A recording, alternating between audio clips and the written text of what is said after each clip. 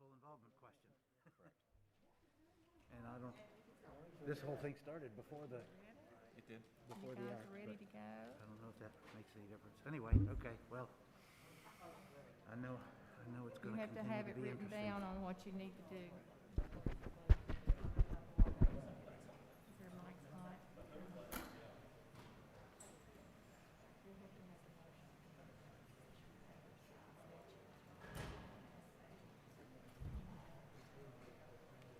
You know, I had a call about that hearing coming up in February.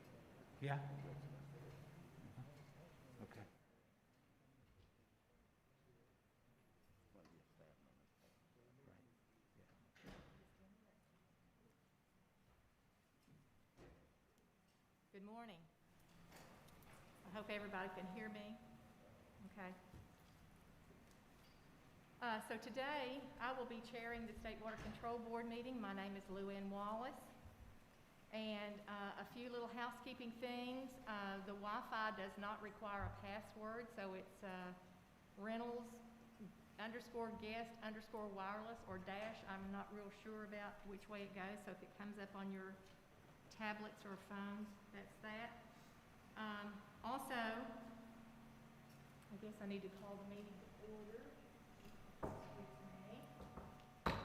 And I'm officially calling the State Water Control Board meeting to order today, Tuesday, December 17th, 2021. 14th. Where did I get that? We're steaming up, so apologize ahead of time here with our mask and our glasses that I must wear today in order to conduct this meeting. So at this time, we'll accept the agenda items. Do I have an approval of the agenda? So moved. Have a motion? Do I have a second? Second. All in favor? Any opposed? Any abstentions? Hearing none, agenda is approved. Also, moving on to the minutes from the September 28th, 2021 meeting, that's in tab A. I'll give you a while to look over your notes to see if you've got any questions or concerns. And when you have made your decision, I'll accept a motion to accept the minutes from September 28th, 2021. So moved. Have a motion from Mr. Lanier. Do I have a second? Second. Have a second from Mr. Hayes. Any discussion? All in favor? Aye. Any opposed? Any abstentions? Thank you. Regulations for the final, regulations for the proposed. That's going to come out of tab B, general permit for the use of superficial aquifer in a groundwater management area, non-VAC 25-920. Grist is the presenter. Good morning. Good morning. My name is Joe Grist. I'm the Water Withdrawal Permitting and Compliance Manager in the Office of Water Supply. And presentation.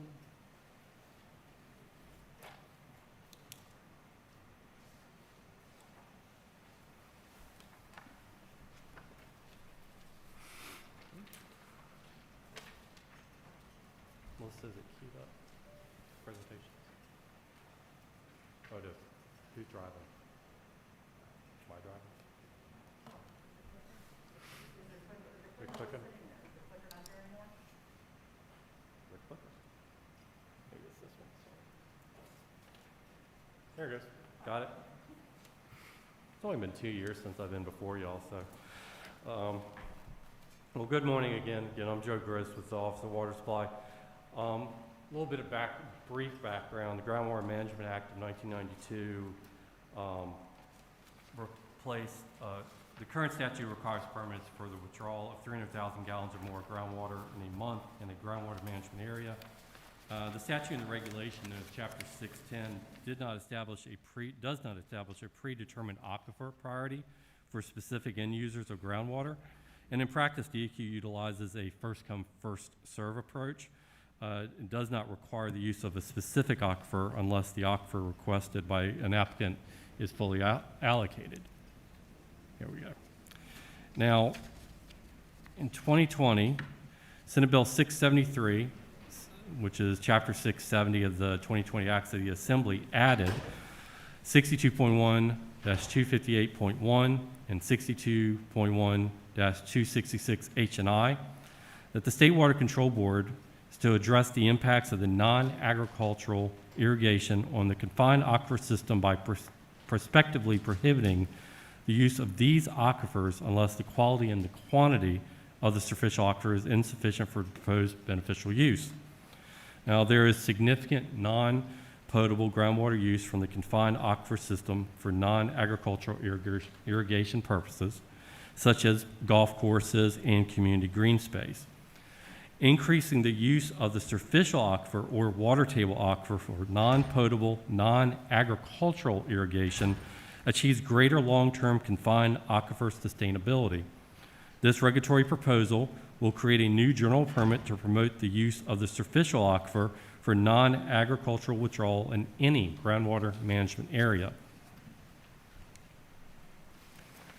Now, the regulatory process, we had a notice of intent of regulatory action published in November of 2020, and we had a public comment period for that from November 23rd of 2020 to December 23rd of 2020. And then we had a technical advisory committee that met 5 times this past year, completing their work on June 22nd of 2021. Now, the format of this general permit, as we've laid out as a draft, will follow a similar format that you saw about a year ago when we brought forward the draft for Chapter 910, which I'll cover as a final following this item. But just to walk through some of the key sections of the draft, we have a definition section. The majority of the definitions in the regulation are program terms that can be applicable to individual permits as well as this general permit. No new definitions are included in the proposal that are not either included in the statute or in the regulations. The effective date of the permit, this section specifies the effective date of the general permit based upon the effective date of the permit regulation, and the expiration date of the general permit 15 years later. Coverage would be provided under the general permit until expiration of the general permit unless terminated or revoked earlier. In authorization, this section grants a person coverage under a general permit to withdraw groundwater from the superficial aquifer or a groundwater management area provided specific conditions are met. Under Section 70, reasons to deny coverage, this section provides criteria to deny applications for coverage under the general permit. Now, reasons to deny coverage include applications for activities outside of a groundwater management area, activity in an aquifer other than the superficial aquifer, or an activity that causes or may reasonably be expected to cause or contribute to water level declines in an underlying confined aquifer system or degradation in water quality, stream or wetland hydrology, or other in-stream beneficial uses.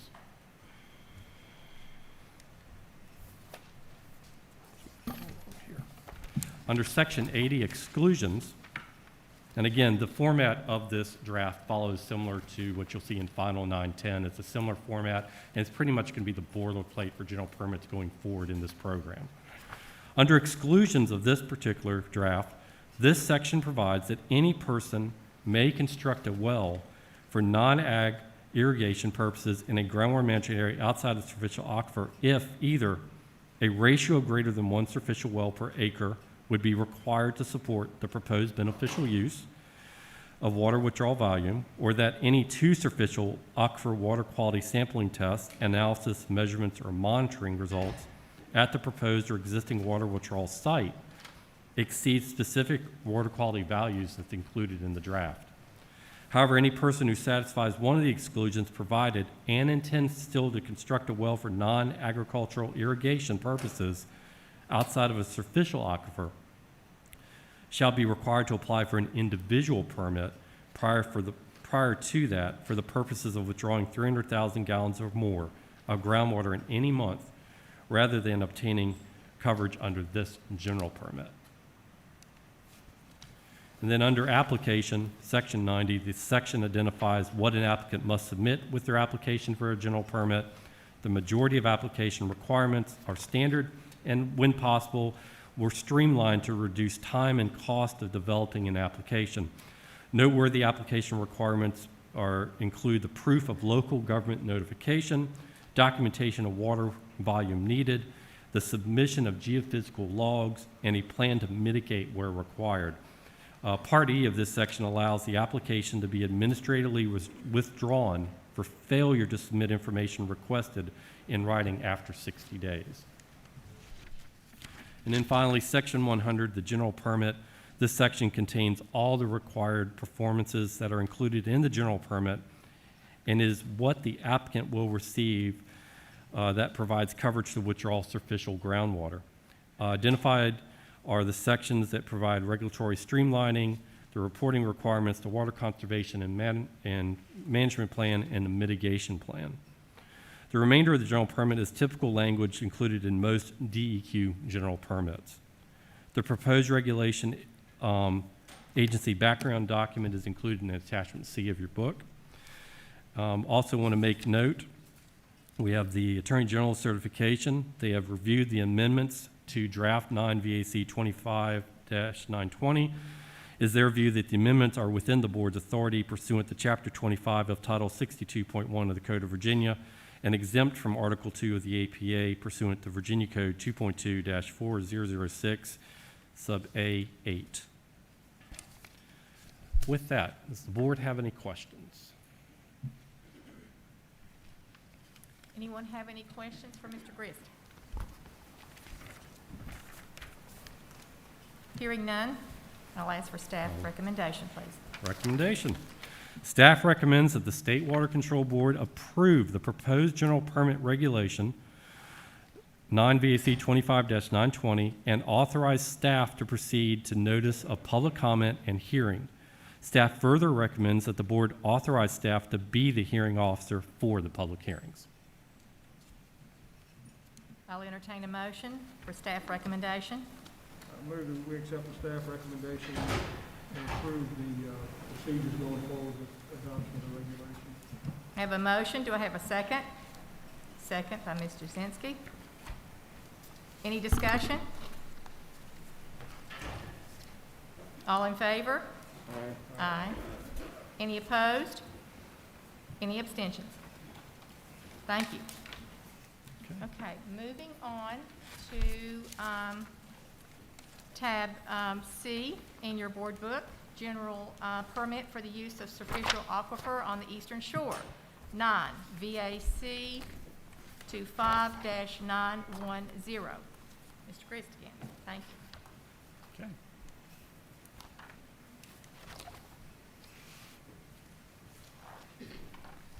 Now this is a brief background on this. It covers it similar as the last one. This is specific to the Eastern Shore Groundwater Management Area, which was established in 1978 by the board.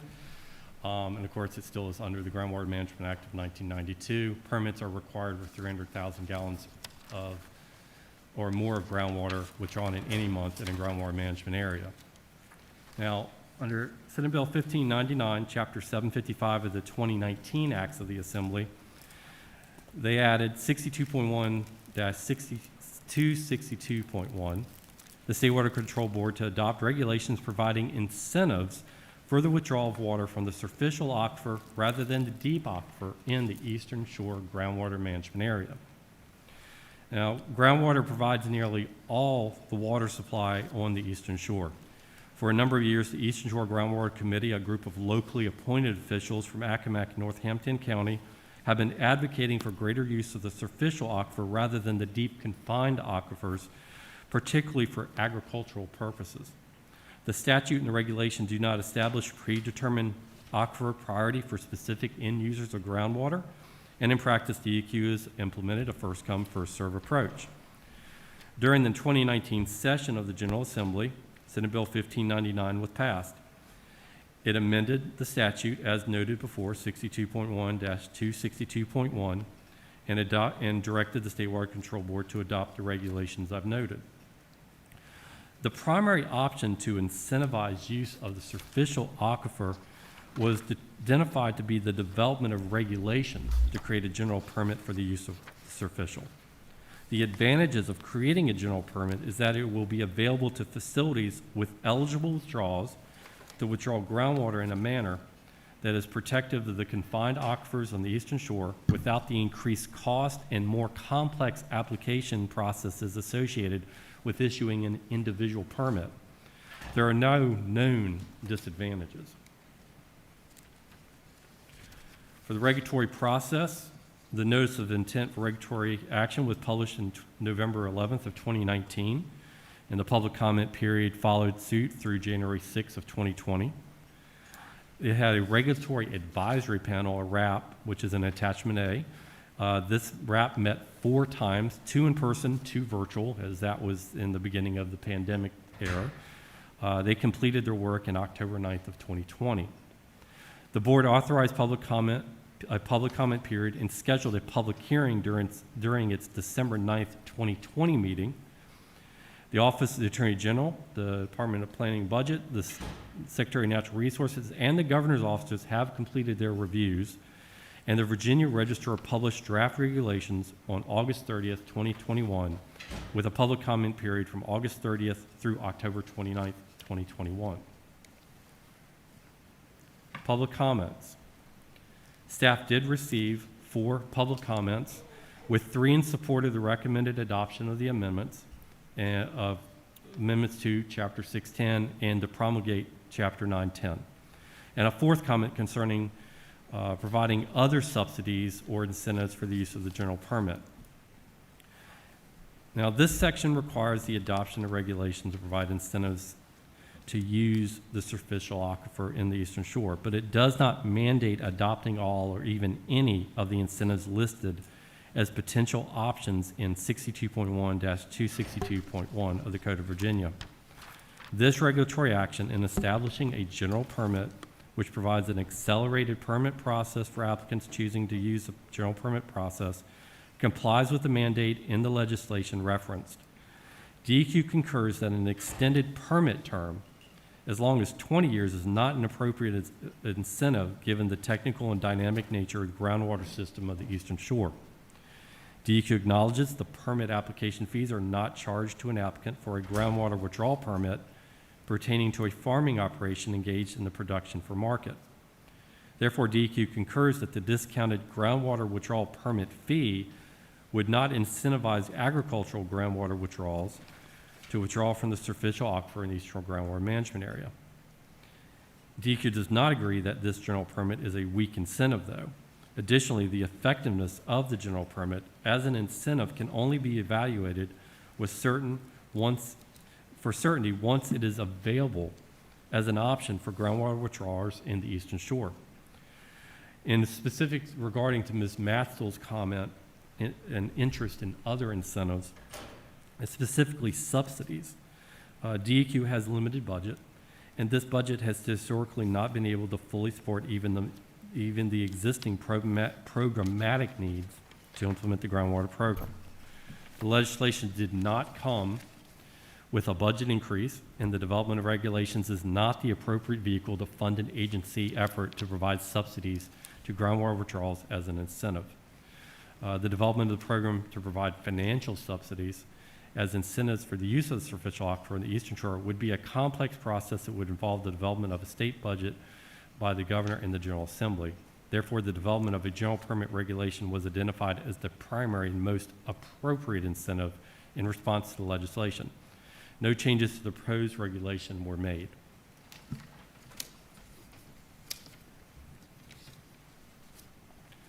This has also been reviewed by the Office of the Attorney General, and we have received concurrence that it is in the view of the Office of the Attorney General that the amendments are within the board's authority to pursuant to Chapter 25 of Title 62.1 of the Code of Virginia. And with that, is there any questions of the board? Do I have any questions from the board?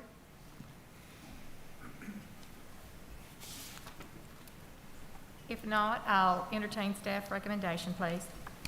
Staff recommends that the State Water Control Board adopt amendments to 9 VAC 25-610 and promulgate 9 VAC 25-910. Do you have a motion on staff recommendation? Ms. Dzinski, motions. Ms. Lanier, second. All in favor? Aye. Any opposed? Any abstentions? Motion carries. Thank you very much.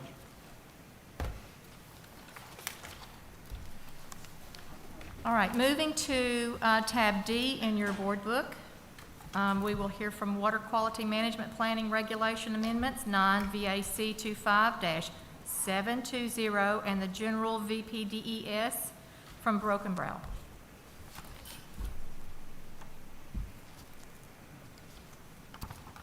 Cindy, where are these loaded on here? Where are the presentations loaded? On the front screen? No, you're loading it there.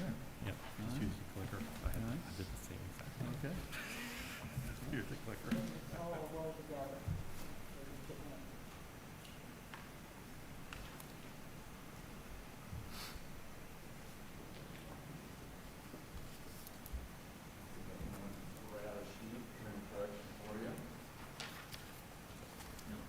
Thank you.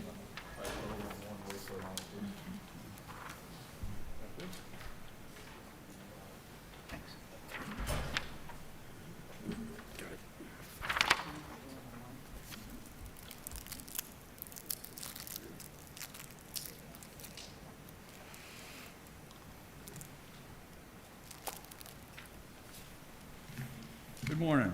I'm Alan Brokenborough. I'm the manager of the Office of VIPD's Permits in Central Office. I'd like to talk to you about the proposed rulemaking, actual final rulemaking for amendments to the Water Quality Management Planning Regulation, 9 VAC 25-720, and corresponding amendments to the Watershed General Permit for nutrient trading in Chesapeake Bay Watershed, 9 VAC 25-820.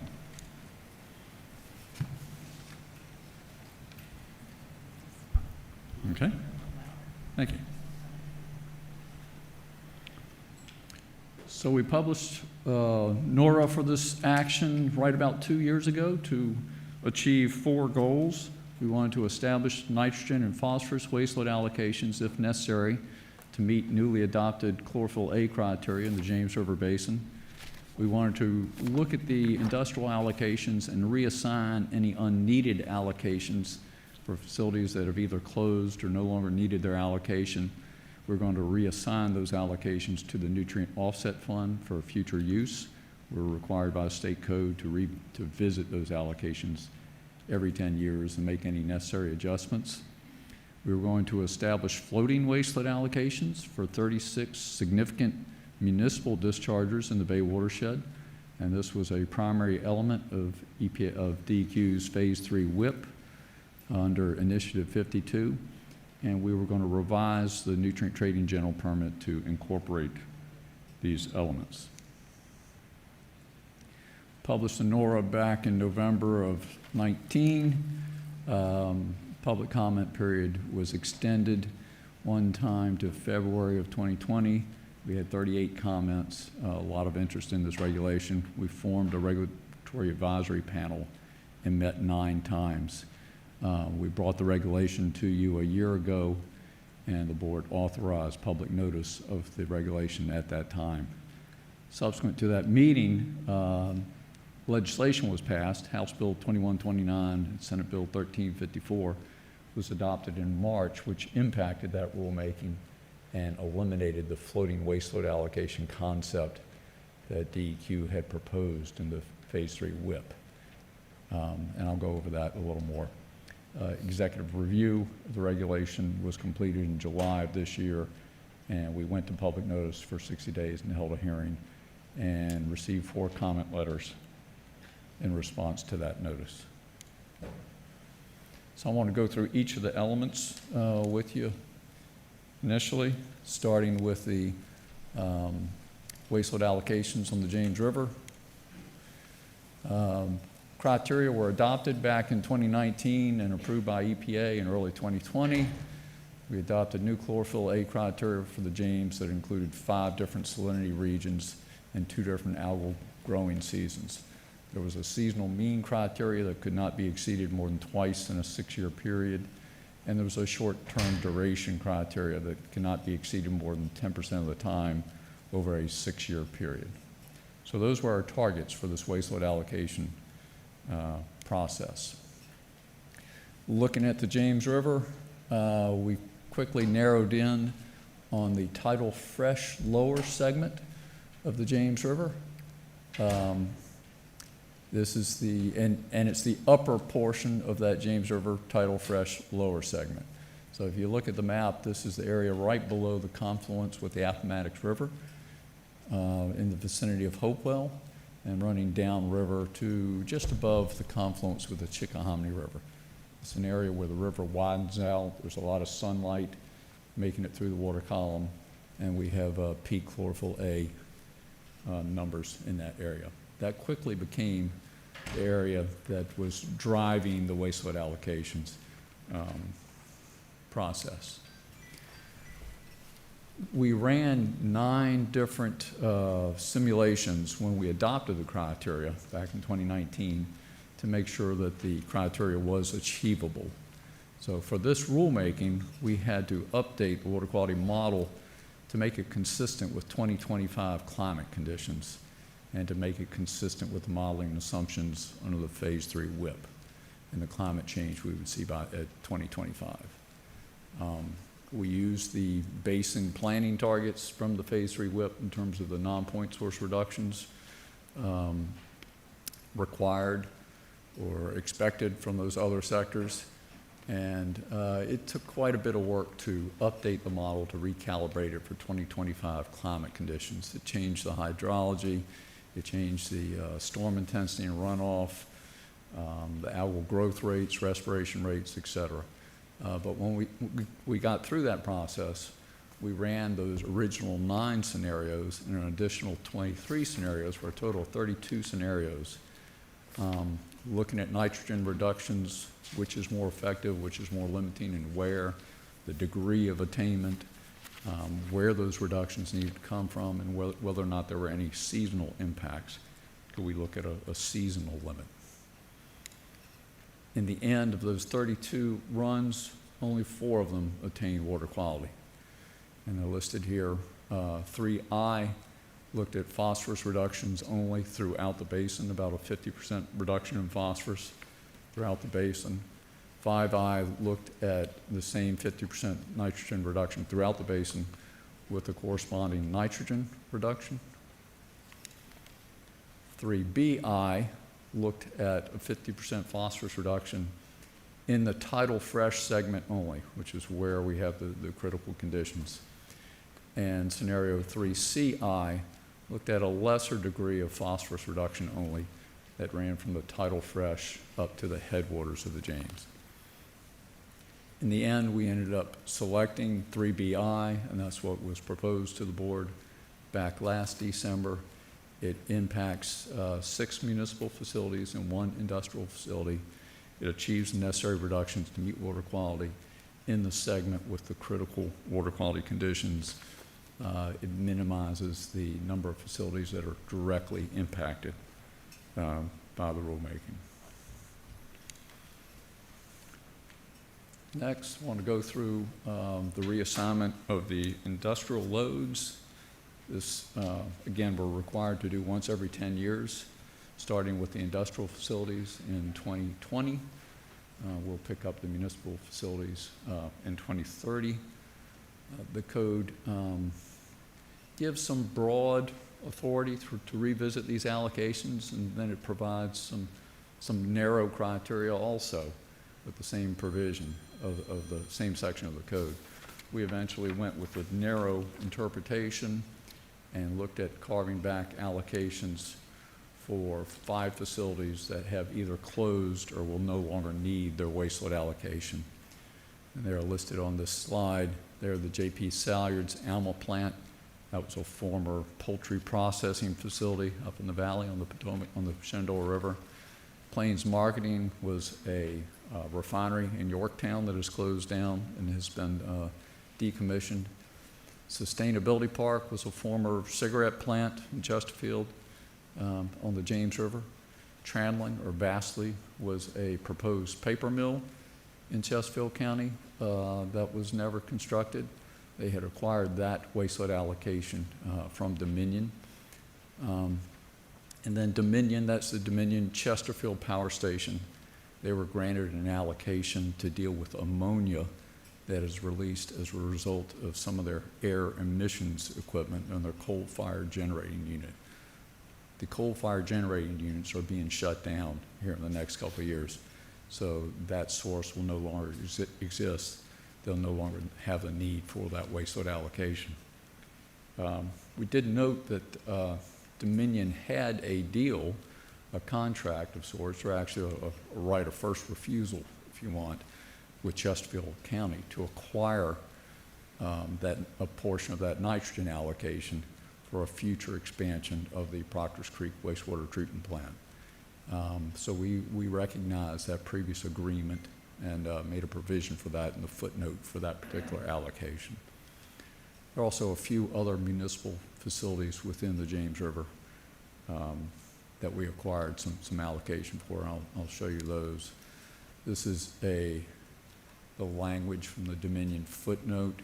It basically allows us to allocate, move 82,240 pounds of that nitrogen allocation to Chesterfield County for an expansion of the Proctors Creek wastewater treatment plant, provided that they're treating to state-of-the-art 3 milligrams per liter total nitrogen, and they're not using any portion of that allocation to meet the needs at their sister plant, under which they're bubbled.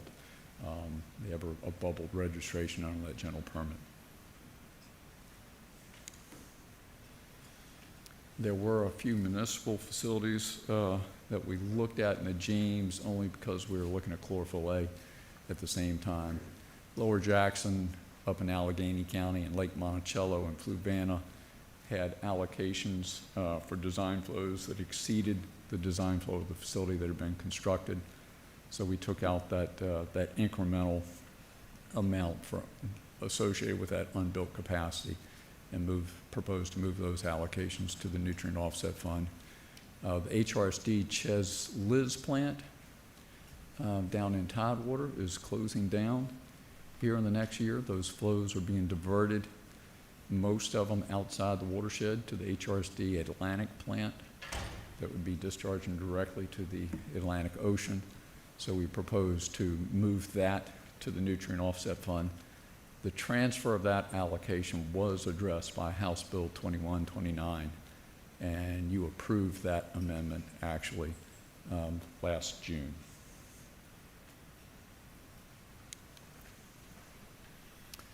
Next was the floating wastewater allocation. Again, that was superseded by code provisions in House Bill 2129 and Senate Bill 1354.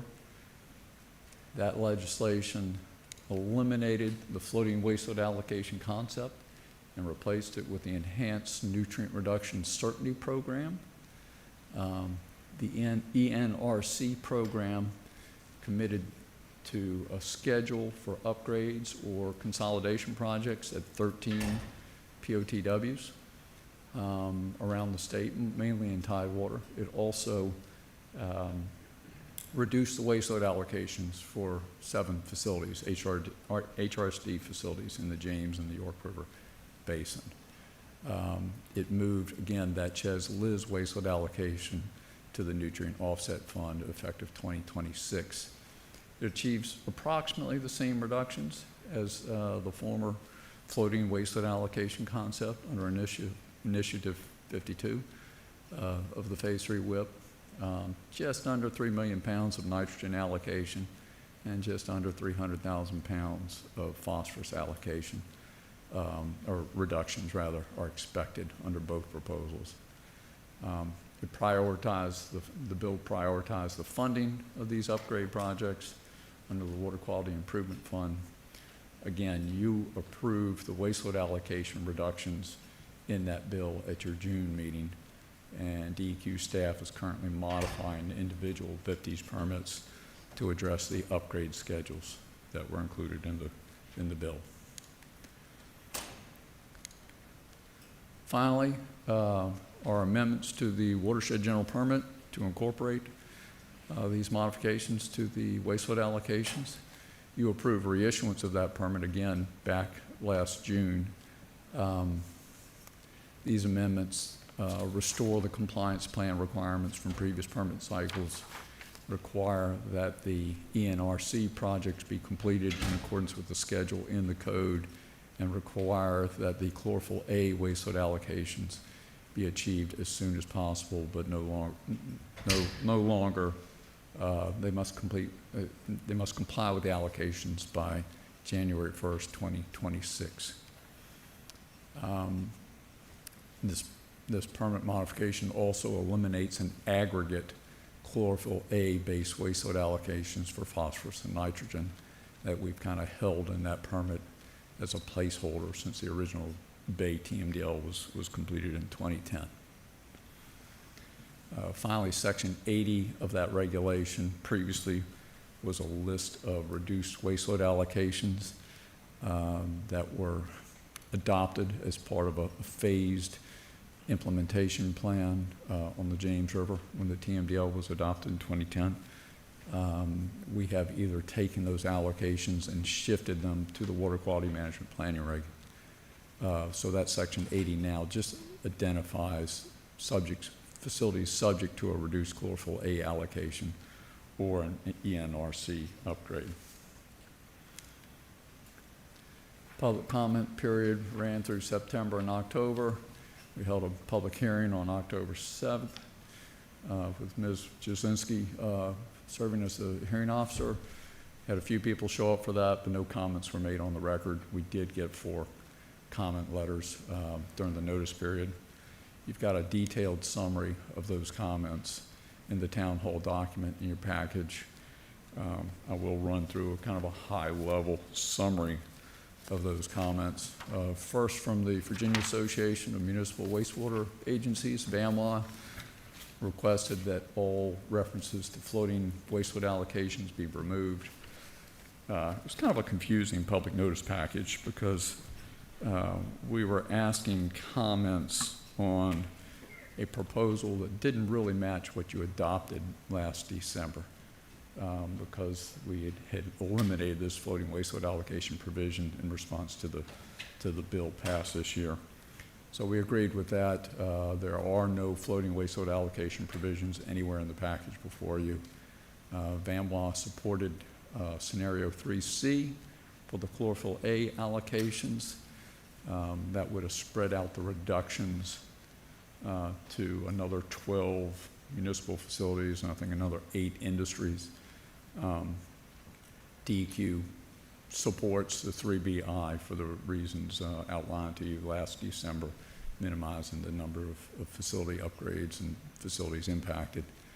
3BI and 3C have a difference of about 40,000 pounds of delivered phosphorus. VAMWA asked that 40,000 pounds be set aside in the nutrient offset fund. The model is very sensitive to phosphorus reductions and the location of those reductions.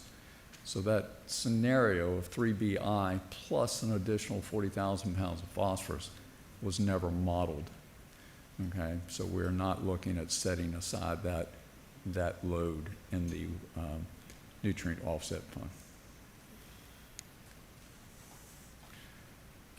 Again, VAMWA asked that the compliance plan dates align with House Bill 2129, Senate Bill 1354. We agreed and made some minor tweaks where necessary.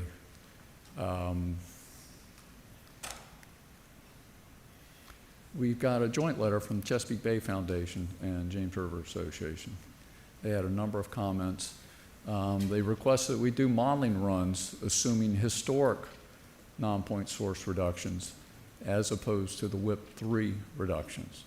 We've got some significant additional reductions from the non-point sector, agriculture and stormwater, to meet the WIP 3 levels. And they asked that we look at what's been discharged historically as opposed to what's in the Phase 3 WIP. We went through this wastewater allocation process to match up this James River wastewater allocation process with the Chesapeake Bay TMDL and the Phase 3 WIP. So we've made the same assumptions in both of those processes in terms of what is required from the non-point source sector. The Bay program is currently looking at updating climate conditions. CBF and JRA had also asked that we model for climate conditions in 2035. The Bay model hadn't been updated to 2035 climate conditions yet, but when they do, we'll look at a corresponding process here in Virginia to update the James River model to match those same climate conditions. Also note that the point sources, the concern here is the non-point sources aren't going to hit the target. And if they don't hit the target, we won't hit the overall target. The point sources have historically overperformed and discharged significantly less than their wastewater allocation. So if there is a shortfall in the non-point source sector, we expect that to be at least be partially made up by continued overachievement in the point source sector. They also asked that in addition to the 0.2 milligram per liter phosphorus in the tidal fresh segment, that we look at additional reductions upstream in the non-tidal segments.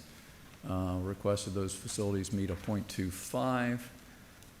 That's not a scenario that we identified in the 32 modeling runs we had done. These are extensive modeling efforts between EPA modeling done at VIMS, and then post-processing of all that work at DEQ to determine attainment rates. So that was not one of the scenarios, nor was the 2035 scenario, one of the scenarios identified when we were going through this effort. They also asked that we look at additional industrial reductions in the tidal fresh river, James River. Under the proposal, there's only one industry with a reduction. All the other industries already had concentrations that were below what was defined as state-of-the-art in the state code. So we didn't look at further reductions from those industries. They requested that DEQ develop a policy to automatically revoke wastewater allocations from industries that change, indicating that wastewater allocations are not a property right.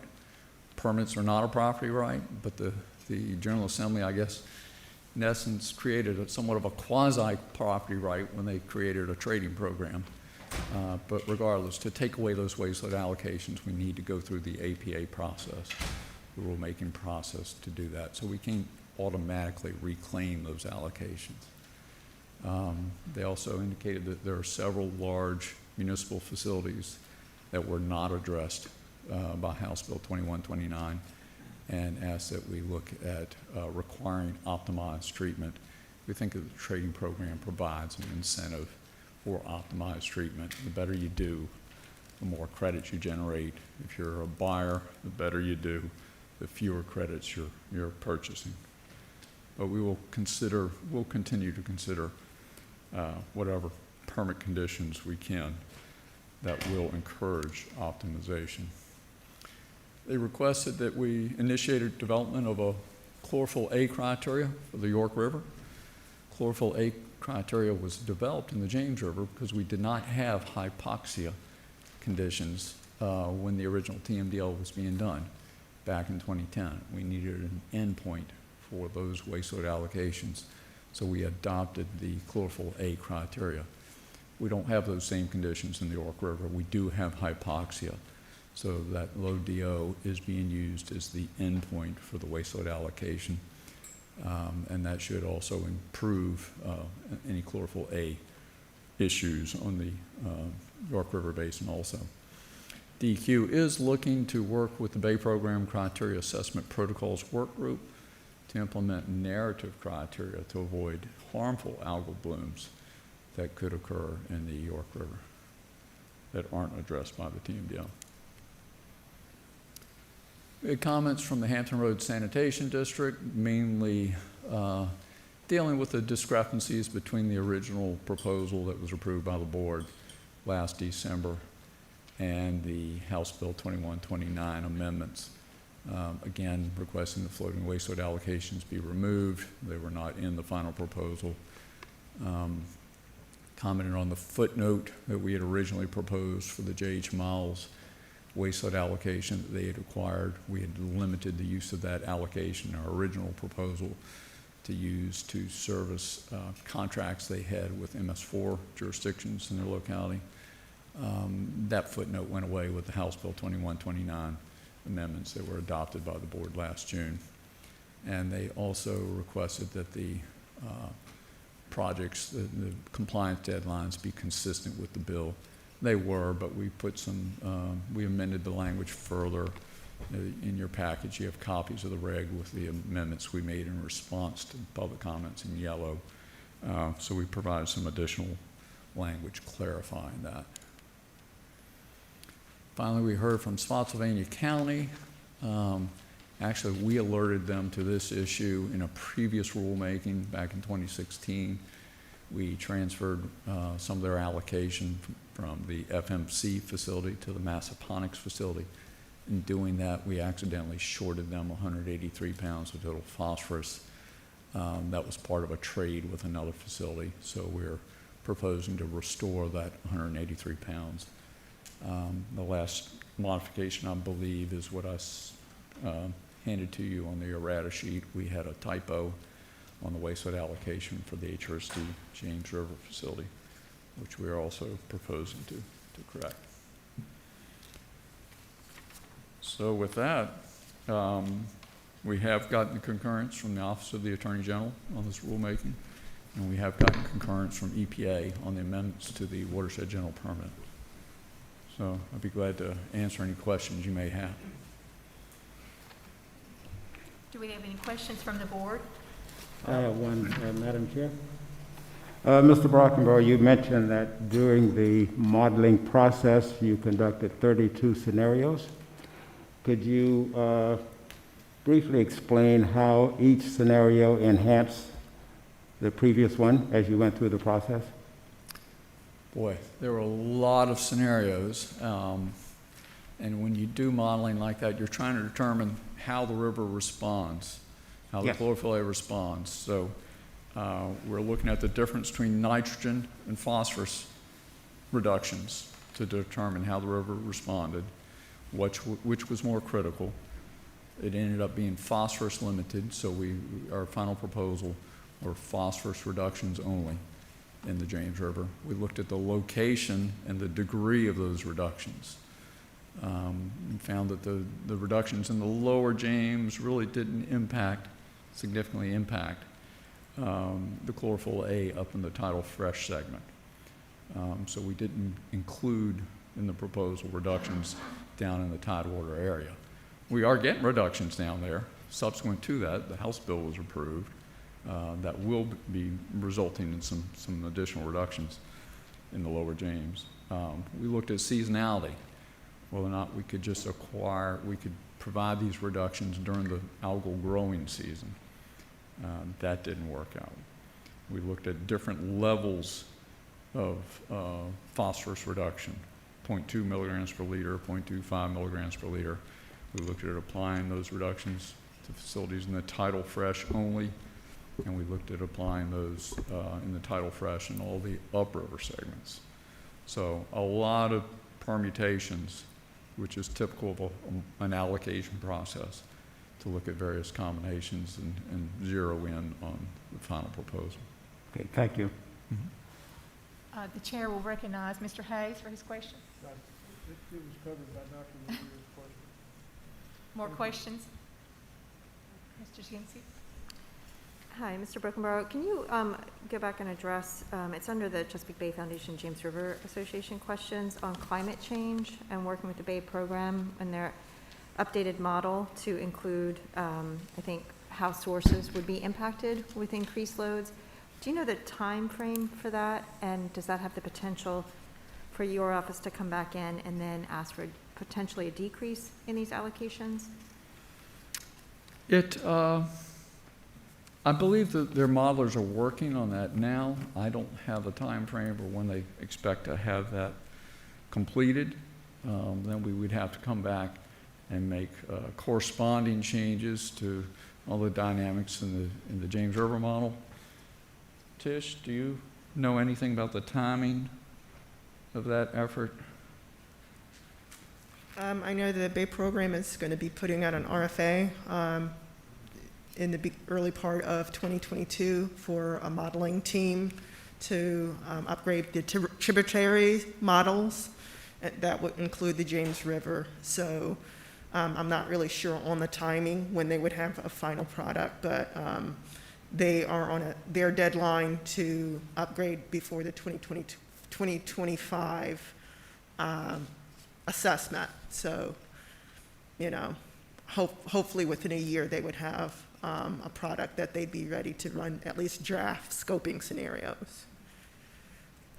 And then, just to clarify, the process in your office would be to then reevaluate these allocations based on that model outcome? That'd be right. We would be coming back and trying true up the process. You know, we just went through a phase 3 WIP, okay? There'll be a phase 4 at some point.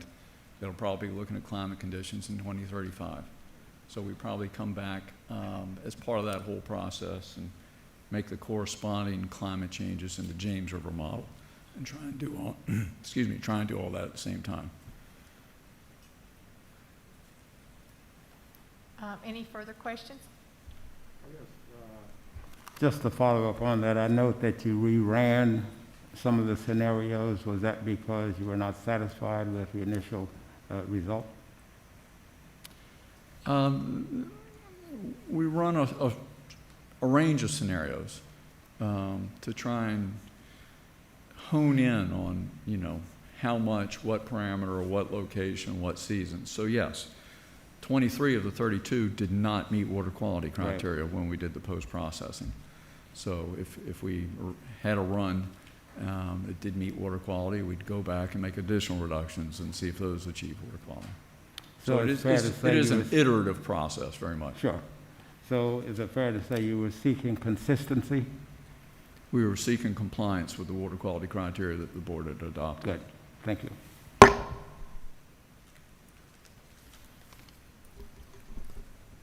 No more questions? Excuse me, Madam Chair, we do have a couple of people who wish to speak on this matter. Okay. If it's the board's pleasure, I'll call on the first one. Patrick Fanning. Mr. Fanning has 3 minutes. I won't take that long. Okay. Good morning, Madam Vice Chair, members of the board. Patrick Fanning, Virginia Staff Attorney with the Chesapeake Bay Foundation. First, I wanted to thank and acknowledge DEQ for all of its efforts related to chlorophyll A in the James River. Through this regulatory effort, we're capping over a decade-long process to create scientifically defensible criteria for the James River. So we really appreciate DEQ and all their efforts. While the modifications to the waste load allocations in the James River show attainment of the chlorophyll A criteria, it's achieved with only a very narrow margin, and we think with unrealistic expectations of the implementation of non-point source reductions. So as a result, we advocated for adoption of additional changes to waste load allocations with lower phosphorus concentrations for a broader range of facilities on the James River to provide reasonable assurance under the Clean Water Act in implementing the Bay TMDL. The General Assembly chose to override the floating waste load allocation proposal for municipal facilities. As Mr. Brockenborough mentioned, there will be a similar level of reductions through the Enhanced Nutrient Reduction Certainty Bill, ENRC. But what we lose through abandoning the floating waste load allocation proposal is evaluating municipal facilities based on their actual concentrations rather than basing compliance on their design flow. And so we would just ask DEQ and the board to consider additional opportunities to incentivize optimized performance for municipal POTWs that we're not getting now through the floating waste load allocation proposal. And my final comment is related to the industrial waste load allocations. What we saw through this regulatory process is that there's a need on a basis more frequently than every 10 years to, if a facility is closed that has a waste load allocation, we think DEQ should be developing a process to reclaim that waste load allocation, put it in the nutrient offset fund for future economic development needs, and not have it floating out there for 10 years between the decennial reviews, thereby allowing that facility to generate nutrient credits to trade, or as we've seen, to sell their waste load allocation to another facility. So thank you. Thank you very much. The next speaker is Jamie Brunkow with JRA.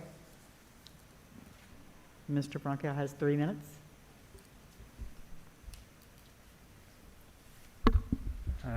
Good morning, Madam Vice Chair, members of the board. I'm Jamie Bronco with the James River Association. Thanks for the chance to comment, and I really want to thank the efforts of Alan and everybody at DEQ to really pull this process together. This is the culmination of years of work, not just on the chlorophyll criteria, but also a year of stakeholder meetings to really work through the regulatory advisory panel for this proposal. So a lot of information was pulled together by DEQ.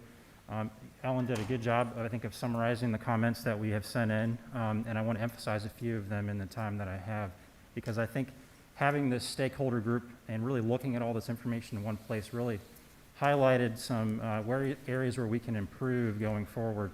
And reiterating what Patrick has already mentioned, the floating waste allocation had a lot of strong benefits. It really helped to optimize incentivize optimization for wastewater treatment plants, meaning they're really seeking permit limits at their design flow, at their actual flows versus design flows. The General Assembly has overridden that, and we are still achieving the vast majority of the reductions that we were seeking in the watershed implementation plan. But this proposal is not utilizing the full range of opportunities in the wastewater sector. Wastewater has really made huge improvements in terms of water quality and achieving nitrogen, phosphorus, sediment reductions, but we haven't gotten all the way there. There are some large facilities that are not covered by the legislation, and I want to emphasize that. On chlorophyll A, we worked for again, over 10 years now to look at these criteria and develop these and then go through this modeling process. As Alan mentioned, there were 2 options in the model scenarios that met the criteria by razor-thin margins of attainment. On the slide, you probably noticed it was less than a 0.1% of attainment for those scenarios. So that's why the James River Association and the Bay Foundation recommended that we not only look at those tidal fresh facilities at implementing that low level of phosphorus, but look watershed-wide at some of the other facilities and also recognize that it is very achievable to implement those limits of 0.25 phosphorus milligrams per liter. So I think there's still opportunities there. I will just reiterate and agree with what Patrick said regarding reclaiming those unused credits, not waiting 10 years and letting those continue to be out there. Those also interfere with that optimization. If a facility that is closed down is able to sell and use those credits, even though it is not in existence, that is not in the spirit of really achieving maximum reductions for the Chesapeake Bay cleanup plan. I want to again thank you for the time. Thank you to DEQ for all the work that you put into this and into the floating waste load allocation. And thanks for your time. Thank you. That's everybody. Do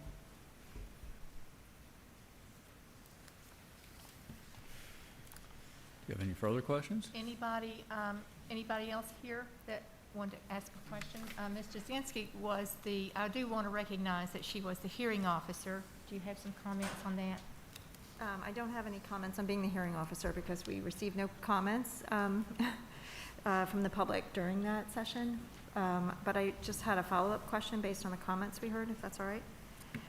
Could you speak to being able to reclaim those credits as the previous speakers asked? Is there a process for that, and how might that work? There's an Administrative Process Act that we have to go through a rulemaking to take that allocation away from them because it is contained in a regulation. As those facilities have closed, we have allowed that allocation to stay with the facility for some period of time to allow them to try and sell that property and bring an industry back into that same property to repurpose it. So we have allowed those allocations to stay for the first 10 years of the general permit and have looked at claiming them now that we're going through this rulemaking. But we haven't had, an automated process to start a new rulemaking to rein in those allocations as a facility closes. Thank you. Any more questions? Staff recommendation, please. Staff recommends that the board adopt the amendments to the Water Quality Management Planning Regulation 9-VAC 25720 and the general VPDS watershed permit for total nitrogen and total phosphorus discharges and nutrient trading in the Chesapeake Bay watershed in Virginia, 9-VAC 25820, as amended and presented to you today. I'll entertain a motion on the staff recommendation. I have a motion. Do I hear a second? Mr. Seeger offers a second. Any discussion? I'll call for the motion. All in favor? Aye. Any opposed? Any abstention? Motion carries. Thank you. Thank you.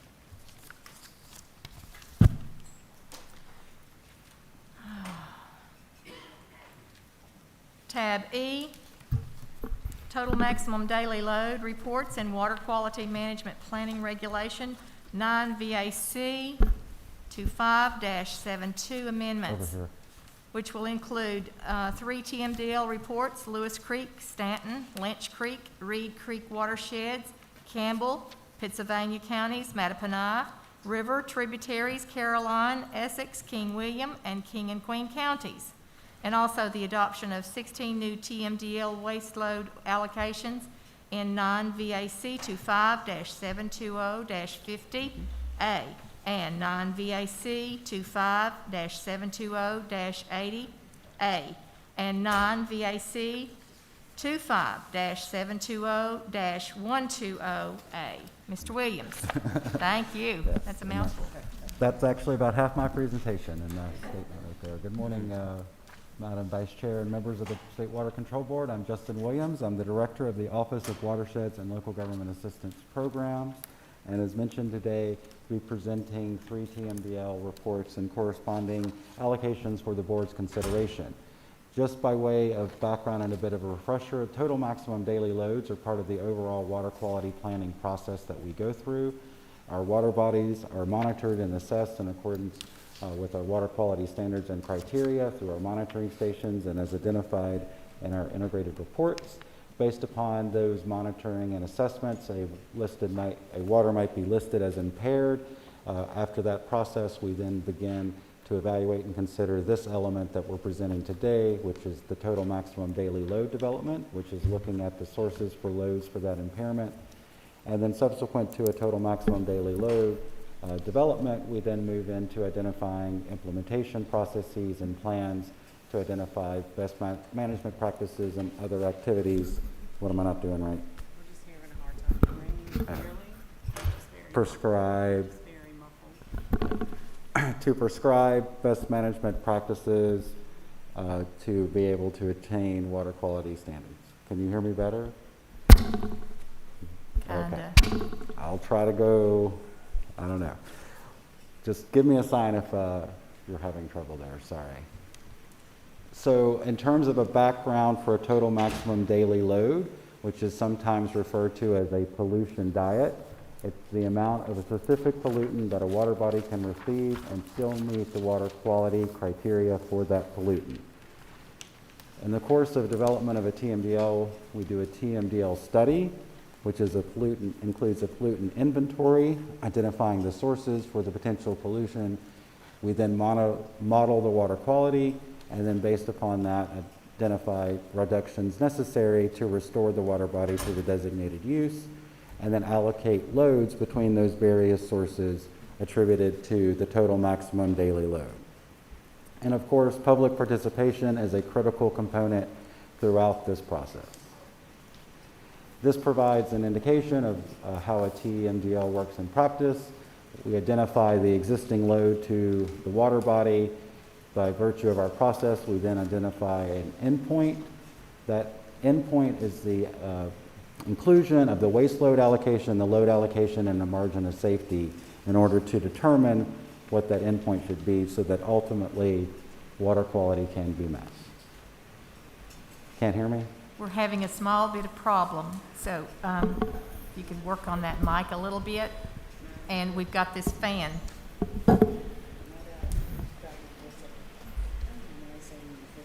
I'm sorry?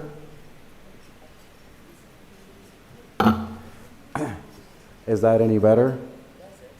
Is that all better? I'm sorry, Okay. but yes, it is. We'll do it that way then. I'll just hold it like this.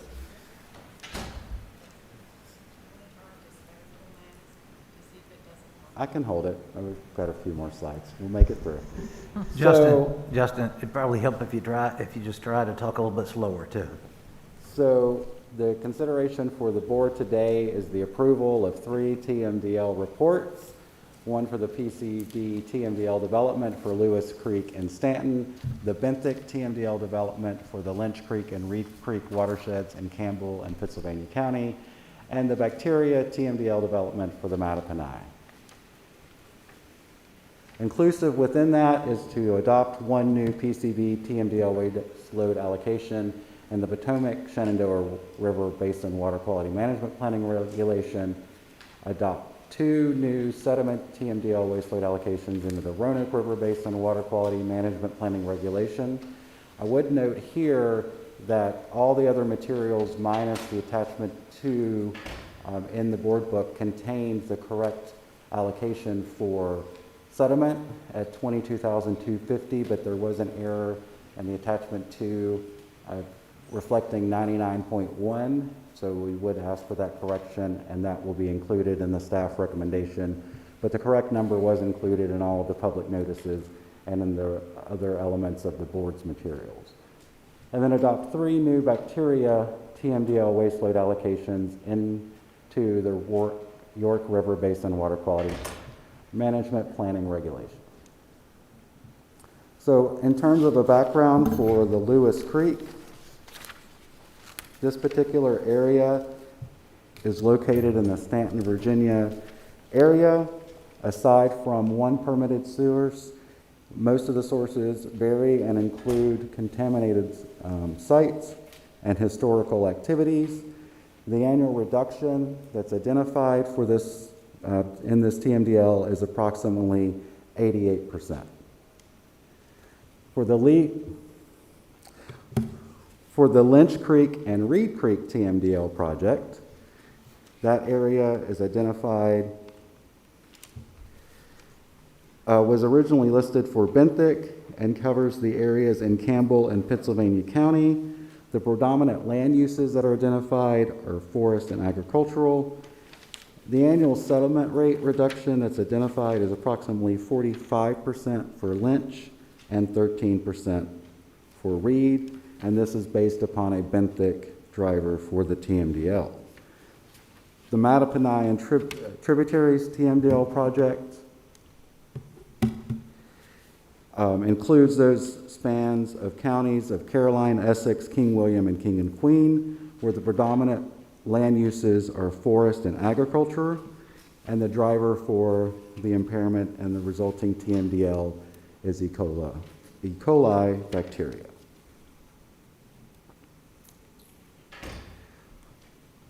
As presented to the board, there are 3 TMDL reports.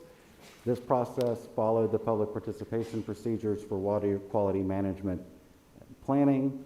There were comments received that were addressed as a part of the public notice when the actual final draft reports were public noticed. Then there was an additional 30-day comment period prior to today's board meeting tied specifically to the proposed changes to the regulation. There were no comments that were received during that process. The Attorney General's office has provided concurrence that the board has the authority to promulgate the amendments, and these amendments, by virtue of being a total maximum daily load and allocation, are exempt from the requirements of Article 2 of the APA. And I'll take any questions. Any questions for Mr. Williams at this time?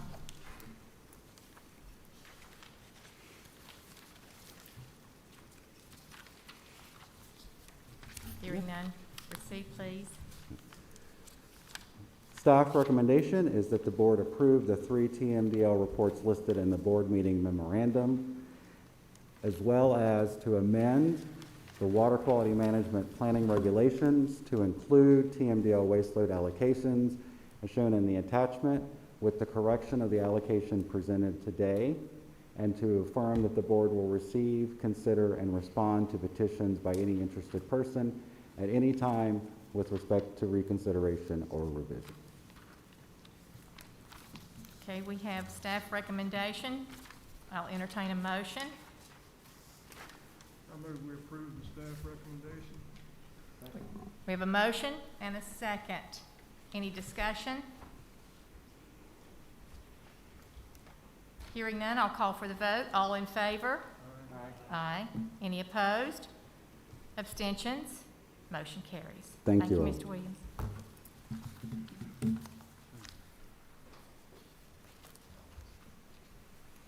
At this time, we'll go to tab F of your board book, which is Significant Noncompliance Report and Chesapeake Bay Preservation Act Program Notices of Violation, Severs.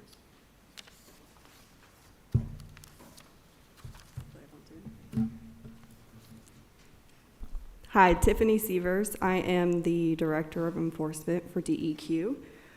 This quarter, we had one new permittee reported in significant noncompliance. The Advan 6 Resins and Chemical Facility located in Hopewell, Virginia. The permittee attributes the TSS, total suspended solid violations, to samples that were not representative. They have had no additional violations since, and we will move forward with our typical either consent order process or elevation as appropriate.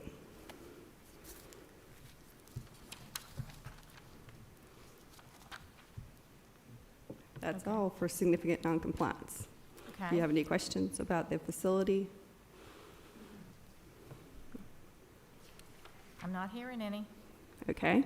And then for the Chesapeake Bay Preservation Act, we did not have any notices of violations issued this quarter. Okay. Thank you so much. You're welcome.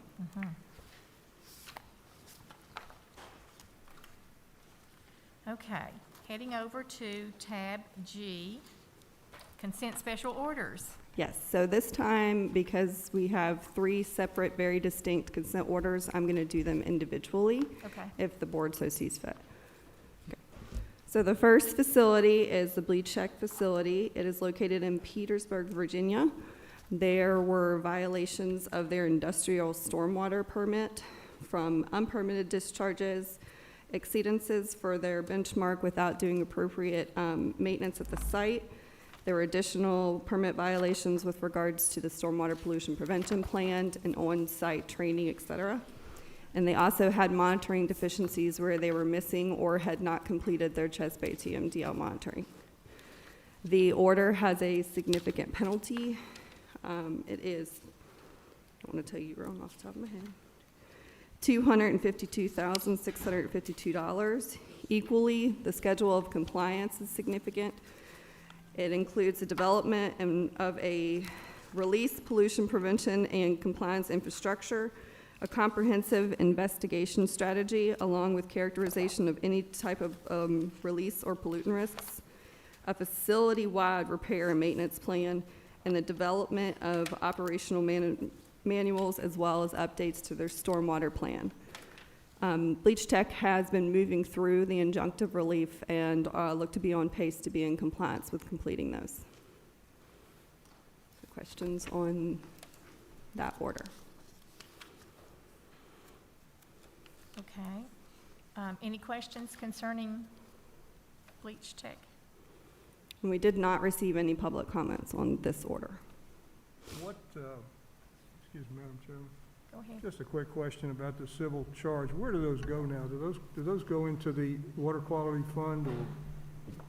No, so we have 3 different funds with regards to the penalties. The first is our VERF. Sorry.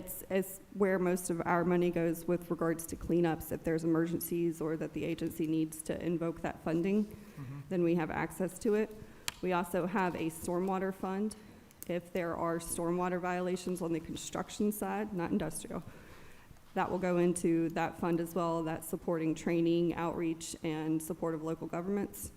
Then we also have a tanks fund. If there's an oil spill, the money will be redirected into that fund.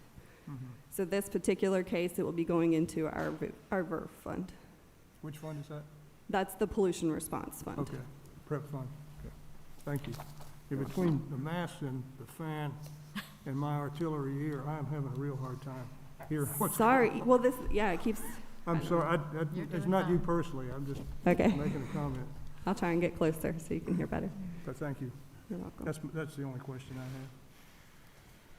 Any others before we move on? Just to follow up on that, Sure. how is the fine civil charge determined?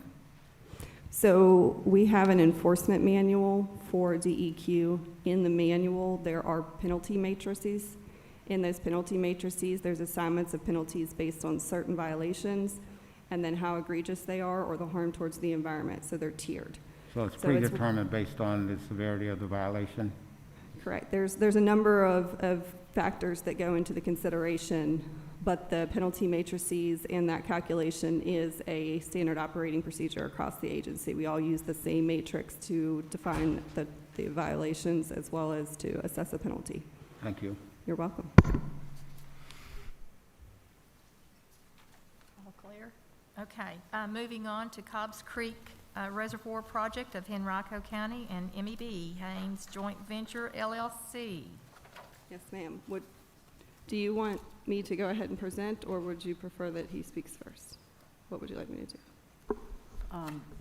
Did you not want to go ahead and have them act on bleach tech separately, do each one? Do you want me to do the staff recommendation for that individual? Yeah, I would Okay. go ahead and do Would that. Would you prefer me to do that after each order, the staff recommendation, yes. instead of waiting till the end? Yes, thank Okay. you. All right, we'll go back to bleach tech, if I'm that's okay. sorry, I didn't That's all see right. that. Well, we normally do it in a block, so this is a little bit different. All right, so the staff recommends that the board approve the bleach tech consent order, that the board authorize DEQ's director to execute the consent order on the board's behalf, and that the board authorize the director to refer violations of the consent order to the Office of the Attorney General. I'll entertain a motion. I move we approve the staff recommendation, approve the consent order. Second. Got a motion and a second. Any discussion? I'll call for the vote. All in favor? Aye. Aye. Any opposed? Any abstentions? Motion carries. Thank you, Ms. Severs. Thank you. Now, moving on to the Cobb's Creek Reservoir. Yes, ma'am. Thank you. You're welcome. Cindy, just want me to present first, or do you want the?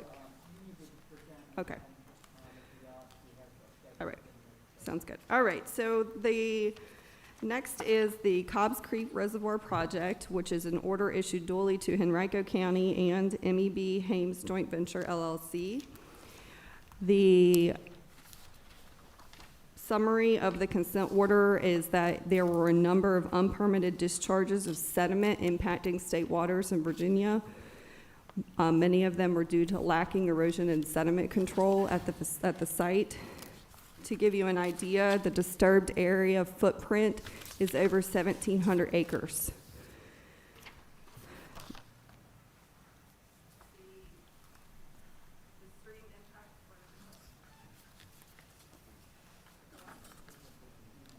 Okay, is that better? There we go. All right, so the stream impacts were nearly 4,500 linear feet of measurable sedimentation. There was also inadequate stabilization at the site, and there was measurable gully erosion observed. We started inspecting the site in 2018 and continued to see violations on and off through 2020. This order is proposed with a $114,000 penalty as a result of the impacts to state waters. And the injunctive relief in the appendix references a corrective action plan, which requires bank stabilization, complete restoration of the tributaries to Cobbs Creek, and stream bank restoration in the Cobbs Creek itself. And we did not receive any public comments on this order when it went to public notice. Okay. Any questions from the board?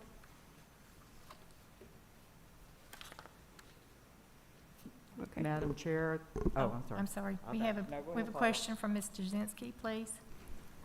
Sorry, Cindy. The one question I have is on the corrective action plan.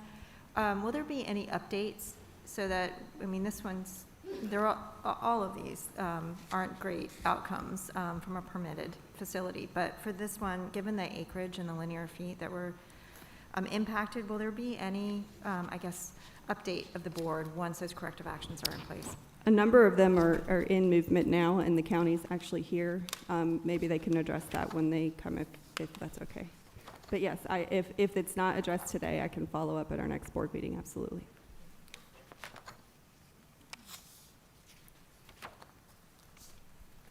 Yeah, Okay. Madam Chair, that's all I was going to indicate was that Steve Yob with Henrico County is actually here, and I think he did want to make a few brief comments.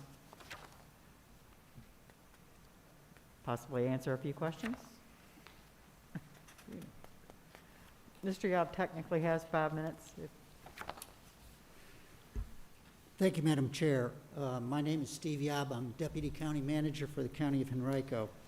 I'm joined today by our Public Utilities Director, Bentley Chan, by our County Attorney, Denise Latender, as well as our Environmental Counsel, Chris Pomeroy. As you will see, as you know, we have 2 actions before you today, so you'll be hearing from me again. But first, let's get to Cobbs Creek. And before I do touch on that, I would like to add one little bit of information for the board. We are working with the DEQ and Department of Health on the PFAS issue, which Mr. Steers will talk about later. And at this point in time, we have sampled 100 wells and confirmed the results that Newport News had produced in the watersheds for the Chickahominy and White Oak Swamp Creek.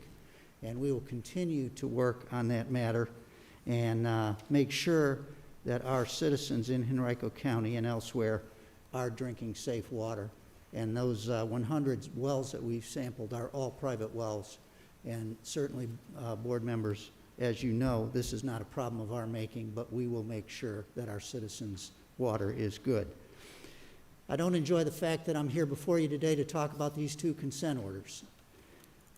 In fact, it's very much my regret that I have to do so. But in both matters, we've been working with the DEQ. Our Cobbs Creek Reservoir, as you heard from Ms. Sievers, is 1,700 acres. It's a very complicated project. It'll provide a reliable source of water for the next 50 years. It also has important benefits to the health of the James River and wildlife. As with any large project undertaken by local government, this construction project is done by the private sector. In this case, a joint venture of MEB and Hames Construction Companies.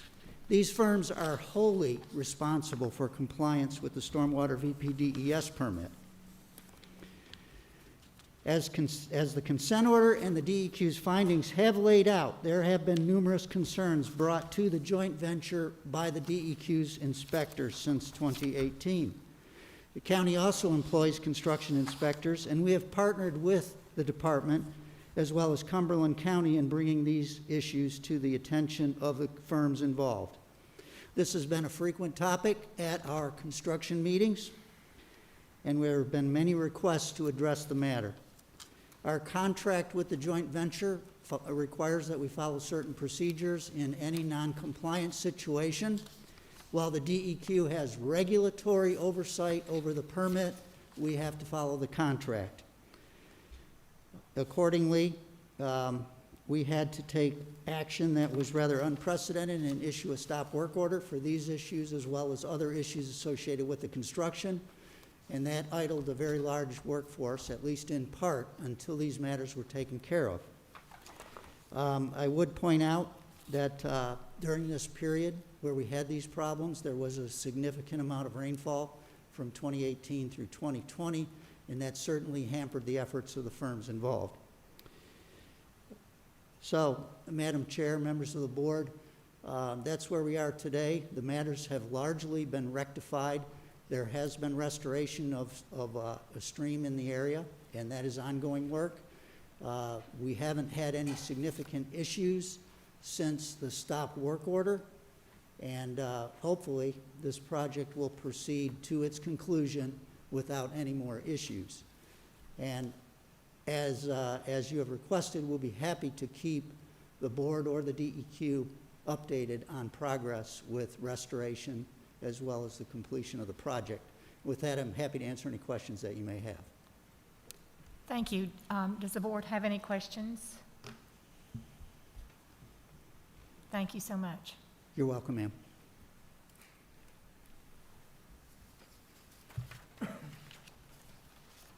If you're ready, I'll proceed with the staff recommendation. Yes, thank you.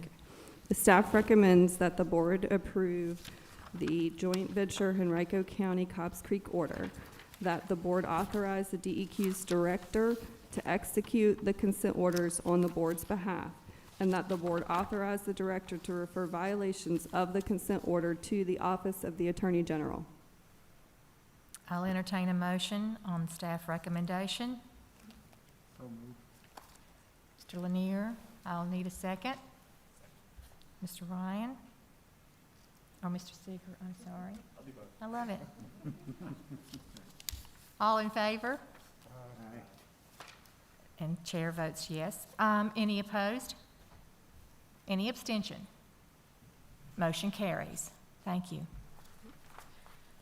Okay, next agenda item is the water reclamation facility for Henrico County. Ms. Severs. Yes, ma'am. All righty. So Henrico County, we have proposed a consent order which will cover violations beginning in September of 2018 to present. These, we issued and initiated enforcement on September 18th, 2018 as an agency. We continued to issue notices of violations for sanitary sewer overflows impacting and hitting state waters on February 21st, 2019, on April 18th, 2019, on August 15th, 2019, and then beginning in April of 2020, there were violations at the wastewater treatment plant along with additional bypasses. We initiated an NOV for those violations on April 3rd, 2020. Those violations included TSS, E. coli, and a chlorine exceedances of their permit. On August 11, 2020, there were additional NOV issued for bypasses and additional TSS effluent violations at the facility. In June 2020, June 24, 2020, DEQ enforcement met with Henrico to initiate the consent order process. The first draft sanitary sewer order was given and sent to Henrico on August 13, 2020. We separated out and had a wastewater treatment plant order for those issues for upgrades and requirements at that facility on August 26, 2020. And then through conversations, negotiations, and the additional inclusion of a supplemental environmental project, an order was combined and initiated and sent to Henrico County on August 10th, 2021. So this consent order obviously covers a lot of time, a number of SSOs, sanitary sewer overflows. We're looking at an average, we're looking at a total of about 60 million gallons over 3 years. During that time period, we did have significant rainfalls and rain events. The proposed injunctive relief, along with the penalty, are a significant impact to the county. We're looking at about anywhere from $60 to $120 million over the next 10 years towards infrastructure and facility upgrades. It should be noted that the penalty proposed, sorry, it's hard to, is $207,680 with a partial allocation of $155,760 towards a supplemental environmental project. This order did receive 36 total comments from public. Those comments, I can run through with you the overarching theme of the comments and our response to them, and then you can stop me at any time with questions.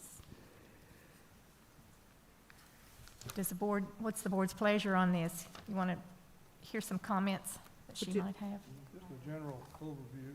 Okay, A general overview. yes, Okay. go ahead. So those comments are on page 3 in tab, so you can follow along with me if you would like to. That also includes DEQ's written response. So we had a comment with regards to a request for declining the consent order. The consent order was drafted in accordance to DEQ's enforcement manual. The injunctive relief that was included was as provided by the county through their engineering firm. And DEQ believes that the order is consistent and fair. The next comment was to involve US EPA into potential consent decree. We have kept in contact at least quarterly with EPA throughout the tracking of this order, and they are fine with DEQ continuing to take lead because we are making significant progress. And one of the things that happens when we include EPA in our enforcement actions is that it actually tends to take longer. Going through the federal process is pretty significant, and there's a lot of touch time, and unfortunately, we didn't want to delay this anymore. There was a comment with regards to combined sewer lines. You can see the response there, but essentially that this order has to do with the sanitary sewer, and it does not cover any combined lines. The input from the city of Richmond is just sanitary, not combined sewer. There were a number of comments with regards to previous consent orders. We have been working with Henrico for a very long time. If you look back at the compliance history with regards to trying to get this infrastructure upgraded, it's a lot of infrastructure we're having across the board, not just in Henrico County, issues with infrastructure breaking down. They are doing the approach from the most reasonable way without having to hike rates, without having to impact anybody inappropriately. So one of the things that we talked about is this is just a continual process. We sometimes have to amend orders if we get into an area and it's worse than we think. We might have to amend to get additional funding, redesign, et cetera. Sometimes we get lucky and the area is better. So this is an ongoing process. We talk to Henrico at least monthly, if not more often, and we're continuing to work with them on trying to move forward with these infrastructure and facility upgrades. The next was talking about SSO volume, which I did report on. So it's talking about the number of volumes between 2016 and 2021. Henrico County has reported those overflows to us as required by their permit. And those continuing SSOs, some were attributed to significant rain events. We've included the averages there in the public comment response. And the county continues to move through and work towards trying to get these maintained and upgraded, and the number of the projects listed in the order are as a direct correlation to those areas where SSOs are occurring. And this order covers those SSOs, and the penalty reflects those impacts to state waters as well. So the next one was the civil charge amount. Due to the significant number of violations, overflows, bypasses, permit exceedances, and the extent of deviation from the permit limits, Henrico's penalty is one of the largest in comparison to other SSO orders. So as a merit of measure and for consistency purposes, this is consistent, and the penalty reflects that, the impacts from the SSOs. One of the second part of that was with regards to commenters noting that there is no provision in the order for stipulated penalties. I just want to clarify, DEQ lacks express authority under state water control law authorizing the use of stipulated penalties. DEQ reserves the right to take enforcement action against Henrico County if future violations occur, and DEQ retains its full enforcement authority even with the issuance of this order. And then the next one is scope and timeline of the treatment facility upgrades. You can see through the multiple appendices in the order, the complexity of the planned projects. It will be a very much, making sure that we're tracking and coordinating with the county. The scope looks like Henrico's current cost estimate for the scope of work for upgrades at the plant alone is $96 million. So there's not concern from DEQ that there's not money or prioritization, or that they are just simply avoiding it. It is a very costly, lengthy process, and they are working towards those upgrades. The next one comes into protection of EJ community interests. One of the parts we had talked about with regards to the supplemental environmental project is that the consent order is intended to improve the sanitary sewer performance and reduce overflows throughout Henrico, which is a benefit to all in the community. And the use of the SEP is to extend wastewater and water infrastructure to unserved or underserved communities and properties, including the removal of private failing septic systems. The next one is the public health notifications, and that is something that we do at DEQ. If there is a concern, we do work and notify VDH, and we will talk about any kind of advisories if that's required. The O&M plan is the following comment. There is actually a separate O&M plan for the collection system from the facility itself, so there are two plans. Pretreatment requirements, DEQ has reviewed and approved Henrico's pretreatment program. The commenters requested industrial user analysis, which is required as part of the pretreatment approval. There are approximately 20 significant industrial users served, and the DEQ has demonstrated and observed that the program is currently operating in compliance, the pretreatment program. The next one is sewer system plans and measures. Commenters state that 2010 consent order failed to make meaningful impact on SSO and request a sanitary sewer characterization report. And overall, basically, it's asking for additional investigation and production of a report as to what the current status is and where the areas of concern are, and Henrico has actually done that. We do have a copy of that report. This order is an extension of the requirements to come into compliance with some of the areas of concern noted in those reports. So that's a broad overview of that comment. And the last comment was the force majeure clause, where the commenter requests removal of the force majeure clause. Just as a standard operating, the force majeure clause is standard administrative provision in DEQ orders that provides leave to responsible parties when circumstances beyond their control occur. So that is actually in our template language for all consent orders. So that was a fast process. I'm sure you have questions, but just wanted to get this out there.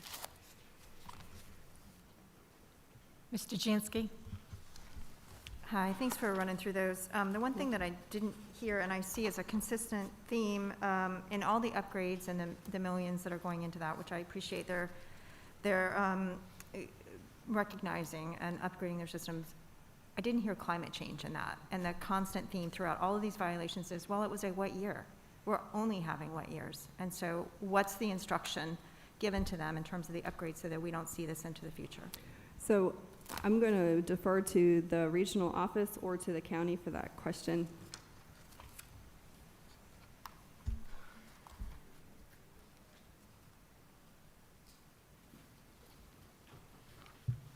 Good afternoon. I think it's afternoon. My name is Jeff Reynolds. I am the Regional Enforcement Manager, and we are administering the enforcement action from Piedmont Region. Climate change, yeah, it's a big factor. We took that into consideration when reviewing the enforcement action for this order. It's a bit of a moving target, as you can see across a lot of our programs with the agency.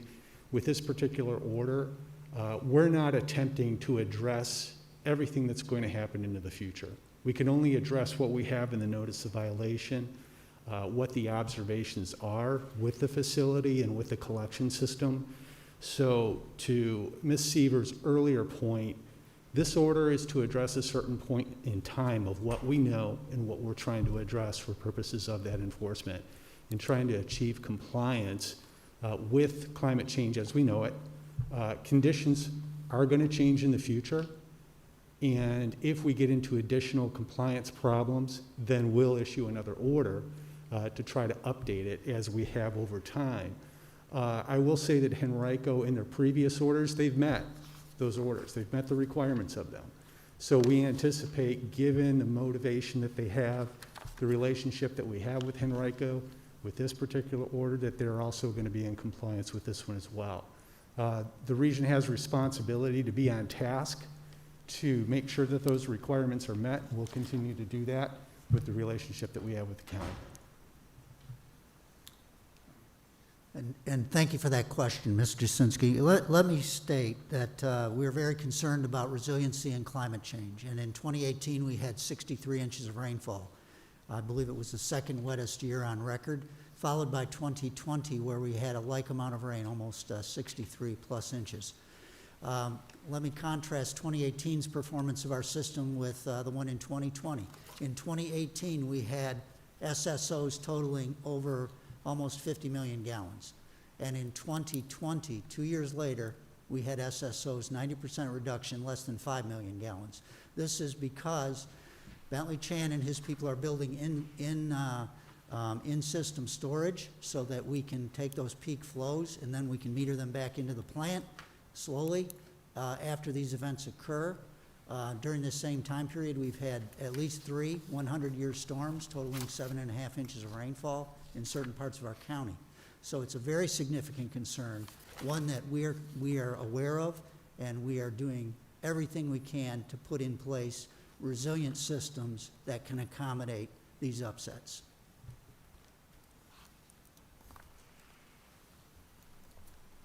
Any more questions while they're up here to, Mr. Reynolds and Mr. Yobs up here to answer anything? Just, I guess from the regional enforcement director, the consent order has been finalized and is going to be recommended for approval to us today. Is there anybody that still objects to the terms of the consent order?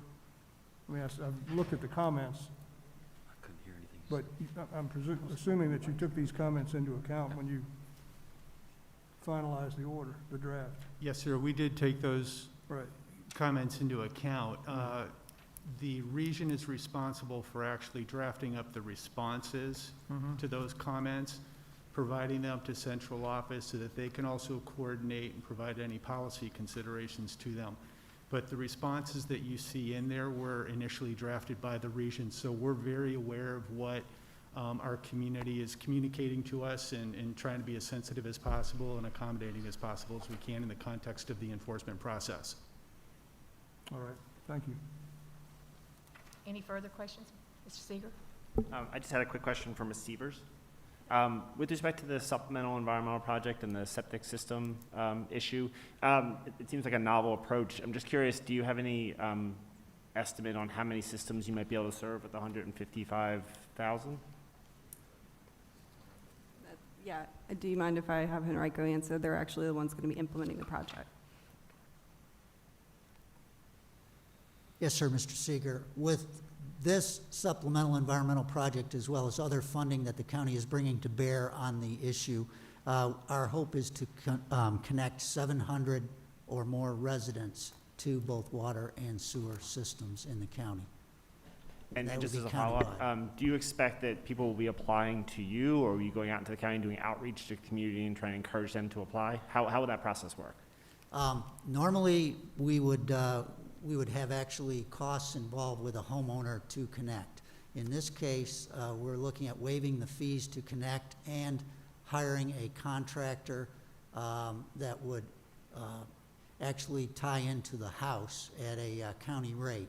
We can't tie in to the house itself because then you're on private property, but we're going to contract with a contractor so that a homeowner could come to us. We'd have a fixed price. We're waiving our connection fees, and we're going to put the sewers in the street. So it's going to be as cheap as a homeowner could get it for hooking up to county sewer and water. Thank you, Madam Chair. Any further questions? Ms. Severs? I think there's some commenters that would like to speak. There are a couple of speakers. I don't, Mr. Yob, did you have anything else you wanted to say Yes. in less than 5 minutes? Yes, ma'am. Madam Chair and members of the board, as I said, it really pains me to be talking to you about this today, and it's not something that the county really wants to see going forward. So this order has taken a while to get to this point. We've been working on it for over 2 years. During the COVID times, with people not in the office, it's taken longer than we had wanted, but we were working with Mr. Reynolds and his staff that entire time.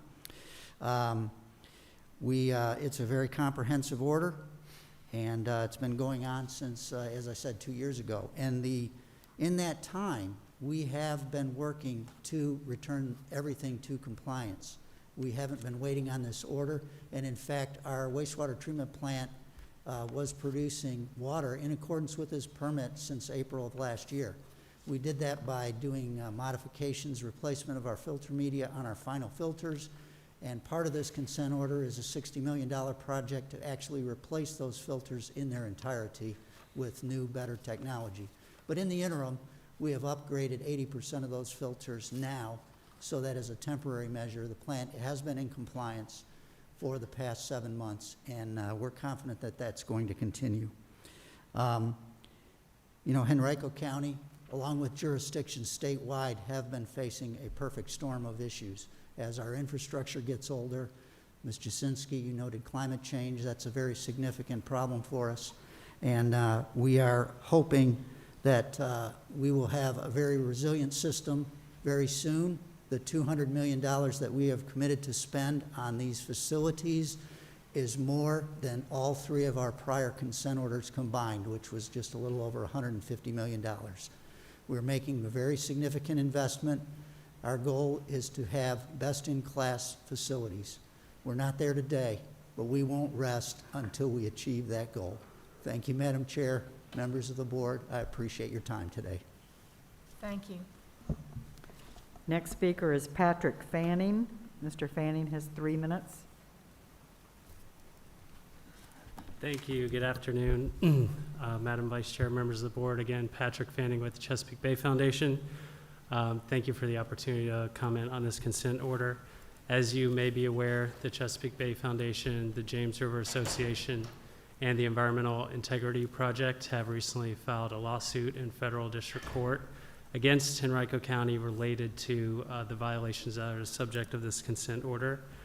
In light of that, we would ask that the board defer action on consideration of this consent order so that we can go through the litigation process.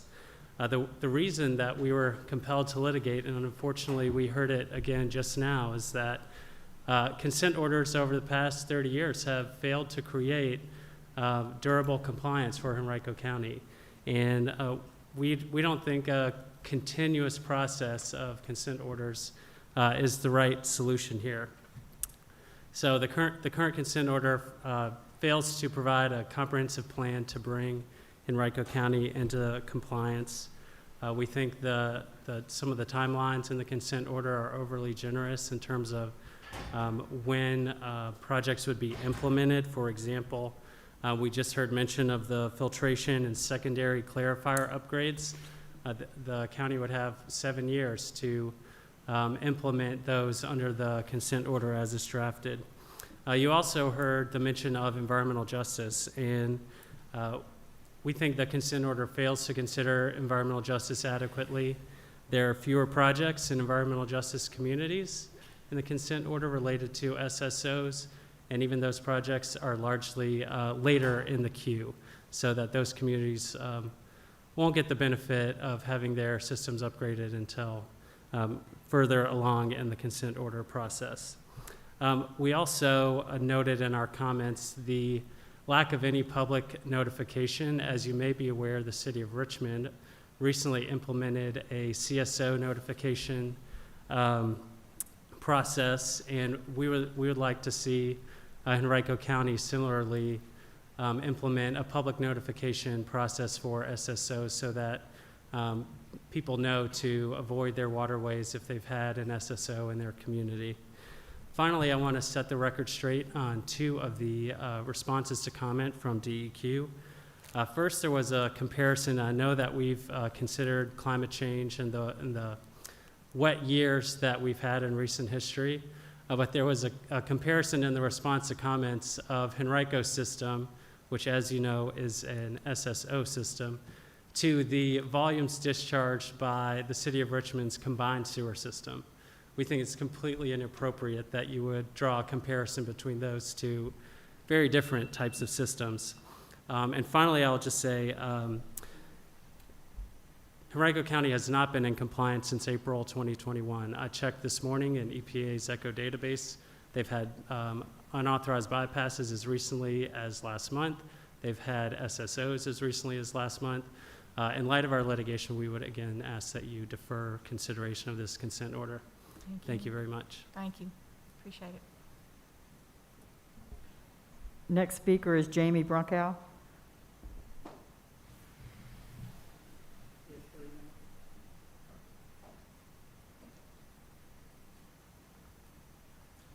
Good morning again, Madam Vice Chair, members of the board. My name is Jamie Bronco with the James River Association, and I appreciate the chance to provide some comments. So yes, on December 6th, JRA, along with our partners, filed a lawsuit because of this long history of sewage overflows and wastewater treatment violations in Henrico County.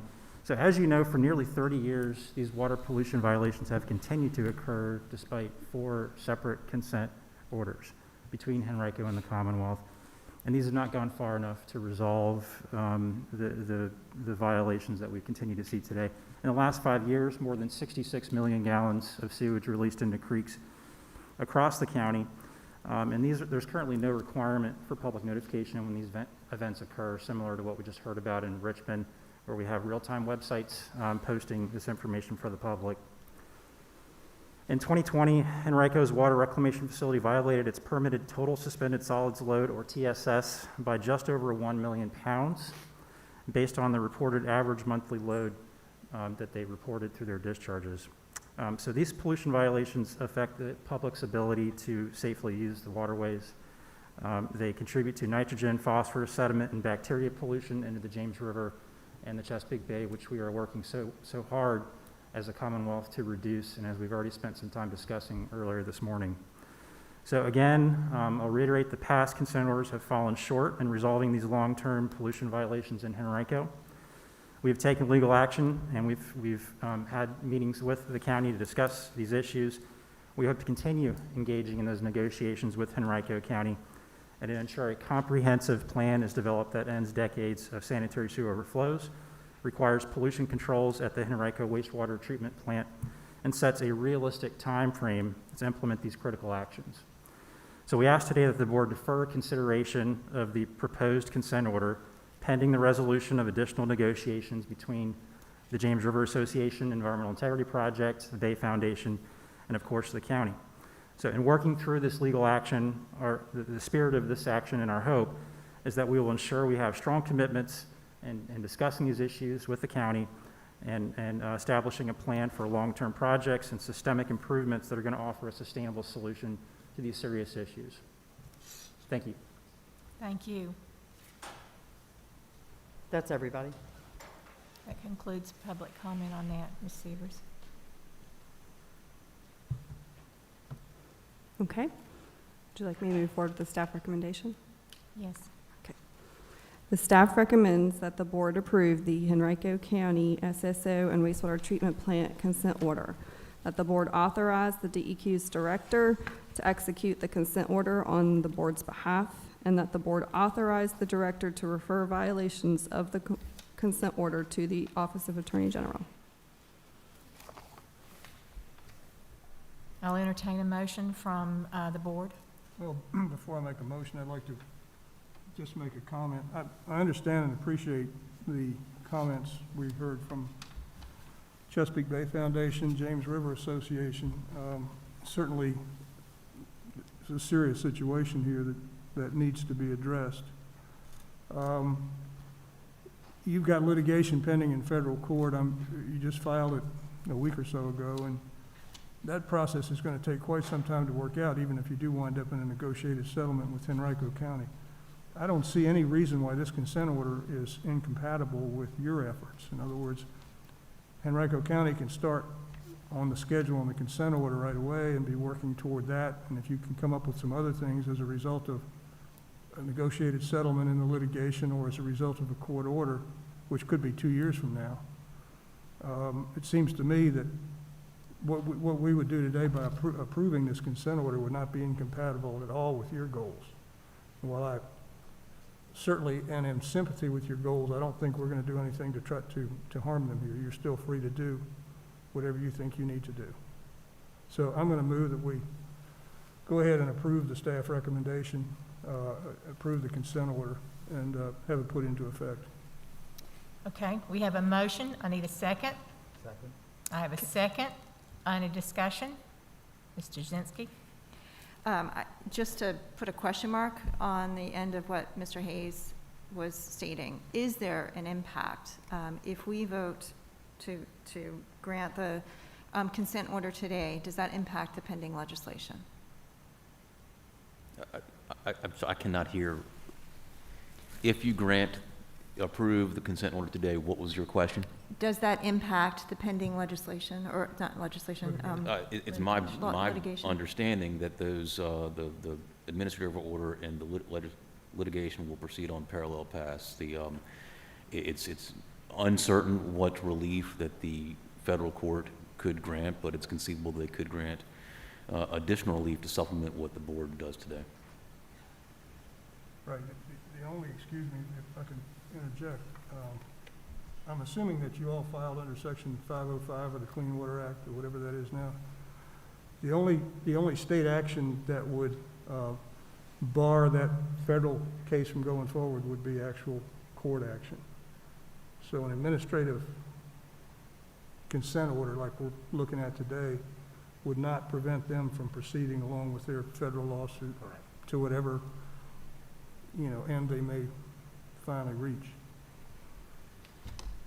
And I certainly would not want to stop them from being able to proceed with that. So I'm very comfortable that if we approve the consent order, they can still proceed with whatever relief they want to try to get.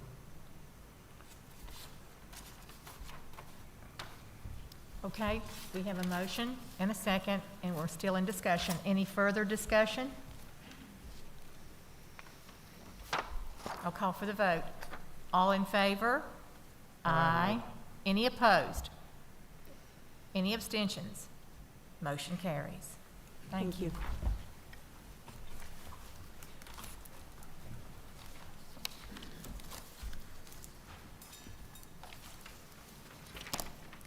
Okay.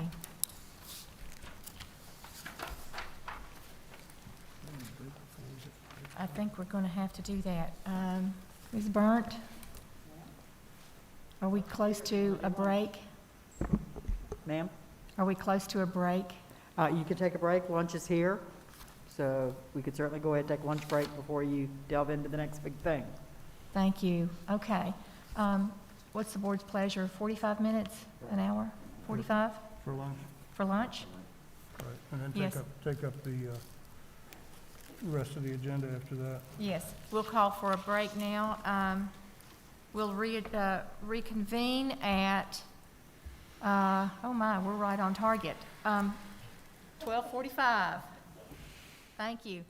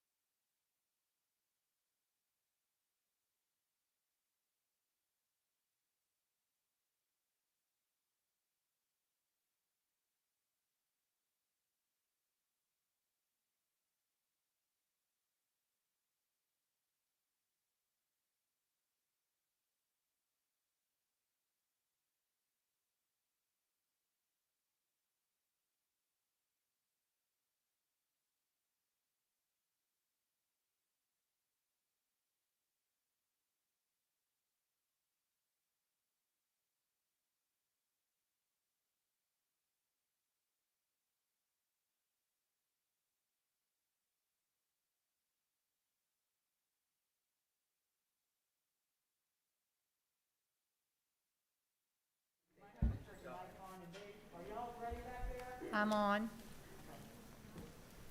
I might just need to get closer to it. I'm on now. Can you hear me? Sorry about that.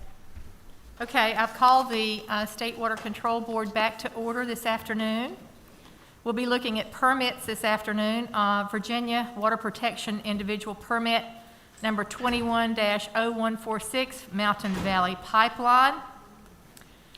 And a quorum of the board convened the public hearing, and the written public comments were provided to this board. There is no opportunity for comment on the draft permit at this board meeting.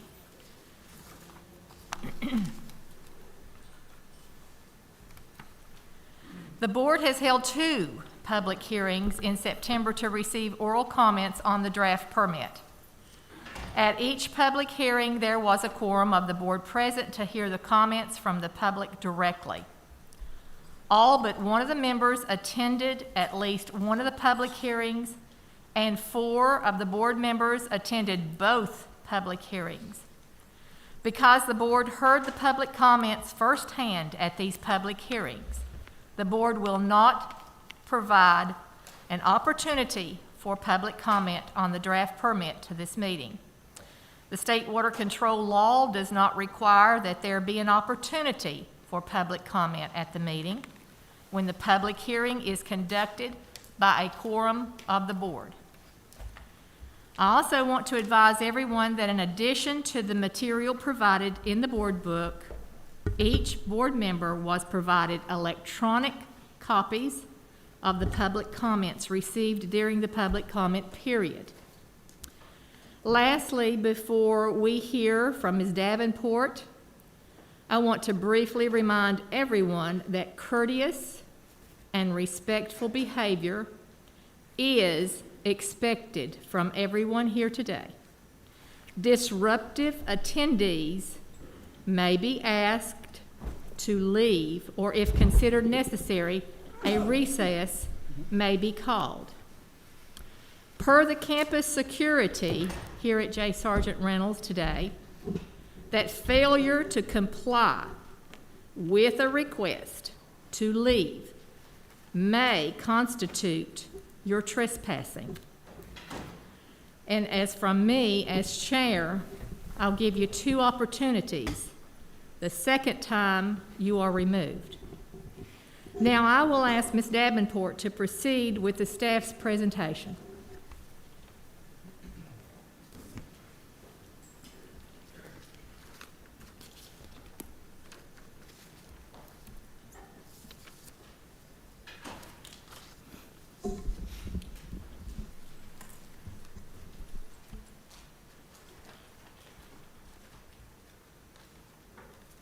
Thank you. Melanie, you can take it off. And this is how I do it? So I understand that the board may be having some trouble hearing the speakers. Can you hear me?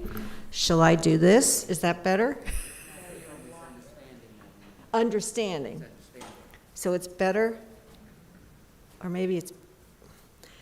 Would anyone mind if I did this and spoke? Perfect. Thank you.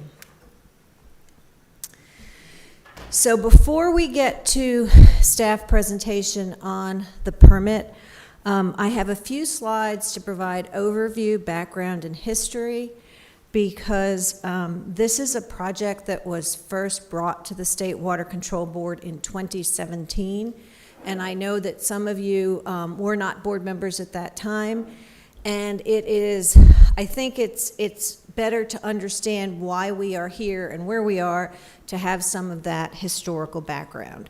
So I'm going to run through that, and then Dave Davis, who is the manager of the Office of Wetlands and Stream, will give the staff presentation on the permit. So just to remind you, Mountain Valley Pipeline is a 303-mile pipeline that traverses West Virginia and Virginia, and approximately 107 miles of that project are in Virginia. It crosses the counties of Giles, Craig, Montgomery, Roanoke, Franklin, and Pittsylvania. Construction of a new interstate natural gas transmission pipeline, such as Mountain Valley, is regulated by the Federal Energy Regulatory Commission. What happens is a developer applies to FERC for something called a Certificate of Public Convenience and Necessity. And in October of 2017, FERC issued an order granting Mountain Valley a Certificate of Public Convenience and Necessity. So then why are we here today? Why are we talking about a Virginia Water Protection Permit and the corollary federal permit, which will be issued, which is under consideration by the U.S. Army Corps of Engineers, and that's called a 404 permit. So linear construction activities, such as roads, railways, and pipelines, often need to cross wetlands and streams as they are following their route. What is regulated by the VW permit is the construction of the trench, the construction of the roadbed, the construction of the railroad line.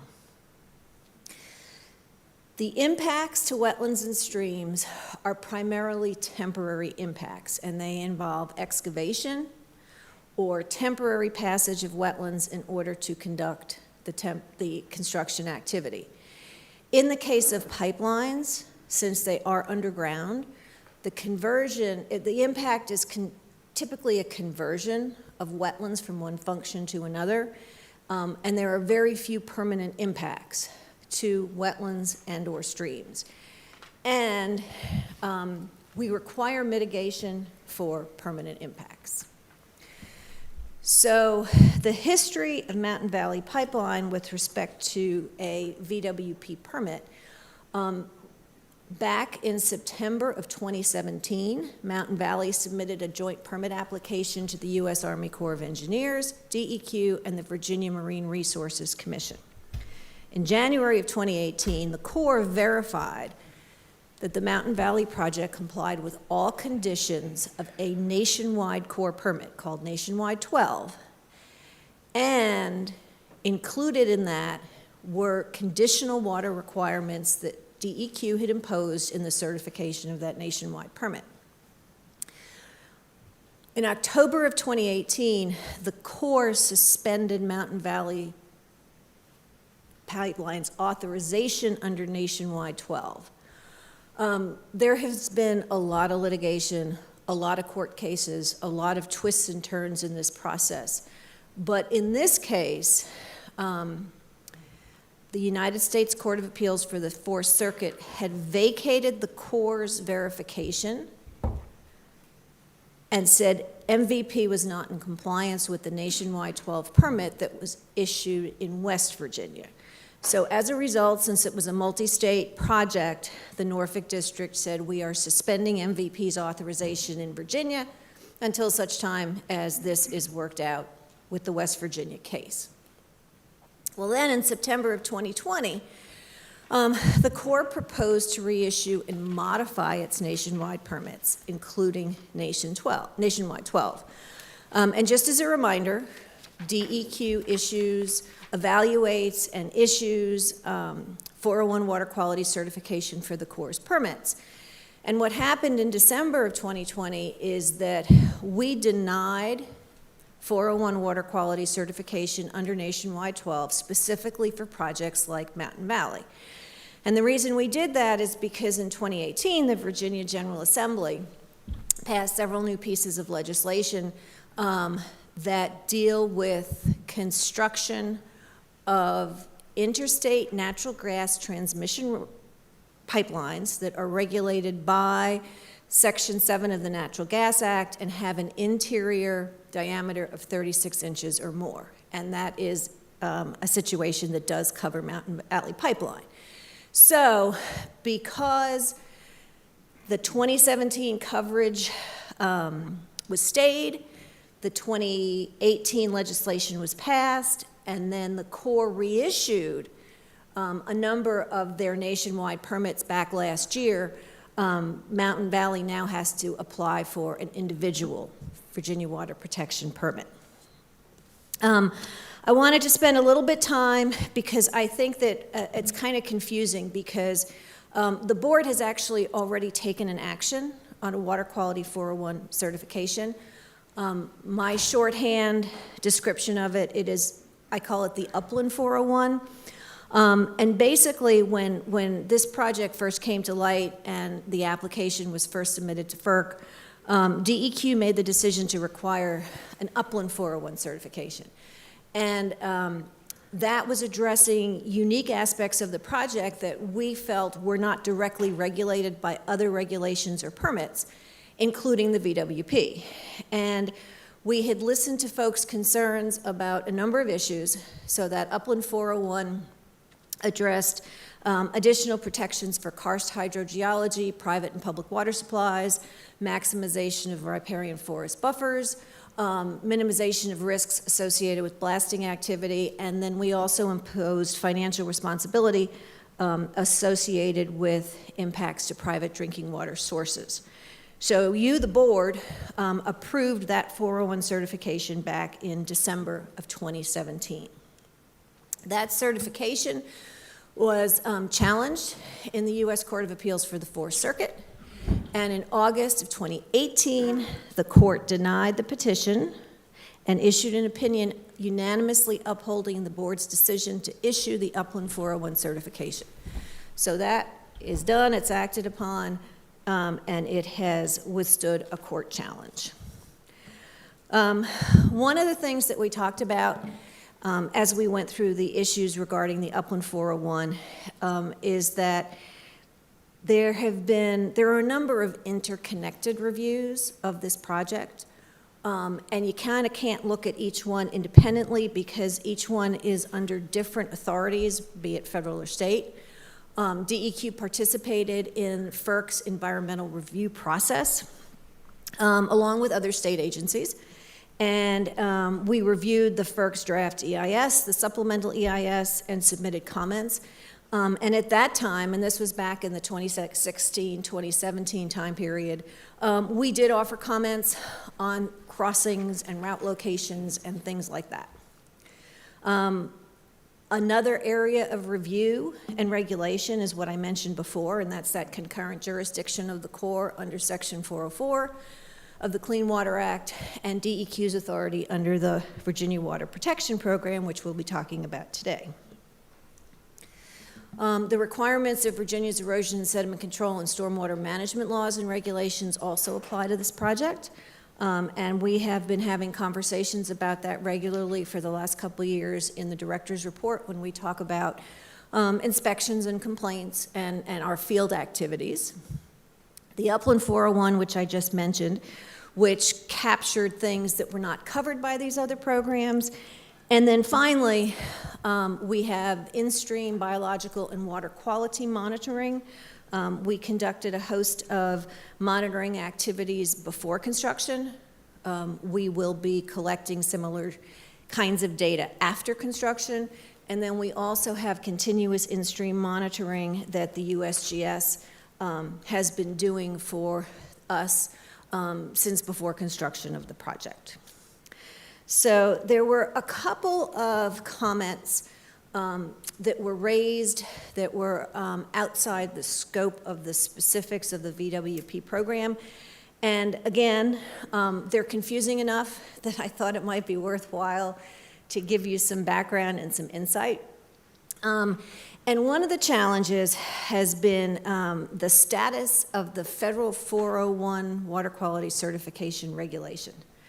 The original rule, which was in place when we first looked at MVP in 2017, dates back to 1971. A significantly revised rule was issued in September 2020. The major differences between those two rules are procedural and timing requirements, but there has been a huge amount of litigation related to the 2020 rule. And I talk to Dave Grandis on a regular basis, and I can't even keep up with who's challenged what and where's in court and what's hearing. Mr. Seeger knows what I'm talking about. So I think of things that might happen. So a conversation that I've engaged with David Grandis is, well, what if in the midst of all of this, the 2020 rule is back on the table?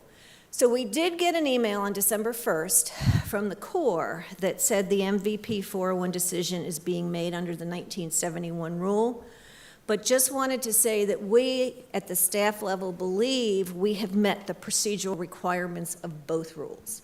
So whatever might happen, we believe we've satisfied the procedural and timing requirements of both of those rules, because who knows what the courts are going to do. The other thing I wanted to mention is there has been a lot of discussion about the 2019 consent decree regarding Mountain Valley Pipeline.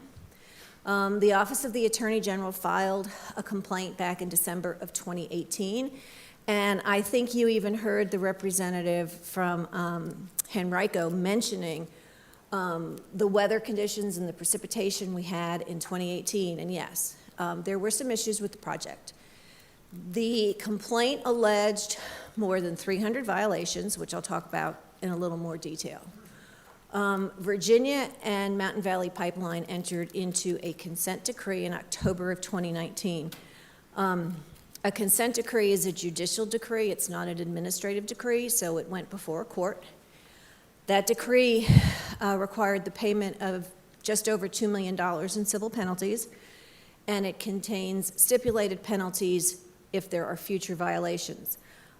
Tiffany had mentioned that the board doesn't have the authority for stipulated penalties. That's an administrative actions, but since this was handled by the AG's office and it was brought before a judge, we do have stipulated penalties. There was a significant amount of injunctive relief in that decree, including the hiring of a third-party auditor, additional monitoring during stream crossing activities. We've required that when they are constructing these stream crossings, that they have to have an expert there watching to make sure there is no impact on any fish during the construction activities, and then some enhanced monitoring of erosion and sediment control practices. It is not correct to describe the violations, those 300 violations, as violations of water quality standards. The complaint did not allege any violations of water quality standards. That is a very specific thing. You have the state's water quality standards. And it is not accurate to suggest or to tell you that there were 300 violations of water quality standards, because there were not. The decree addresses a number of activities that happened during that really wet time in the spring and summer of 2018 that were investigated by DEQ staff, and then it also folds in inspection reports and noted deficiencies that our third-party contractors documented while they were out in the field in that same period of time. So I didn't have the resources to completely dig into this, but of those 300 violations which came from our third-party consultants, I did some quick math. 180 of those were failure to repair an E&S structure within 24 hours, which is what the requirement is. 58 indicated instances of adequate temporary stabilization, and 65 addressed inadequate stabilization of stockpiles. And the reason I put those up there is that these are all elements of erosion and sediment control, which, if not paid attention to and if not intended, could result in impacts to streams. But this is the bulk of the 300 violations. So I just wanted to make that clear, because I think that has been a point of confusion. And if there are any questions on anything I've just covered, I would be happy to answer them. But my next presentation is going to be an overview of the authorities that you have under the State Water Control Law and the Virginia Water Protection Permit Program Regulation. Ms. Davenport, I Yeah. do have one small question, if I may. On the 180 failures to repair within the 24-hour period, do you approximately know how long it took to get most of those taken care of within a timeline, not weeks and months and months, I'm assuming? I don't have that number off the top of my head. I could certainly get it. John McCutcheon's here. I don't know if he has it. I will say that we have made a few demands under stipulated penalties, and I did take a look at those, and everything for the most part was 1 day late, 1 day late. So I don't know, and I don't want to guess. John, do you have any information off the top of your head? It was not weeks and weeks. It was more like 1 day or 2 John, days. John, you gotta come up here. I believe you've all met John McCutcheon. He is our pipeline inspections team lead. Thanks, John. Hi, thank you. Most of this lateness early on was 1 day or 2 days late. There was never a situation where things went on for weeks or months and not being attended to. If you're familiar with construction, getting something repaired in 24 hours that's a short timeline on any construction project, and especially a project of this scale and the distances between things. Things did not hang on for a long time. Thank you. Thanks, John. So if I may, yes. Mrs. Davenport, I just had, I have two questions. One I think I'll hold, but one was, is there a map of the project that anybody has handy that they could share with us? Out of about 8 inches of paper, I cannot find a map that shows the route, which would be really helpful to orient when we're talking about things. I certainly have an electronic version, but I don't have it loaded to anything. John? I don't think you uploaded it either, did you? Let me see what I can do. If I email it to you guys, can you get it up there? Okay, I can do that. Thank you. Thanks. So, may I proceed with an overview of state authorities? Yes, please.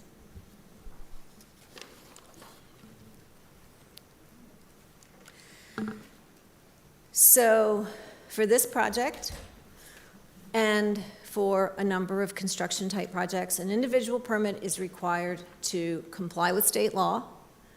And as I mentioned, that is because of the 2018 General Assembly action, where by project type, it is a FERC-regulated natural gas transmission pipeline, and it is a pipe diameter size that exceeds 36 inches. Most pipeline construction, whether it is a sewage pipeline, a water pipeline, a small diameter gas pipeline, would be covered by one of our general permits, but because the General Assembly told us we issue an individual permit, that is why we're here today. What is the action that is being permitted? And it's, as I mentioned, it's excavating. It's actually constructing that trench through state waters, which is both surface waters and wetlands, and it is also filling state waters. And that is where the excavated material is returned back to the trench after construction. And the permit is required to reduce potential unintended impacts to other waters not directly permitted to be excavated and filled. So we want to make sure that all physical, chemical, or biological properties of state waters outside of what's issued by the permit, authorized by the permit, is protected. So VWP permits must address avoidance and minimization to the maximum extent practicable. They must require compensation for unavoidable impacts, and they must address any significant impairment of state waters or fish and wildlife resources. So when we're talking about issuing a VWP permit to natural gas transmission pipelines, there are a couple provisions in state law that I think we need to mention. So state law says when we're issuing a VWP permit for facilities and activities that are regulated and approved either by FERC or the Virginia State Corporation Commission, 1, the board shall complete its consideration within a reasonable period of time, and 2, no board action on an individual or general permit for such facilities shall alter the siting determination. So when we talk about those issues that I mentioned before, avoidance and minimization to the maximum extent practicable, basically the energy regulatory authorities have the call on siting and alignment, and then we can't change that through the issuance of a Virginia Water Protection Permit. The other thing, another couple of things that the 2018 state law did is that, as I mentioned, it said we can't cover that with a general permit. We must consider an individual Virginia Water Protection Permit. However, it does say that each crossing is a single and complete project. That has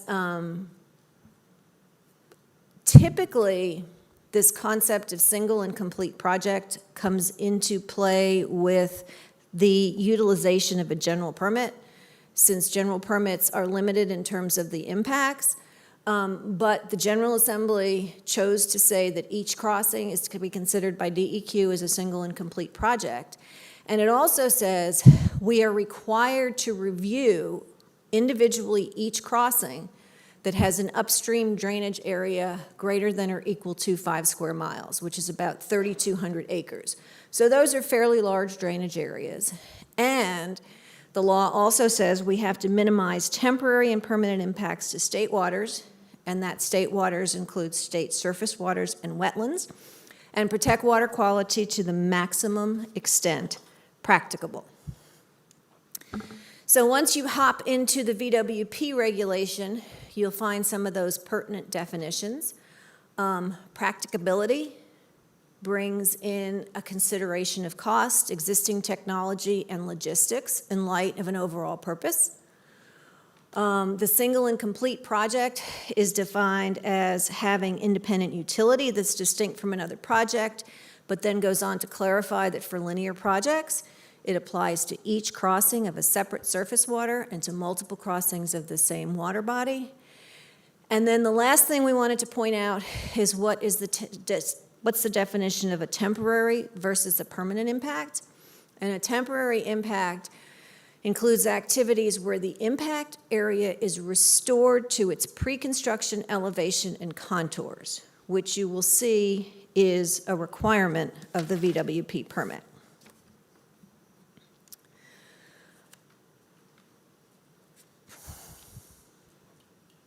That looks like a repeat, and I apologize for that. Sorry. So I also wanted to mention that the VWP regulation, as all of our other permitting regulations, articulates what are the conditions or the reasons for denying a permit application. And under the State Water Control Law and the VWP regulation, the basis to deny a permit application is, it's broadly stated as the requirements of the State Water Control Law and the VWP regulation cannot be met. That's the broad reason for denial. And then it includes language that says this includes the following. The proposed project will result in violations of water quality standards or will impair beneficial uses of state waters. Shellfish waters would be condemned. The proposed project fails to adequately avoid and minimize impacts to state waters to the maximum extent practicable. The proposed compensatory mitigation plan is not sufficient or is unsatisfactory. DWR, which is the Department of Wildlife Resources, indicates that natural or stockable trout waters would be permanently and negatively impacted. Another reason for denial is the proposed activity is prohibited. For example, the impact is being taken to support an activity that doesn't comply with state law or regulations. The proposed project will cause or contribute to a significant impairment of state waters of impairment of state waters or fish and wildlife resources. And then failure to submit the required permit fee. I wanted to also mention that in this period of time where we, collectively, DEQ and the board, have been considering permits related to this pipeline, we also went through an exercise at the board's direction back in 2018 where we actually went out to public comment and solicited input about whether coverage under the nationwide Permit 12 was adequate. So what we did at the time was we drew out all of the permit requirements from both the Core 404 permit and a state VWP permit, whether it was an individual or a general permit.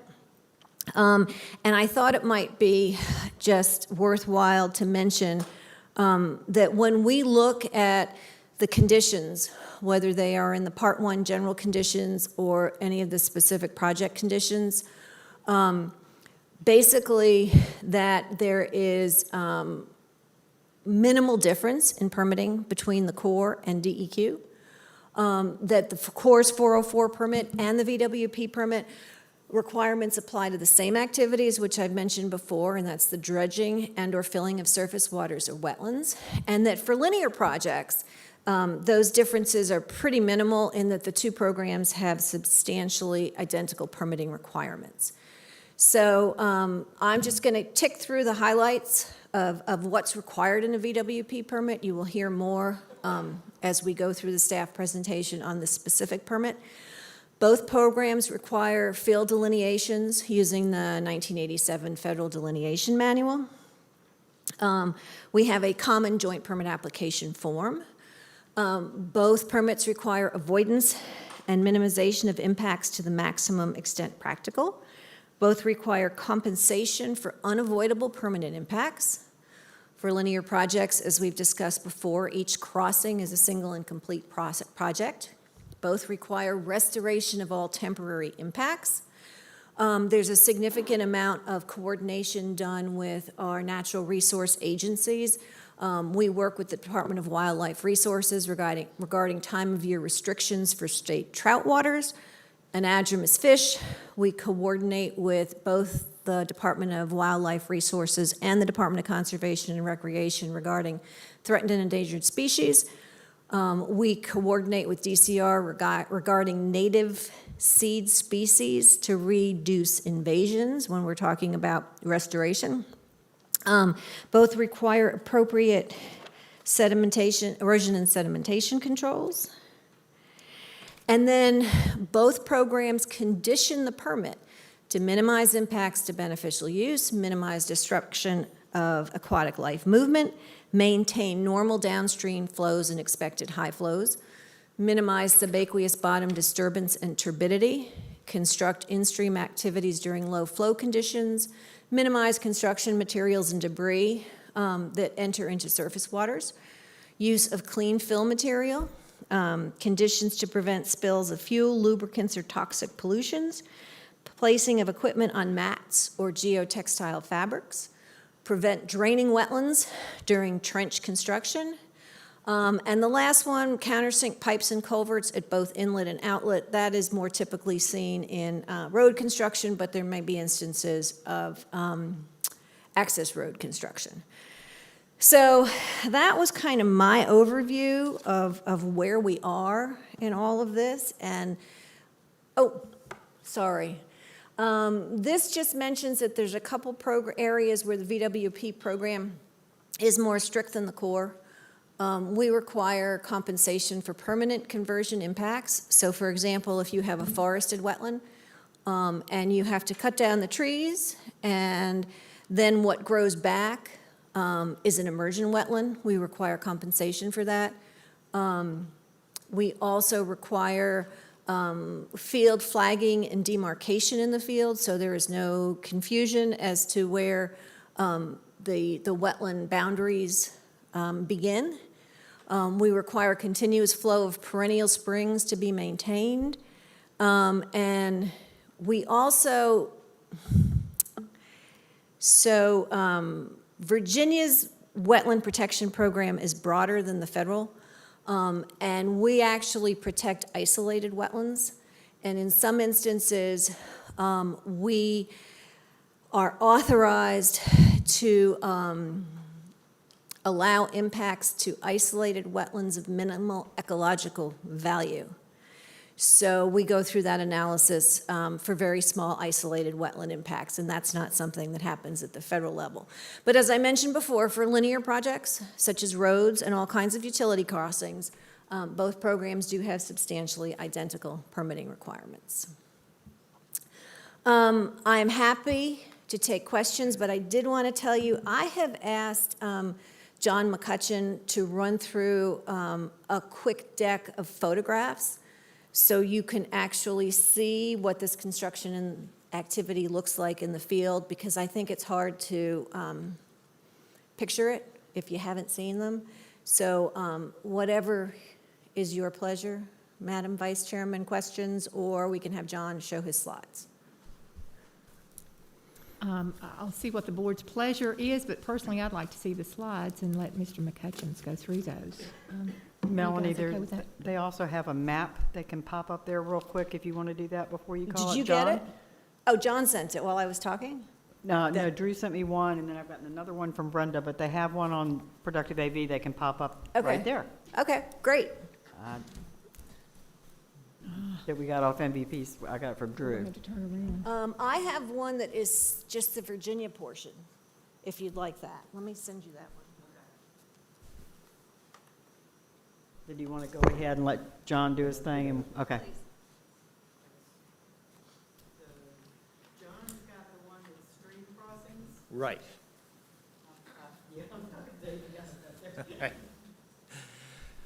Thank you, Madam Chair. Thank you, Board, for having me back. I'm John McCutcheon with the Office of Water Compliance. Can you hear me okay? I'll just pull that Can you off. pull your mask down? Thanks. Thank you. Thank you. Usually when I'm here talking to the board, I'm talking about the status of the project at the time, but we're looking at something very specific right now. We're looking at stream crossings. There's going to be a lot of discussion about that, so I just wanted to show you some pictures of some stream crossings that were done back in 2018 before the permits to do that were lost, just so you would see what the process looks like. I'm going to start out with, these are the typical details on the plans that we work from, and they're very diagrammatic. The main thing to take from this is that going from right to left, east to west, that's the path of the pipeline, and then flowing north to south, that is the water body that we're crossing. And I'm labeling these as dry cut crossings because in no case does the project cut through a flowing stream. So we'll be looking at two different types of dry cut crossings here. One that uses a flume to convey the water over the crossing. The other uses a dam and pump to convey the water over the crossing because one of the main intents of this is to keep the water flowing to maintain the downstream habitat. So you can see in this detail, there's the pipeline coming east to west. There are trench plugs in the bottom of the ditch to keep anything coming down the ditch from going into the stream. The ditch spoil that's excavated is moved off out away from the stream so it doesn't flow back into it. And that's just it very simply. This is a detail of the pump around crossing where a dam is built upstream of the work area.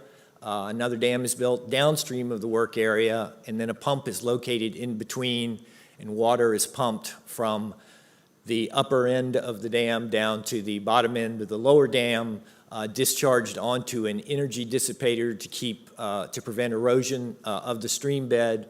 Again, the intent is to keep the stream flowing, not dry up the lower end of the stream, and to not impound so much water on the upper end that it floods the whole area. Again, these details are very diagrammatic. They're what we work from, and here's what they start to look like in the field. But before anything is done, The first step is for the crews to go through and remove the fish from the work area in the channel. They're picked up, they're moved out so that there'll be the minimal amount of wildlife in the channel in the work area while that's going on. This is a shot of a flume crossing. You can see where we're standing on a bridge and water would be flowing towards us. You were looking at the upstream dam that's channeling water into the pipe there, and that's carrying the water underneath the bridge and underneath the work area. And then off to either side, you can see where the disturbed stream channel has been stabilized for the work. And this is what we're aiming at. Running across the middle of the picture is the flume that's carrying the water in the stream, and the pipe to be installed has been excavated and is put underneath there. At this time, at this location, there's no pipe coming down from the upstream, so we don't see the trench breakers in the pipe at this time. But this is you can see the silt fence on either side to keep anything from coming down the slope into the stream channel. And that's a shot of or two shots of our flume crossings. These next series of pictures are of the Roanoke River crossing that was done in Montgomery County in July of 2018, a much bigger stream than was shown in the last pictures of the flume crossing. A lot more going on here. This is a pump around sort of configuration, and you'll see a lot more in these slides than you saw on those basic details that were on the plan, because there's typical for these situations, there are a lot more controls in the field than are shown on the plans. So what we're looking at here is that we're on the upstream side of the crossing. We have the pump station, very robust pump station that's been set up on a temporary bridge. The pumps are underlain with plastic to catch any drips or anything that might come off those pumps to keep that from going in the water, secondary containment.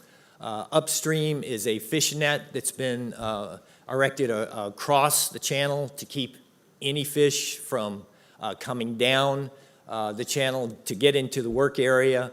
The work area below that net has already been cleared of fish. So this shot is the same area, but it's from downstream. We're looking upstream. What you see right in the foreground, that's the second dam that was built to keep the water that's being pumped around from coming back into the work area. The orange tube that you see just above the dam is another pump that pumps water out of the work area, in addition to the big pump that's located up on the bridge that pumps the water all around the work area. And what you see is a rock drill that's in the dried out work area that's perforating the trench so that an excavator can come back in later and dig out the trench to put the pipe in. This is the dewatering device that receives the water that's being pumped out of the work area through that orange pipe that was in the other slide. We don't really dewater or treat the water that we pump around because it is free of pollutants and sediment. It just goes right around the work area above and below. The dewatering device, the intent of that is to remove the sediment from anything that's pumped out of the work area. At this point, the water is pretty clear. We really have two dewatering devices here. There's a dirt bag, a big geosynthetic material bladder that the water goes through, and then it fills up this pool created by fencing, geosynthetic material, and straw bales, and the water filters out through that onto the ground, through the vegetation, down to the stream channel. This is on the downstream end of the work area.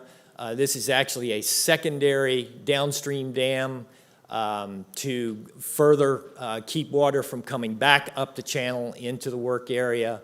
There's also another fish net there to keep any fish from coming upstream into the work area.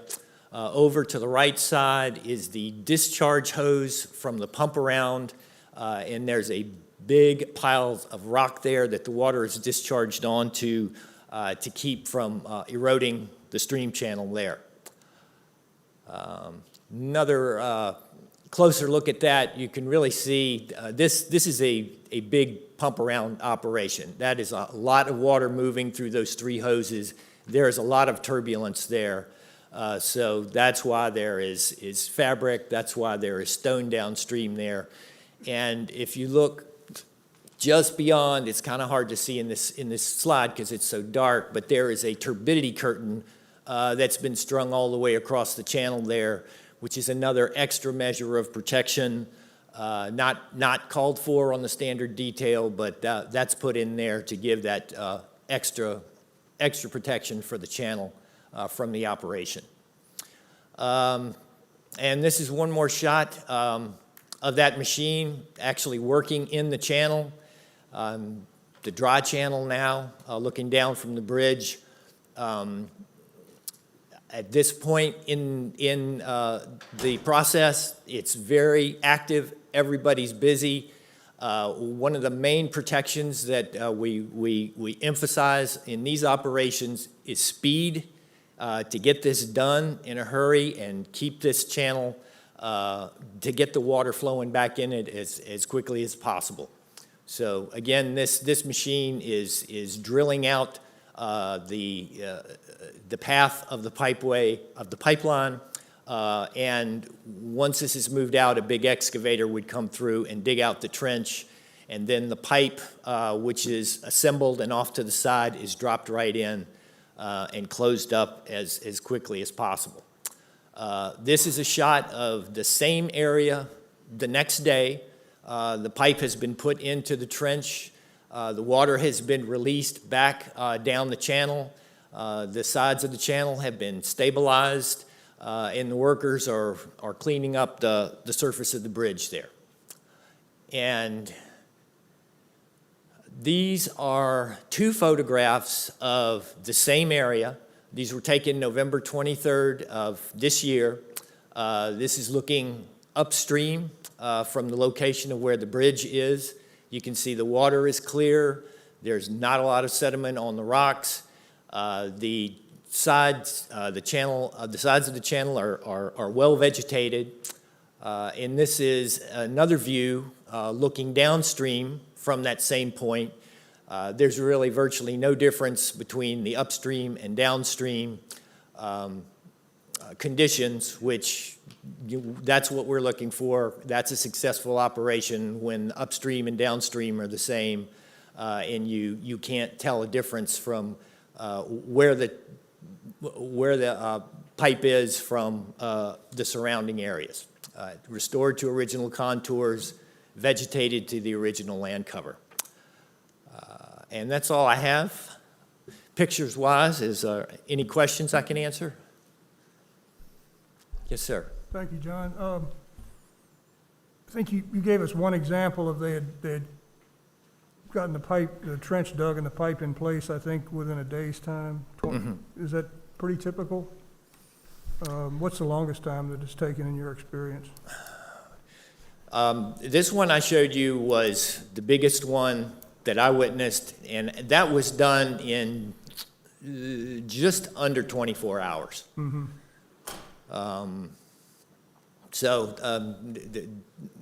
Again, it's an important erosion and sediment control measure is speed.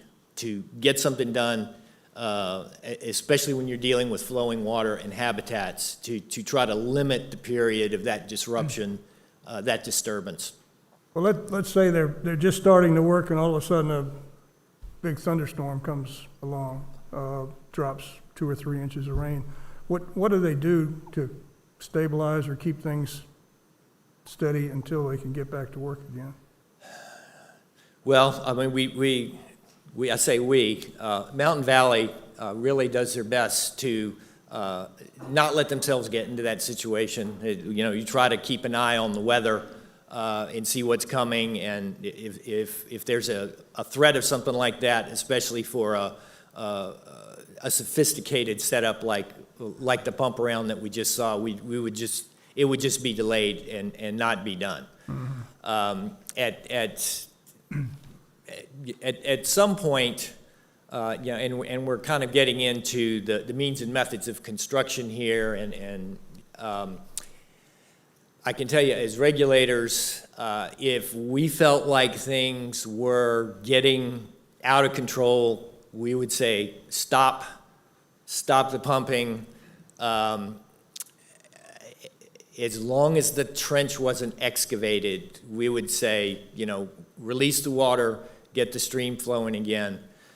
And I think we would have to just make a case-by-case decision on what to do if we were in an in-between stage. Okay, I think you've covered it. Just one more question, Madam Chair. Yeah. They had several stream crossings already under the nationwide permit and, Yes. And the VWP, the certification that we had done. I don't remember how many there were, but there were probably more than a dozen, weren't there? Yeah, I think there was in the neighborhood of 90. Okay. Something like that. So it's quite a few. Yeah. Did they use both of the methods that we've discussed, the directional drilling and the trenching on some of those crossings? I mean, Yes. not both of them on one crossing, but some on one and some on the other. Yes, yes. Okay. They've used pretty much all the methods of drilling and open cut crossings. And those are the same methods that they're talking about using under this permit we're looking at today, is that correct? Yes, sir. Were there any significant problems or issues that came up with any of those crossings, those 90 crossings? Not significant. I mean, there were issues. There were some lessons learned, especially from that big one on the North Fork. Some things that we thought could be done better, and we'll be looking at that closer. And I know Mountain Valley will be taking another look at that. So could you be a little more specific about what the problem was? There was an issue really with the dewatering, that the dewatering was going on for a long time. And it ended up starting to cause some erosion right around the outside of the dewatering device and going down the channel towards the stream. Additional controls were brought in to stabilize that area there. But that was an unanticipated issue that we dealt with in the field.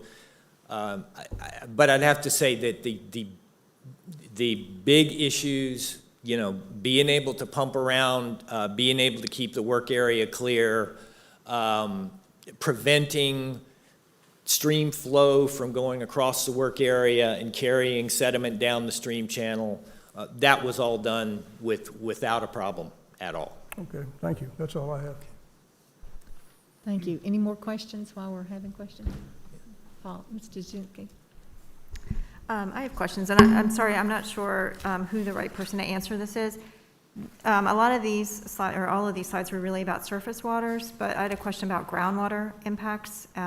We've heard several times that there's leaching from the coating. I don't quite understand the mixture of chemicals that are in the coating and what that means for legacy toxics in groundwater, who's responsible for monitoring those wells, what it means for the long-term future drinking water for those impacted. And somebody, Melanie, can you speak to that? Or somebody? Thank you. I can recall the conversations and the investigation we did about this back in the 2017-2018 timeframe. But I have to admit that I did not refresh the history of that for today. There was some concern that the epoxy coating that goes on the pipeline, because in its liquid form, the MSDS sheet indicates some potential, I want to say carcinogenic, but again, I did not refresh my memory on this.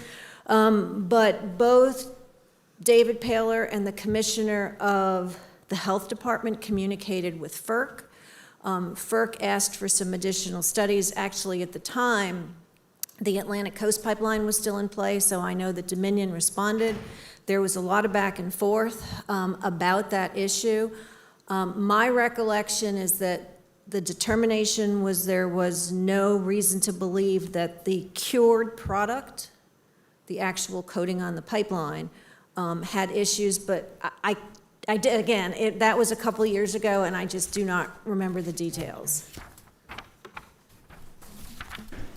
If I could, just to follow up on that, we talked to the folks who did the studies for these coatings, and the vast majority of those volatile organic compounds that Melanie talked about, turns out are volatilized during the process of adhering it to the pipe, and are not on the coating as we understand it once it's on the pipe and gets put in the ground.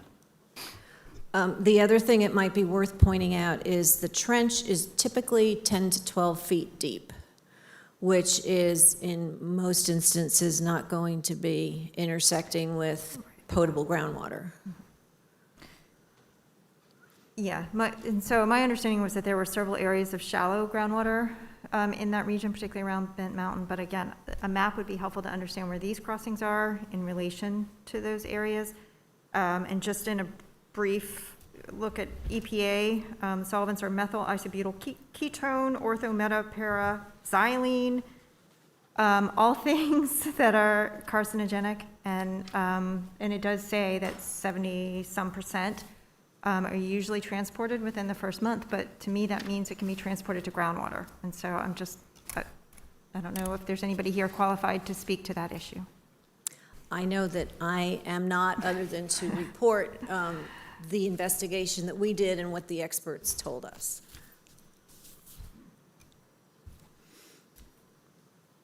Okay. Any more questions? Go ahead. Well then, if I may introduce Dave Davis, who will be giving a presentation on the VWP permit that is in front of you for your consideration.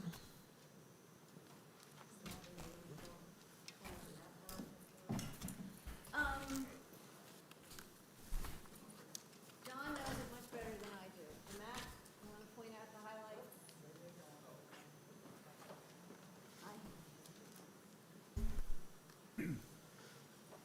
Okay, this is our section of the pipeline in Virginia. You can see West Virginia in the gray over on the left, and the gas flows in this direction from left to right, terminating there at milepost 303.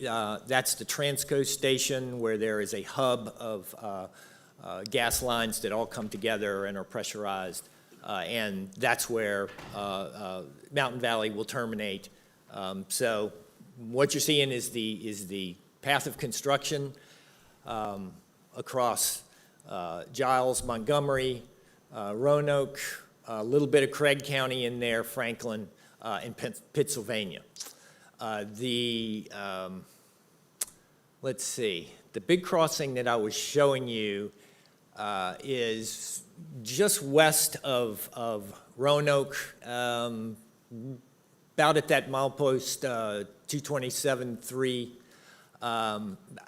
I can tell you that the crossings are really too numerous to list out. I mean, you'll see in the VWP presentation how many they are. The two that I showed you, one was in Giles, the flume was in Giles, and the pump around was Montgomery.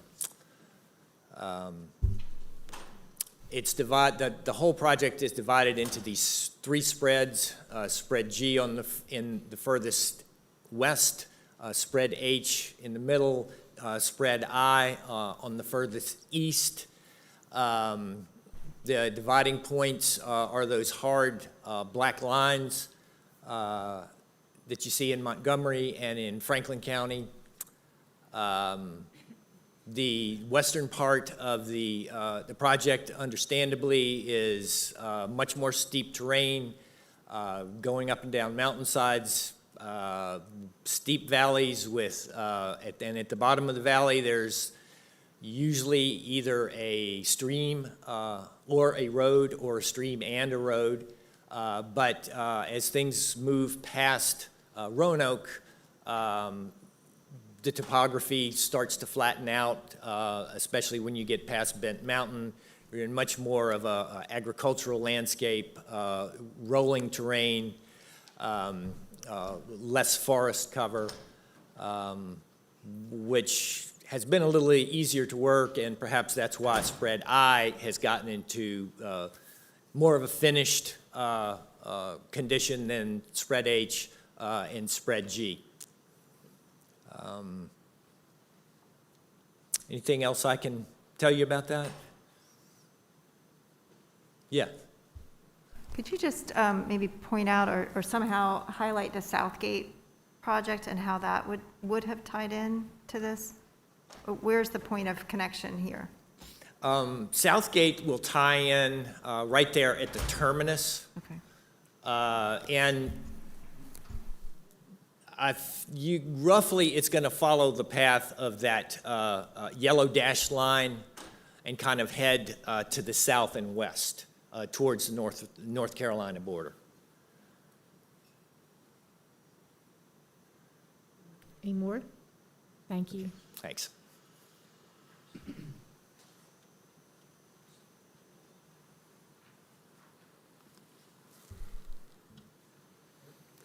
The handout.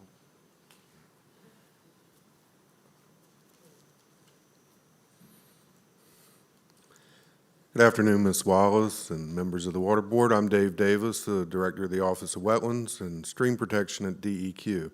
So I'm going to discuss the draft permit that's in front of you now. There'll be a little bit of overlap with some of the things Melanie touched on, but not a whole lot. And just so you're aware, my presentation is in the red text, so if you have both presentations up, hopefully that'll reduce confusion of which one we're looking at. Just a quick overview, again, as Melanie said, Mountain Valley Pipeline is a 42-inch diameter natural gas transmission line. That's about 304 miles total and 107 miles in Virginia with 51 miles of access roads. So this permit is looking at just the crossings. And as you can see on this chart, there's 315 temporary stream crossings, 72 temporary wetland crossings, 2 permanent stream crossings, 1 permanent wetland crossing, and 38 permanent wetland conversion areas.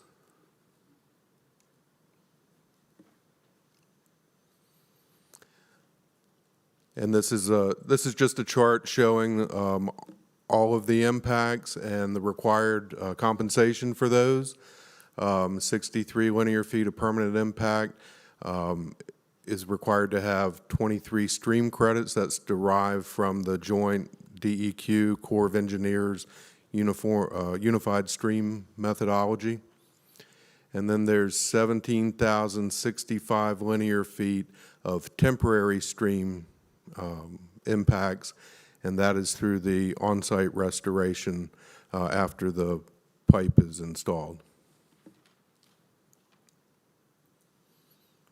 For wetlands, there's a total of 1.99 acres of permanent wetland impact, Most of that, the vast majority of that, is permanent conversion from forested to emergent wetland. A little bit of permanent impact, and then there's 3.91 acres of temporary wetland impact.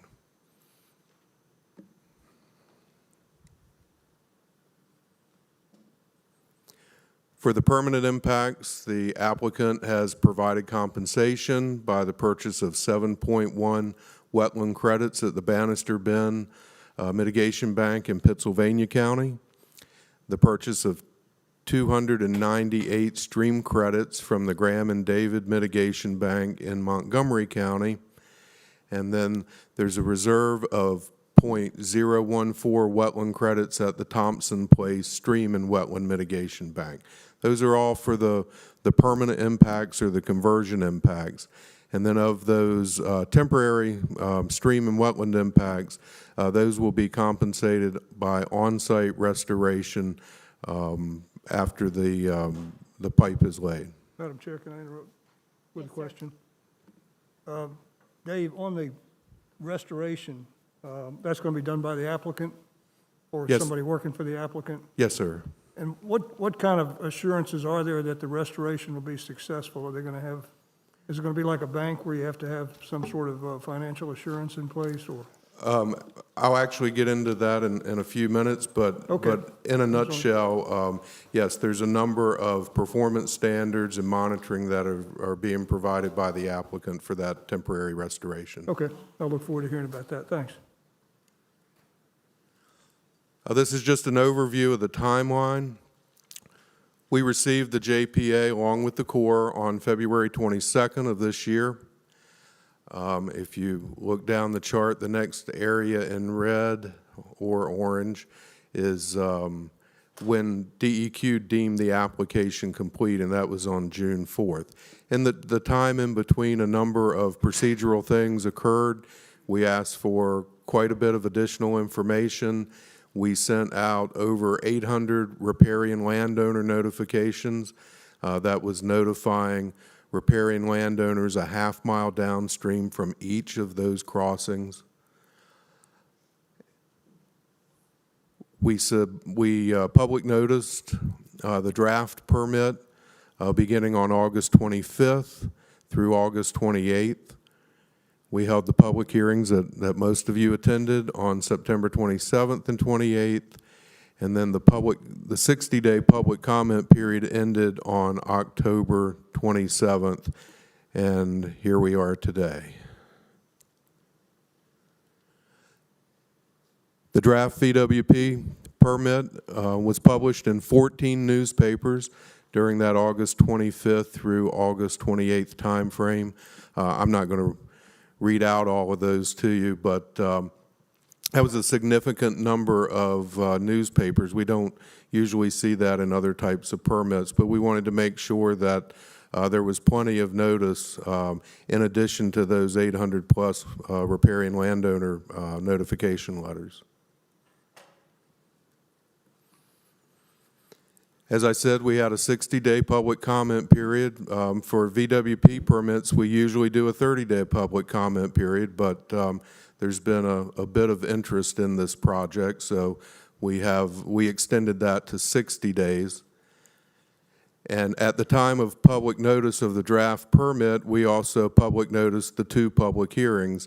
The one on September 27th was in Rocky Mount at the Pig River Community Center, and the following day we met at Radford University on September 28th.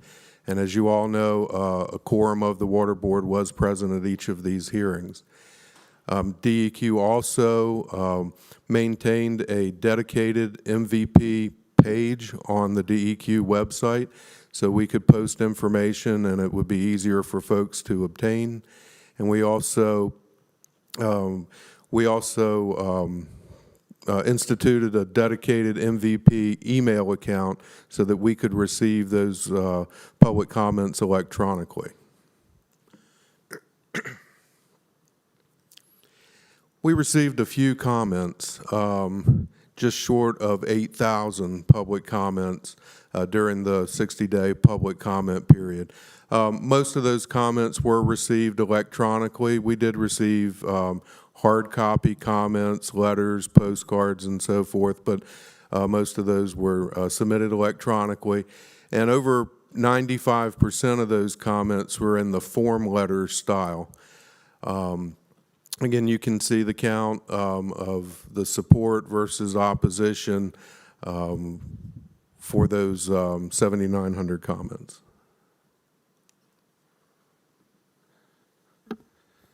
So while all of this was swirling around at DEQ, we had other things that were going on. I'm sorry, may I interrupt you just one moment? Could you go back and tell me exactly how many was in the form letter style?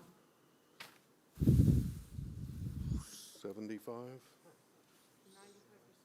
Yeah. 70.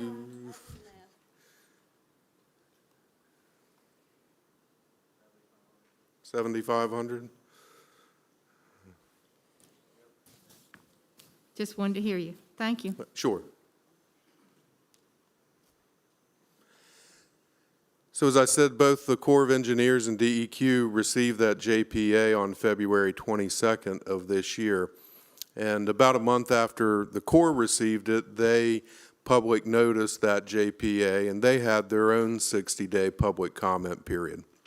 And that started on March 29th and ended the end of May. Shortly before the Corps' public comment period ended, EPA Region 3 provided the Corps comments on the project. Again, the project being the stream crossings. And in EPA's letter, they addressed 4 broad categories of questions, those being avoidance and minimization issues, the determination of the water body crossing methods, potential effects on T&E species, and the need for a restoration plan for restoring those temporary impacts. EPA did not send this letter directly to DEQ. However, during our public comment period in September and October, there were a number of commenters that either referenced that EPA letter or actually provided us a copy of that EPA letter. So we did consider that EPA letter as part of our record when we addressed comments. And then the last thing on that EPA letter, we received an email in early October from the acting administrator of Region 3, which basically said they provided detailed technical comments, and if those comments were followed, the project would be assured to be in compliance with the Clean Water Act. And that's particularly important as we get to the section that addresses Mr. Hayes' question about the restoration plan.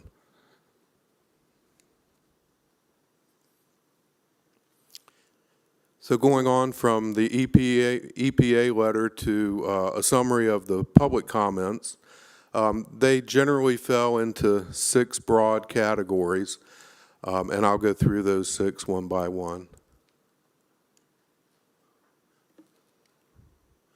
The first main comment from the public notice were comments that the project had not demonstrated the least environmentally damaging practicable alternative, or LEDPA as we call it. Those comments in that category went on to say the alignment selection was not demonstrated to be the LEDPA. Alternatives analyses were incomplete or inadequate. The crossing method determination was inadequate, and the restoration plan for those temporary impacted streams and wetlands were inadequate. So in a typical VWP permit, we do have a LEDPA analysis requirement. And when we look at a project under the lens of LEDPA, we are looking at both off-site versus on-site avoidance and minimization efforts. However, in this case, if you'll recall, I believe from Melanie's presentation, there's a section of state law, 62.1-44.15:81, that says once FERC or the SCC makes a siting determination, then our permit action cannot change that siting location or alignment location. So for this project, that limited our LEDPA analyses to those things which we could look at on site. We didn't have the authority to change the alignment of this project because of that provision in state law.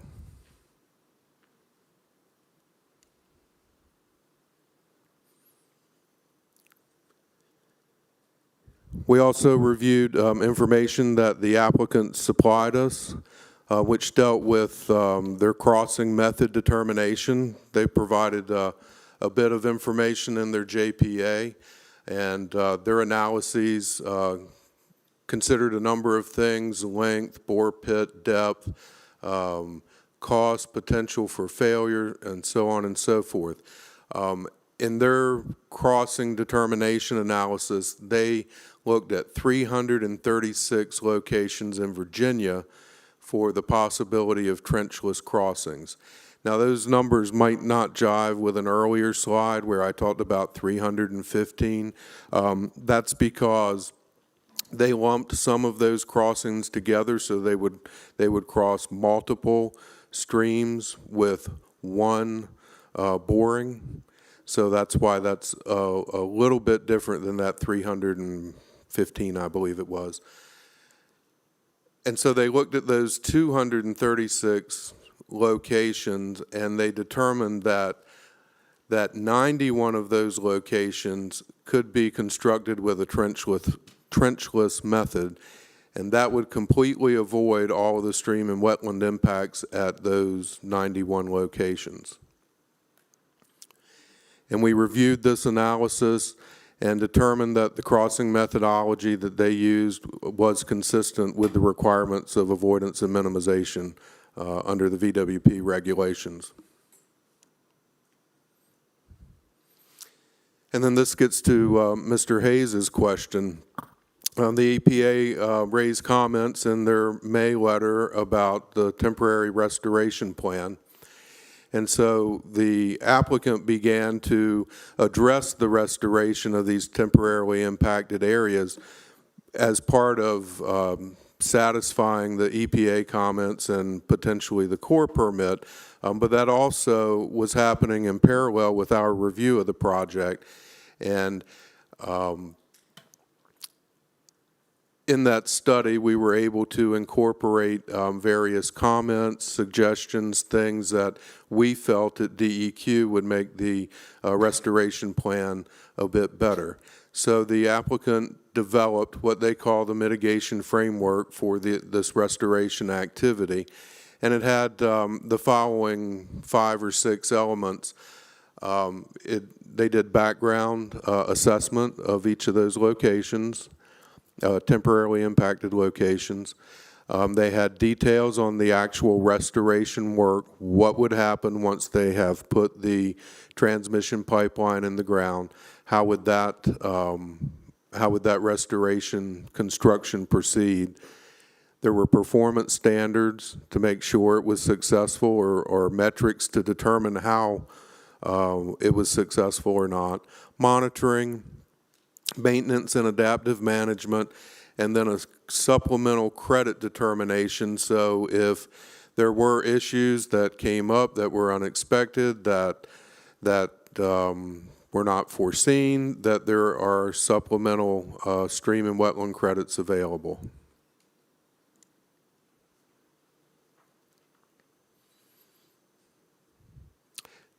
Yes, ma'am. Quickly, for the mitigation plan, was that also done by the Wetland Studies and Solutions, do you know? I don't believe so. I believe that was another. I'm sorry. I'll have to ask. Was that done by Wetland Studies? It was done by Potesta, Tetra Tech, and Wetland Studies jointly.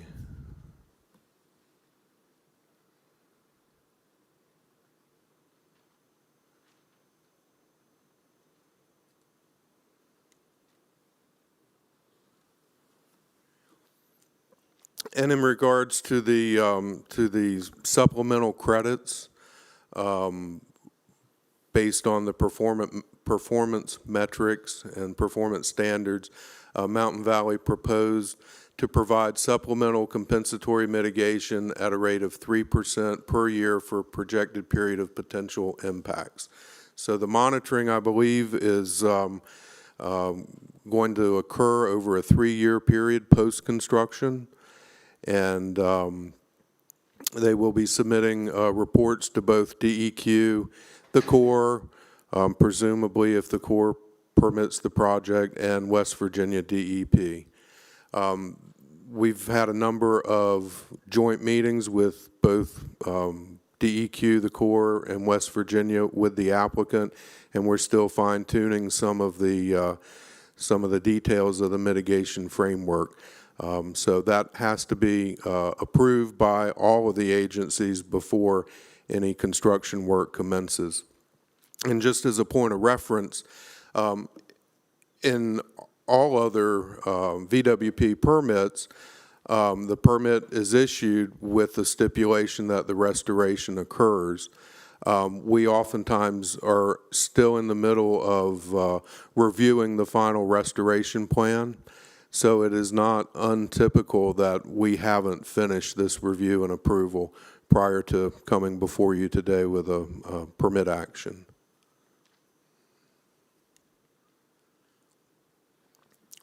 Moving on, we're still in that first category of public comments. The application identified 135 temporary stream impact locations that they're proposing to cross with a timber bridge, and that's for construction access. There's no direct impact to those stream channels. They're crossing it from ordinary high water to ordinary high water. However, we have considered those as impacts, and the applicant is providing the appropriate compensation for those non-impacted locations.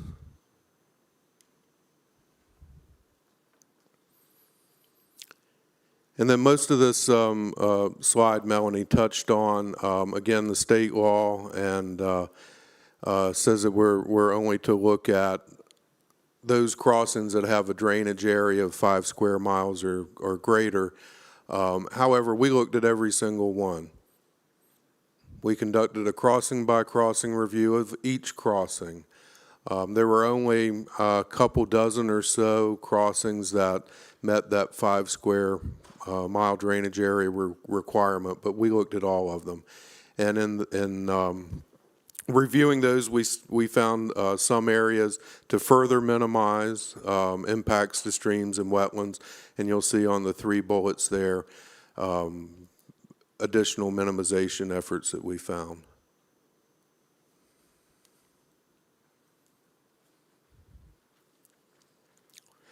Based on all of this, all of the information that was included in the JPA, all of these other analyses, the prohibition in law that says we can't really change the routing determination that FERC has established, we believe that the JPA that we deem complete on June 4th meets the requirement of the alternatives analysis for the project.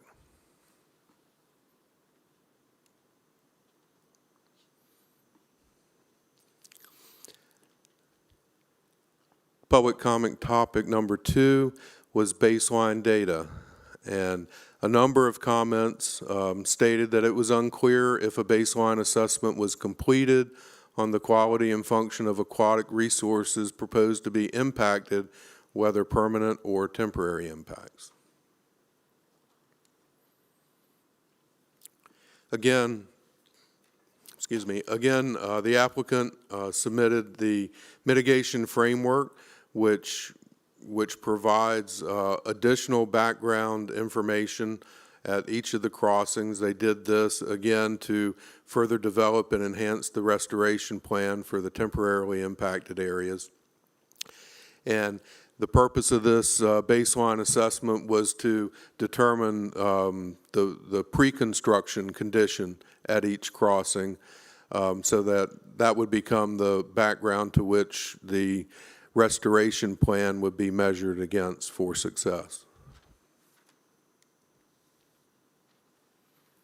So their baseline data included a number of things. For wetlands, they looked at soils, hydrology, vegetation, invasive species. For the stream metrics, they looked at longitudinal and cross sections, pebble counts, vegetation, DO, pH, benthic macroinvertebrates, and they also ran the unified stream method.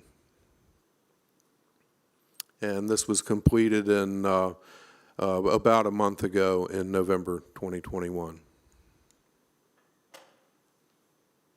The third topic was cumulative impacts.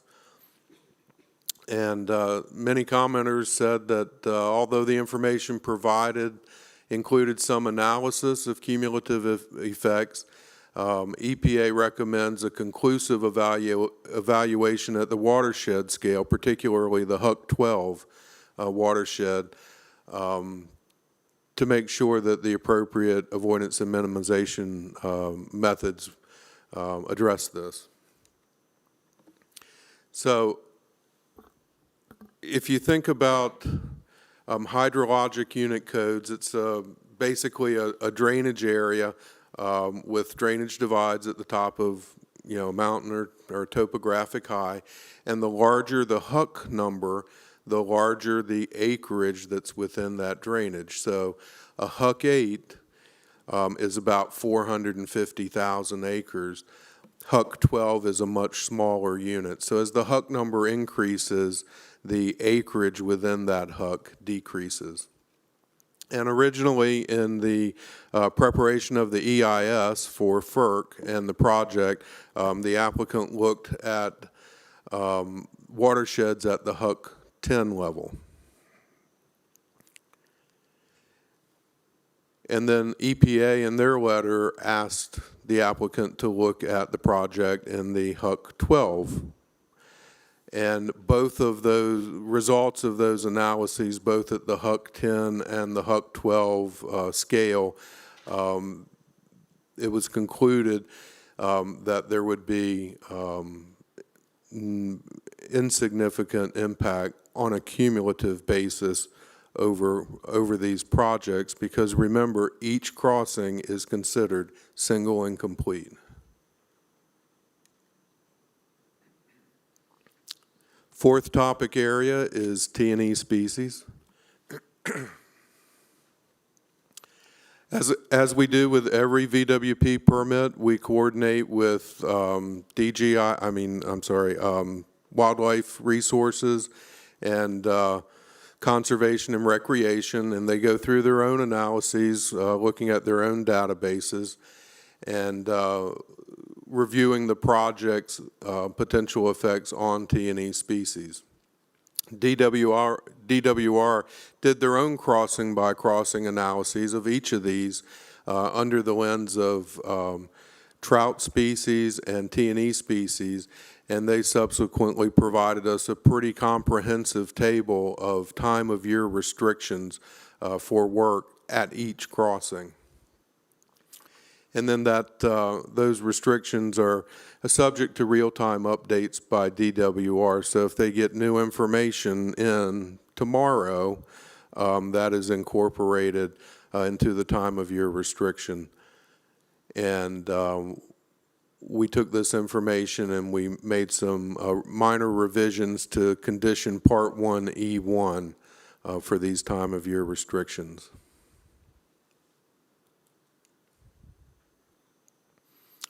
Water quality is the next area, and many commenters said that the draft permit is not protective of water quality.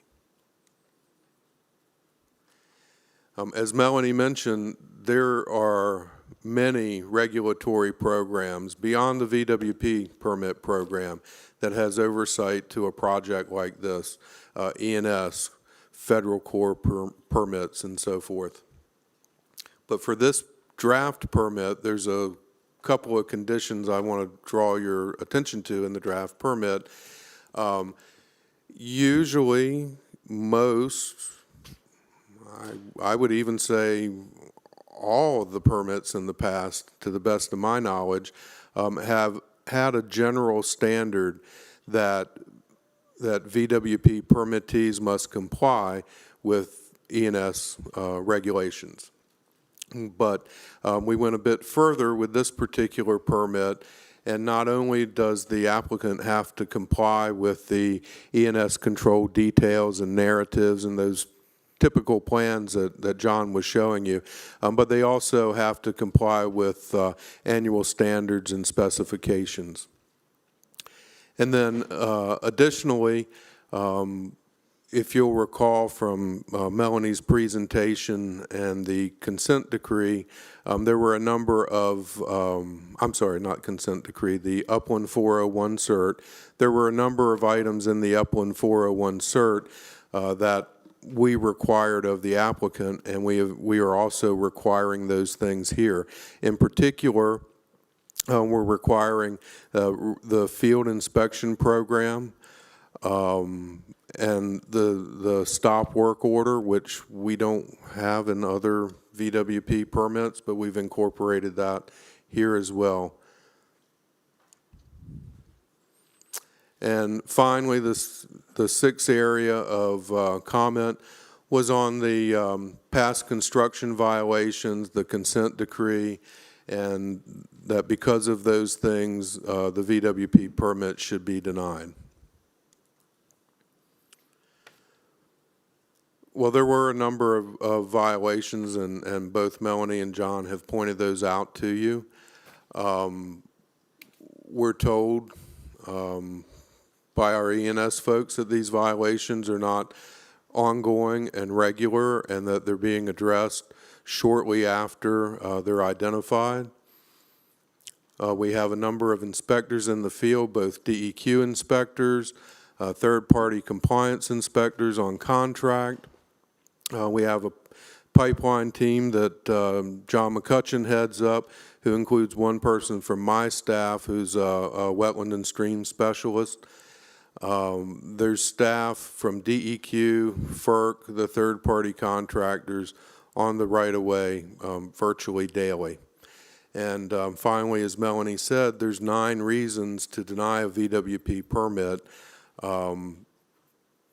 but not one of those is to deny a permit based on past violations of E&S.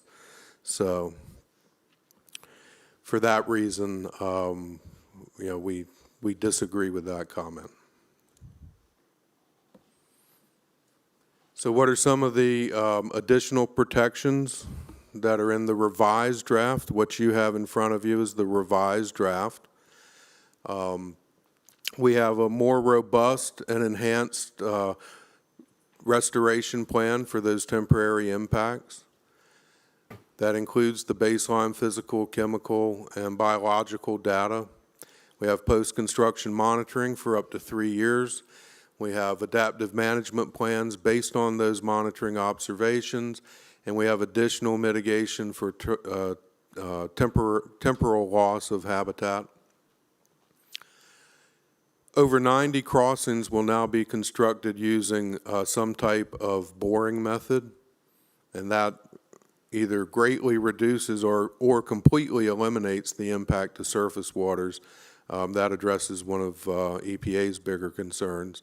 And then we have that comprehensive time of year restriction table provided by DWR's crossing by crossing analysis of each proposed stream crossing.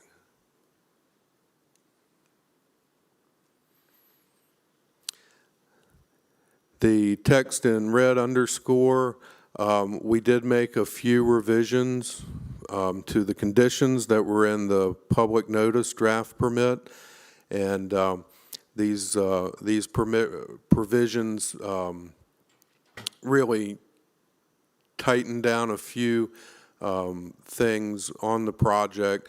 The first thing being that dredge material dewatering areas shall be of adequate size. We had some more general language about that, but we got a little bit more specific with that language. In condition D2, that particular condition generally talks about stockpiling, and so we included construction materials as well as stockpiling, and those things have to be put on geotech fabric. And then, as I mentioned earlier, DWR provided a pretty comprehensive list of time of year restrictions that we had in the draft permit. They also had some recommendations for protection of other species which are not protected by law, but things that they felt would be important for a project like this. So we did add those recommendations from DWR as well into the revised draft.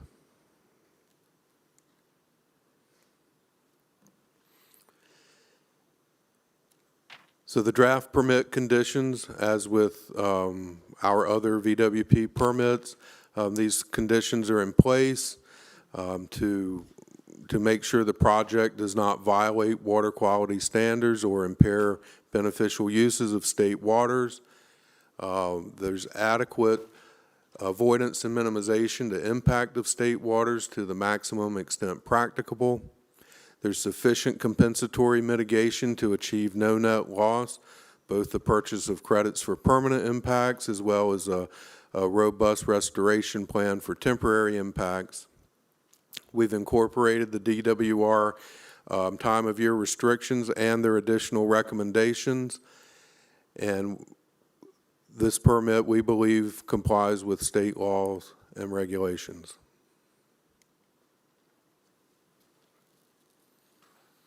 And we'll entertain questions. I've got just one question. Dave, going back to page 17 on your outline, it says over 90 crossings will now be constructed using conventional boring, HDD boring, or micro-tunneling, thus reducing temporary impacts to surface waters.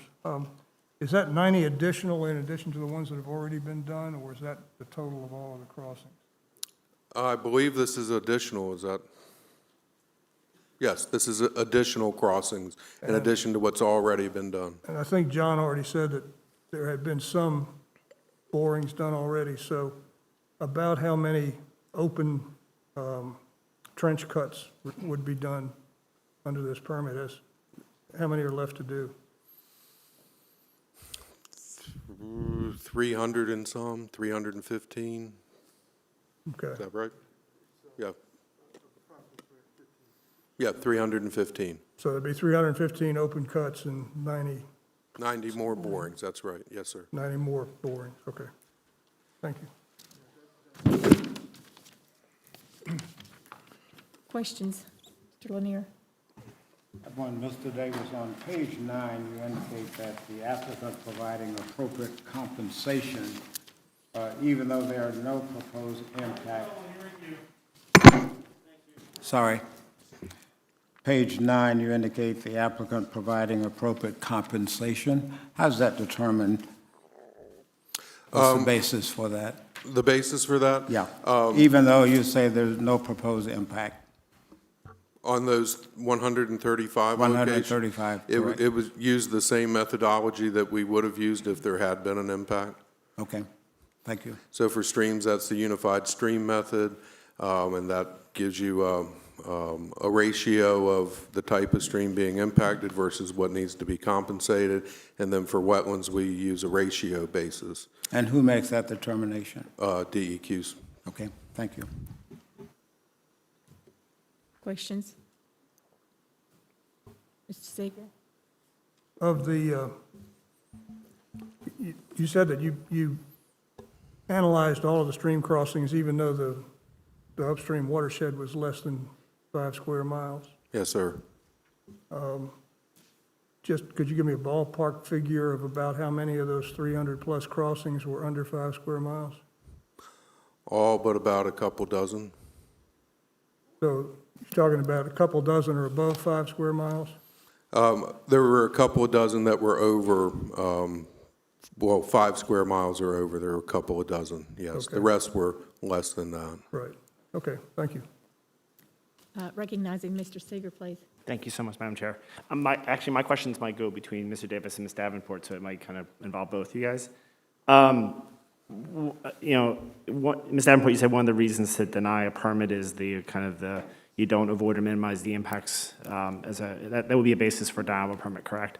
I get the citing issue in terms of kind of the Virginia statute, in terms of it puts some limits on kind of what we can do, what you can do in terms of citing. But it seems to me the record suggests that the final citing of the project is still an open question. I think if you look at kind of some of the FERC decisions that have been made since the certificate was issued in 2017, I think there have been 4 changes by FERC.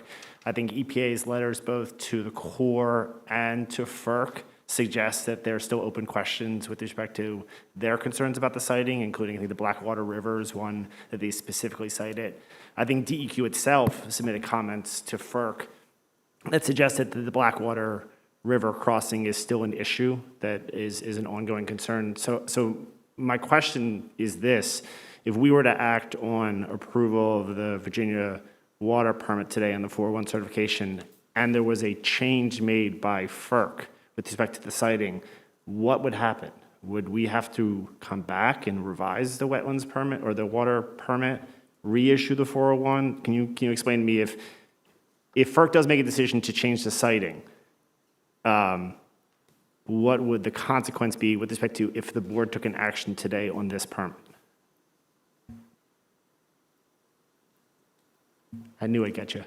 No, I just want to make sure what I say is as accurate as I possibly can say it. So,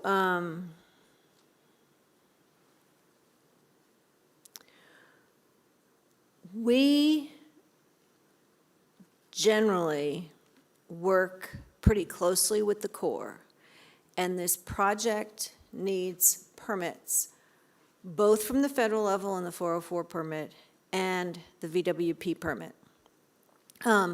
And it looks like, since this permit is up in front of the board today, that the Corps will be making a decision after DEQ does. So one of the things that we say and apply is that whichever is the more restrictive permit requirement is the controlling requirement, because sometimes the timing is such that the permits are different.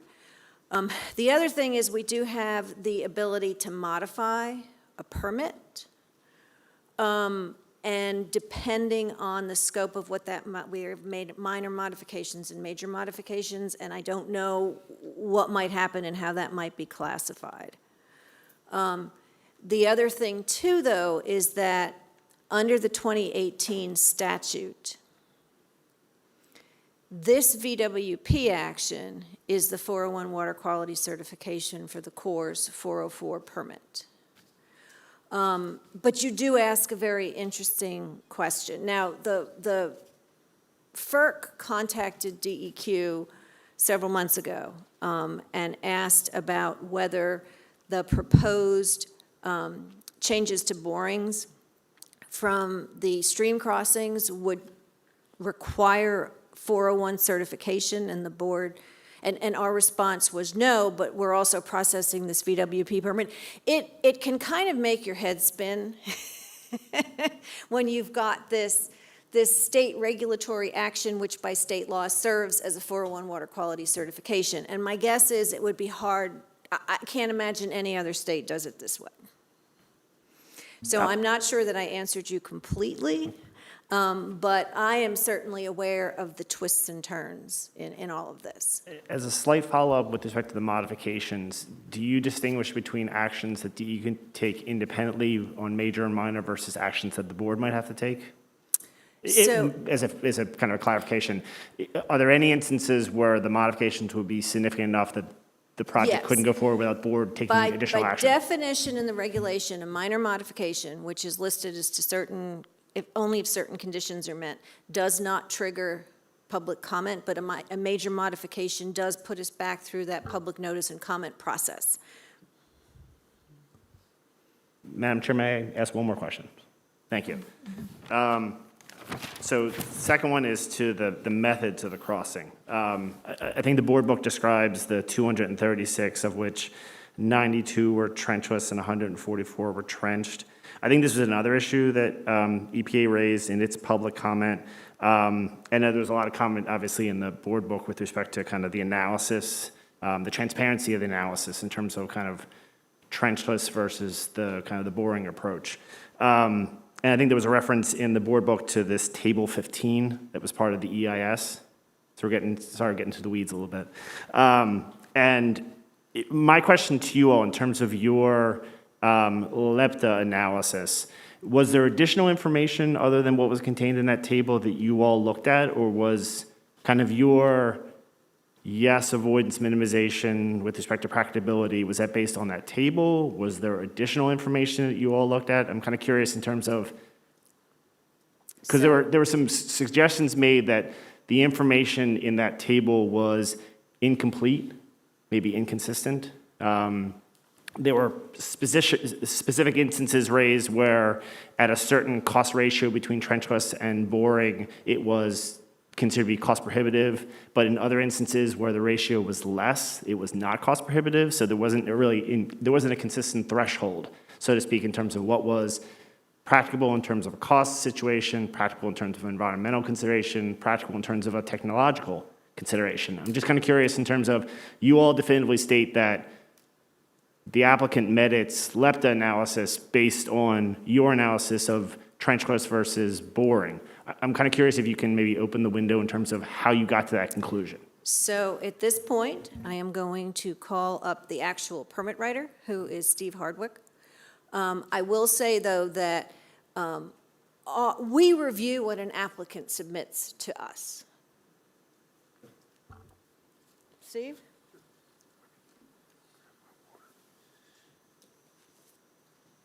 Good afternoon, board members. Steve Hardwick, permit writer. You might want to, they have a hard time. Can you hear me all right? Better. So table 15 specifically was the bulk of what we reviewed in terms of the alternative analysis, or the boring versus no bore determination, the methodology of each crossing. That table provided things like bore length, geotechnical considerations of how deep a bore pit would have to be. It looked at site-specific considerations like the slopes and the available area to work in. That's a big constraint, is each of these crossings, it necks down to 75 feet, the right-of-way to work within. And so as you determine whether you're going to bore or not and how deep you have to bore, that starts affecting the spoil pile that you're looking at. And the Blackwater River is an example, the bore, no bore decision, that really has all those elements where you have steep slopes coming in, you have a neck down right-of-way, and so that starts creating situations where not only do you have to bore deep, like a 39-foot deep bore pit to get that to happen, but that you then have to start cutting benches and to actually take the excavator and lower it down, because there's only so far the excavator can reach down. And so those things are the type of analysis we're looking at, where they start making a case where it's going to be very difficult to constrain, in this instance, I think a 75-foot diameter, 30-foot high spoil pile within this small work area. And so when I'm looking at that as a permit writer that, understands wetlands and streams, at some point I have to accept an engineer's opinion that's in that table and the information that's backed up those engineering decisions. I'm not always in a position to question whether 39 foot, can you go another foot deeper or not? And so I think that the table 15 analysis, which I think EPA came back after looking at table 15, and their one ask for additional input to that table was for MVP to consider what it would cost, or to put into the calculus the cost for mitigation. So David spoke to supplemental mitigation. I think one thing that needed to be talked about there was that supplemental mitigation is for temporal loss. I just wanted to clarify that. So they're looking at temporary crossings where there are no permanent impacts, but they're looking at the time that temporary crossing was sitting there. So I did want to clarify that, and that's where you'd be getting supplemental mitigation. But in the crossing analysis for the table, those sort of engineering decisions and the thought that went into that, I at some point accept that as a qualified engineering opinion that I'm not particularly qualified to make specifically, but I think it was consistent, and the decision process as I looked at each of those, and again, using the Blackwater as an example, followed that same logic for each crossing.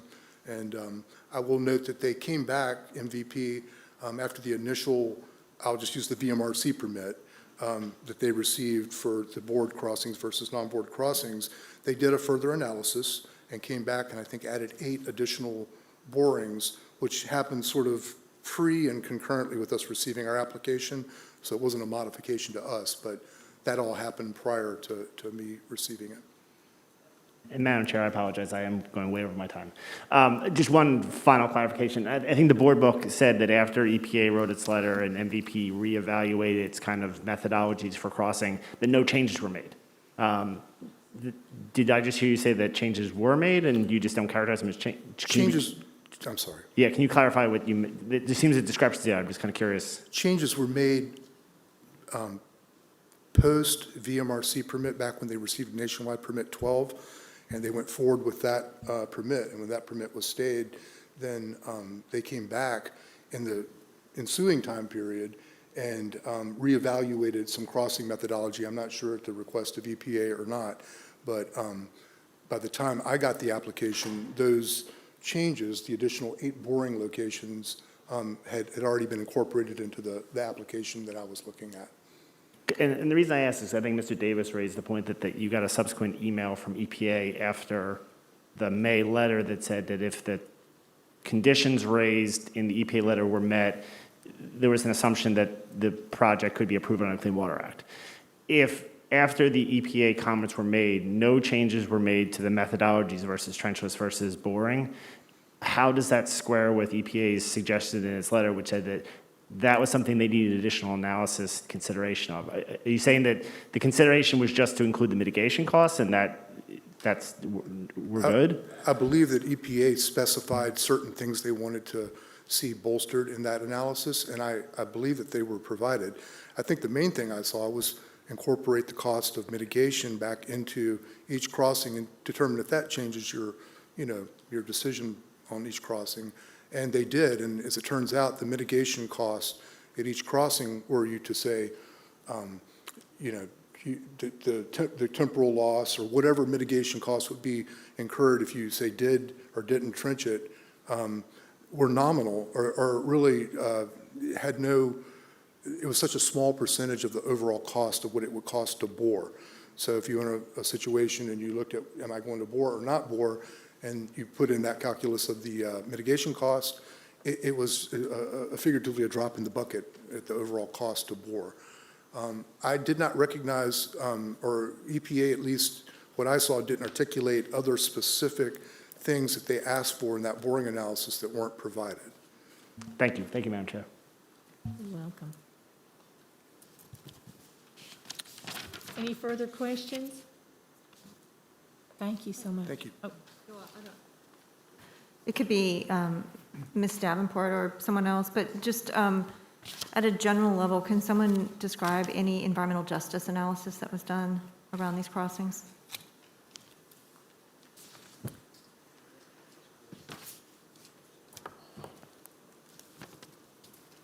So this is what happens when we rely on technology. I saw the newspaper article yesterday about LIS being down, and I always rely on my iPad to find statutory language, and I don't have it today, but that's okay. So,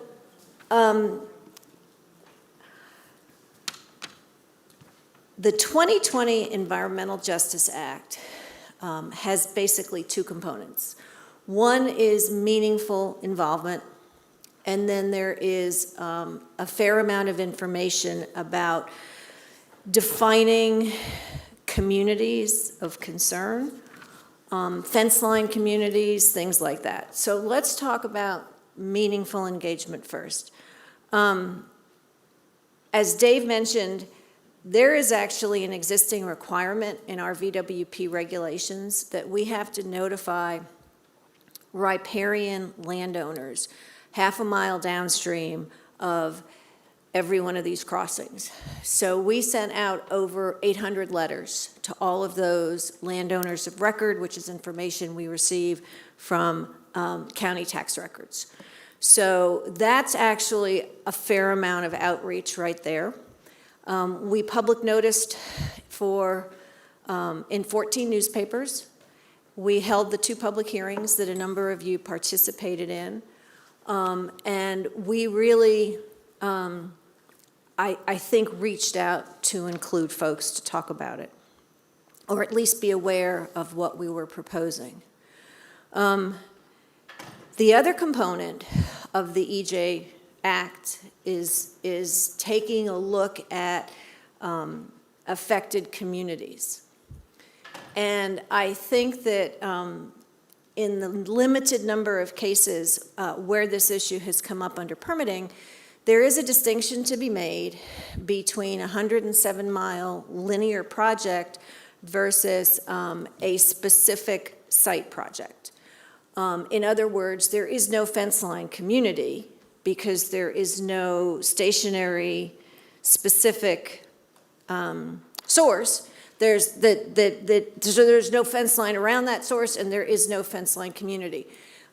So I think it is, the factual situation we have here is a little bit different, and I don't really, I don't know how you would extend it, but more importantly, we're not talking about the scope of this permit is not the pipeline. It is the temporary impacts to wetland and stream crossings. That's what's the scope of your authority, and that's what we're here talking about today. So having said all that, though, FERC did an EJ analysis when they did the environmental impact statement. EPA asked MVP to run an EJ screen analysis. So I don't know what methodology FERC did, but EPA asked MVP to run the analysis under their EJ screen tool. According to the submittal that we received from the applicant, there was no discernible difference between the analysis run by FERC and the analysis run under the EJ model.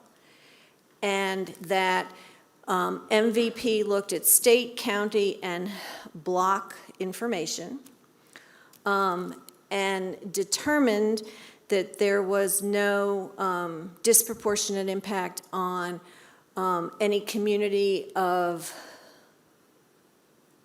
color or poverty and income, which was consistent with what FERC concluded when they did their EJ analysis in the process of developing the EIS.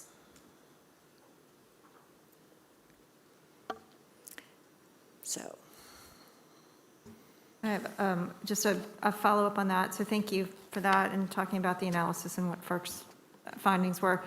Most of this discussion has been around the temporary or quote-unquote temporary impacts of stream crossings. I'll go back to my earlier question about the potential longer-term impacts to EJ communities as well as others for groundwater impacts that could be much longer than temporary.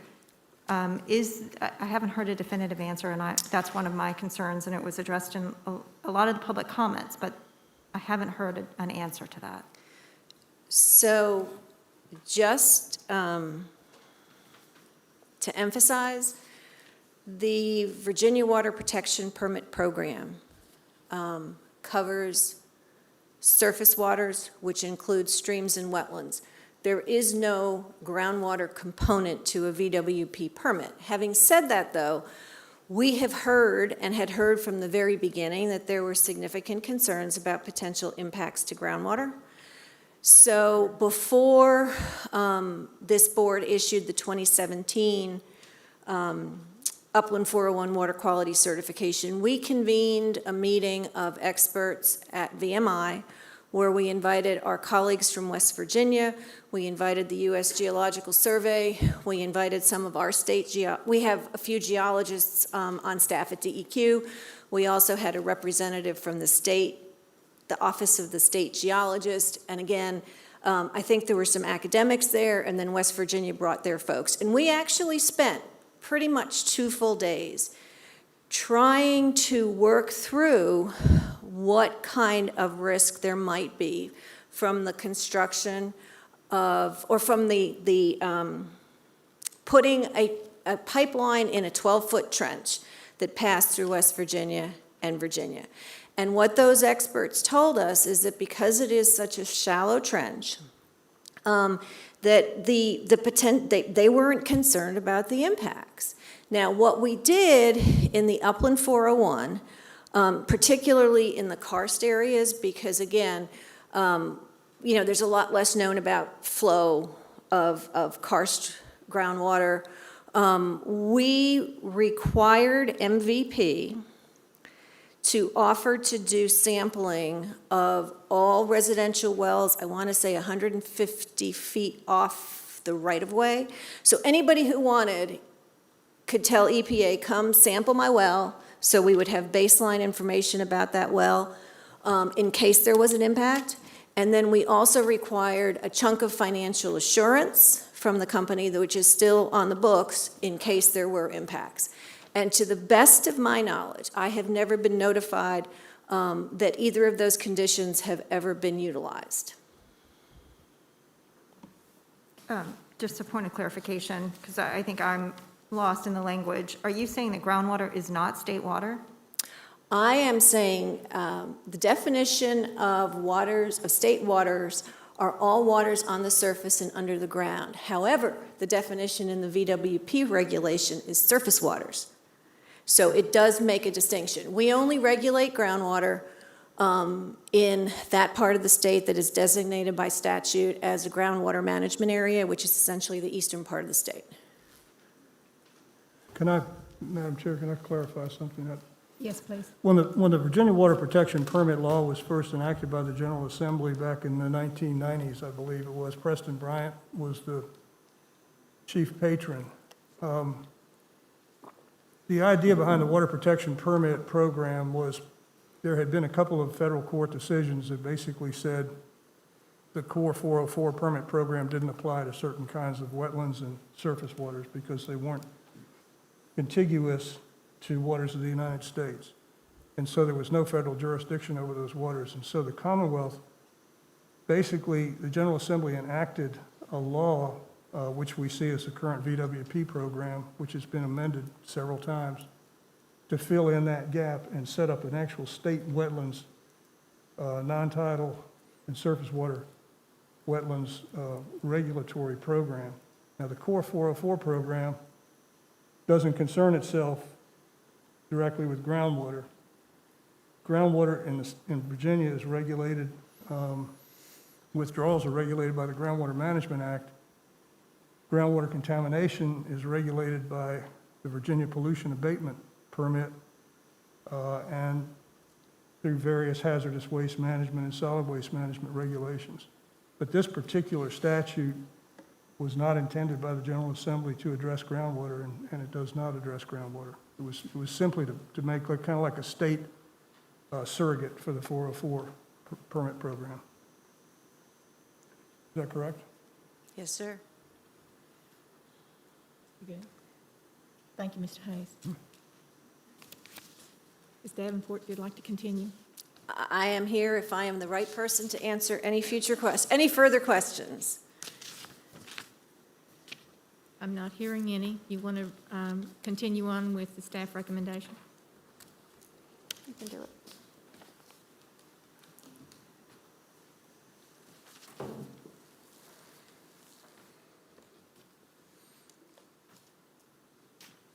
Madam Chair, the staff recommendation, based on the board book materials, including the revised draft VWP permit number 21-0416 and the fact sheet, public comments made at the September 27th and September 28th, 2021 public hearings, written comments received during the 60-day public comment period, staff responses to those public comments, the staff presentations today, any of your discussions, and the agency files on the draft permit. The staff recommends that the board, 1, find that The permit has been prepared in conformance with all applicable statutes, regulations, and agency practices.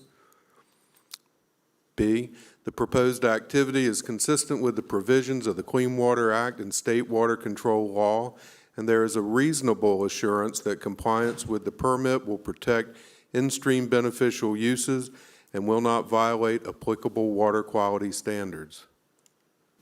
C, the proposed permit addresses avoidance and minimization of surface water impacts to the maximum extent practicable. D, the effect of the impact, together with other existing or proposed impacts to surface waters, will not cause or contribute to significant impairment of state waters or fish and wildlife resources.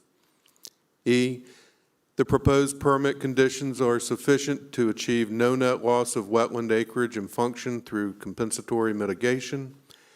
F, the permit is designed to prevent unpermitted impacts. Staff recommends that the board approve VWP permit 21-0416 with conditions as contained in your board book. And 3, authorize the director to issue the final permit as approved by the board. Madam Chair, Yes, sir. the code requires us to make certain specific findings before we can act to approve a water protection permit. And those findings are found at section 62.1-44.15:21 of the code. We also have to make certain specific findings in accordance with issuance of certification under section 401 of the Clean Water Act. And the so-called board bill dealing with permitting requires that we put our findings in writing when we approve a staff recommendation or make a case decision or decide on a regulation. I want to take this thing off for a minute. It's driving me crazy. That'd be good. And so I've looked at the staff recommendation, and the staff recommendation incorporates all of the statutory findings that we're required to make, almost in the exact same language. So to save time and to make sure that we've done what we're supposed to do, first thing I move is that we adopt the DEQ staff recommendation as the board's written findings, and that the recommendations on page 19 be put into the record as our written finding. And then I also move, in addition to that, that we approve VWP permit 21-0416 with conditions as contained in our board book, which will also be incorporated into the record, and authorize the director to issue the final permit as approved by the board. Very good. We have a motion. I need a second. Second. We have a second. Madam Chair, I would just point out that as part of the board materials, the department submitted what's called the fact sheet, explains the basis for their conclusions. So to the extent Mr. Hayes is incorporating staff recommendation, I also recommend that specifically the fact sheet is the basis for. I recommend that the motion also include incorporation of the fact sheet as the basis for the department's conclusion. All right, well, I'll in order to make sure we're perfectly clear, I'm going to amend my motion to incorporate the fact sheet, which is incorporated in the board book. Second. Okay, we have an amended motion and an amended second. I'm going to ask for a roll call, discussion. Any discussion? I'm going to ask for a roll call. I'm going to start with Mr. Sager. Nay. Ms. Jazinski? No. Mr. Hayes? Aye. Mr. Lanier? Aye. And the chair votes yes. Motion carried.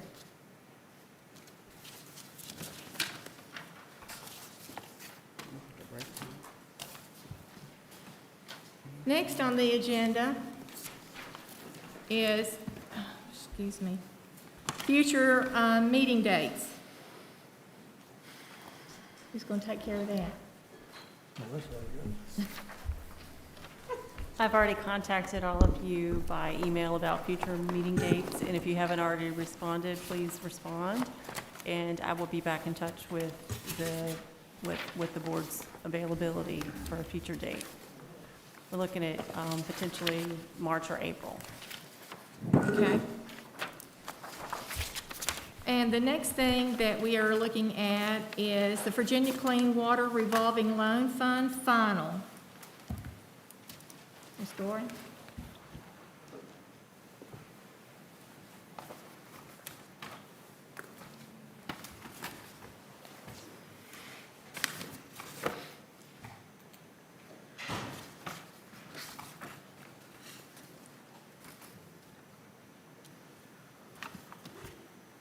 Thank you. Thank you.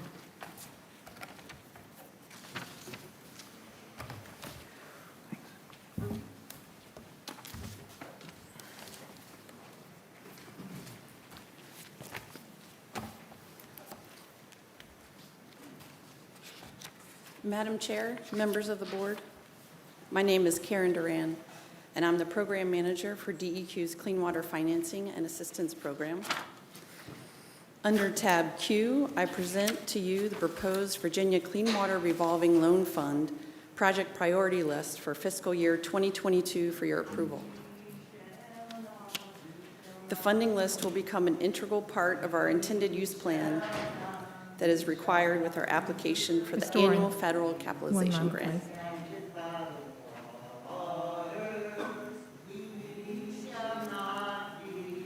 Could you all please move along?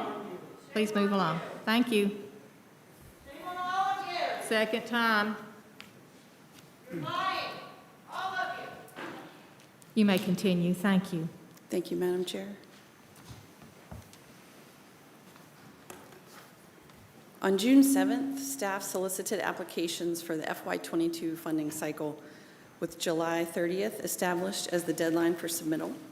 Based on this solicitation, DEQ received applications for 28 wastewater improvement projects, including 7 Southwest Virginia pilot program construction projects, 4 stormwater projects, and 1 combined living shoreline and on-site septic local program application, with the amount requested totaling $445,350,944. Staff determined that all projects provide a high water quality benefit and would be considered for funding, with one request reduced from $200 million to $100 million. By memorandum dated September 24th, 2021, the Director of DEQ authorized staff to proceed to public comment for the 33 projects. A 30-day public comment period was held September 29th to October 29th, and a public meeting was convened on October 29th. Notice of the meeting was posted on Virginia Regulatory Town Hall and DEQ's Clean Water Financing and Assistance Program website. No comments were received. Following the public comment period, 1 applicant withdrew their application, resulting in the final FY22 project list totaling 32 projects and $343,745,944 in assistance.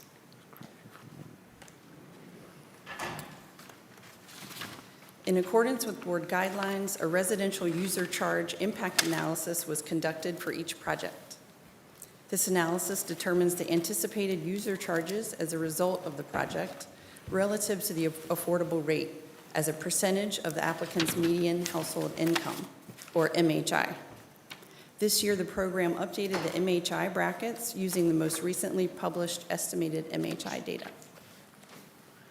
We are proposing that the program rate subsidy for wastewater-related projects differ depending on the term of the loan.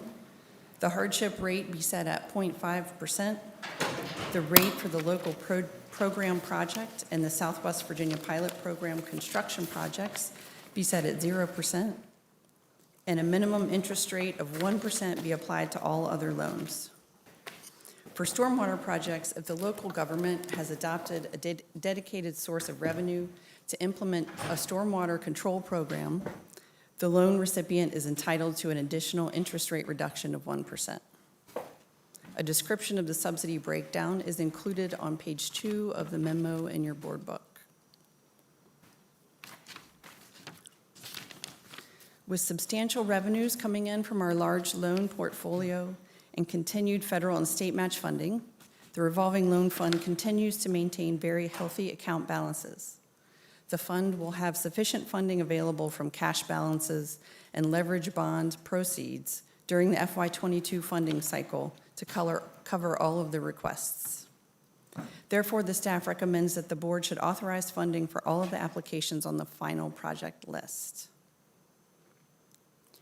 I can now take any of your questions or move to the staff recommendation. Any questions? Proceed, thank you. The staff recommends that the board authorize the execution of loan agreements, loan amounts, interest rates, and terms for the projects listed in the table on the third page of the memo in your board book for $343,745,944 in loan assistance.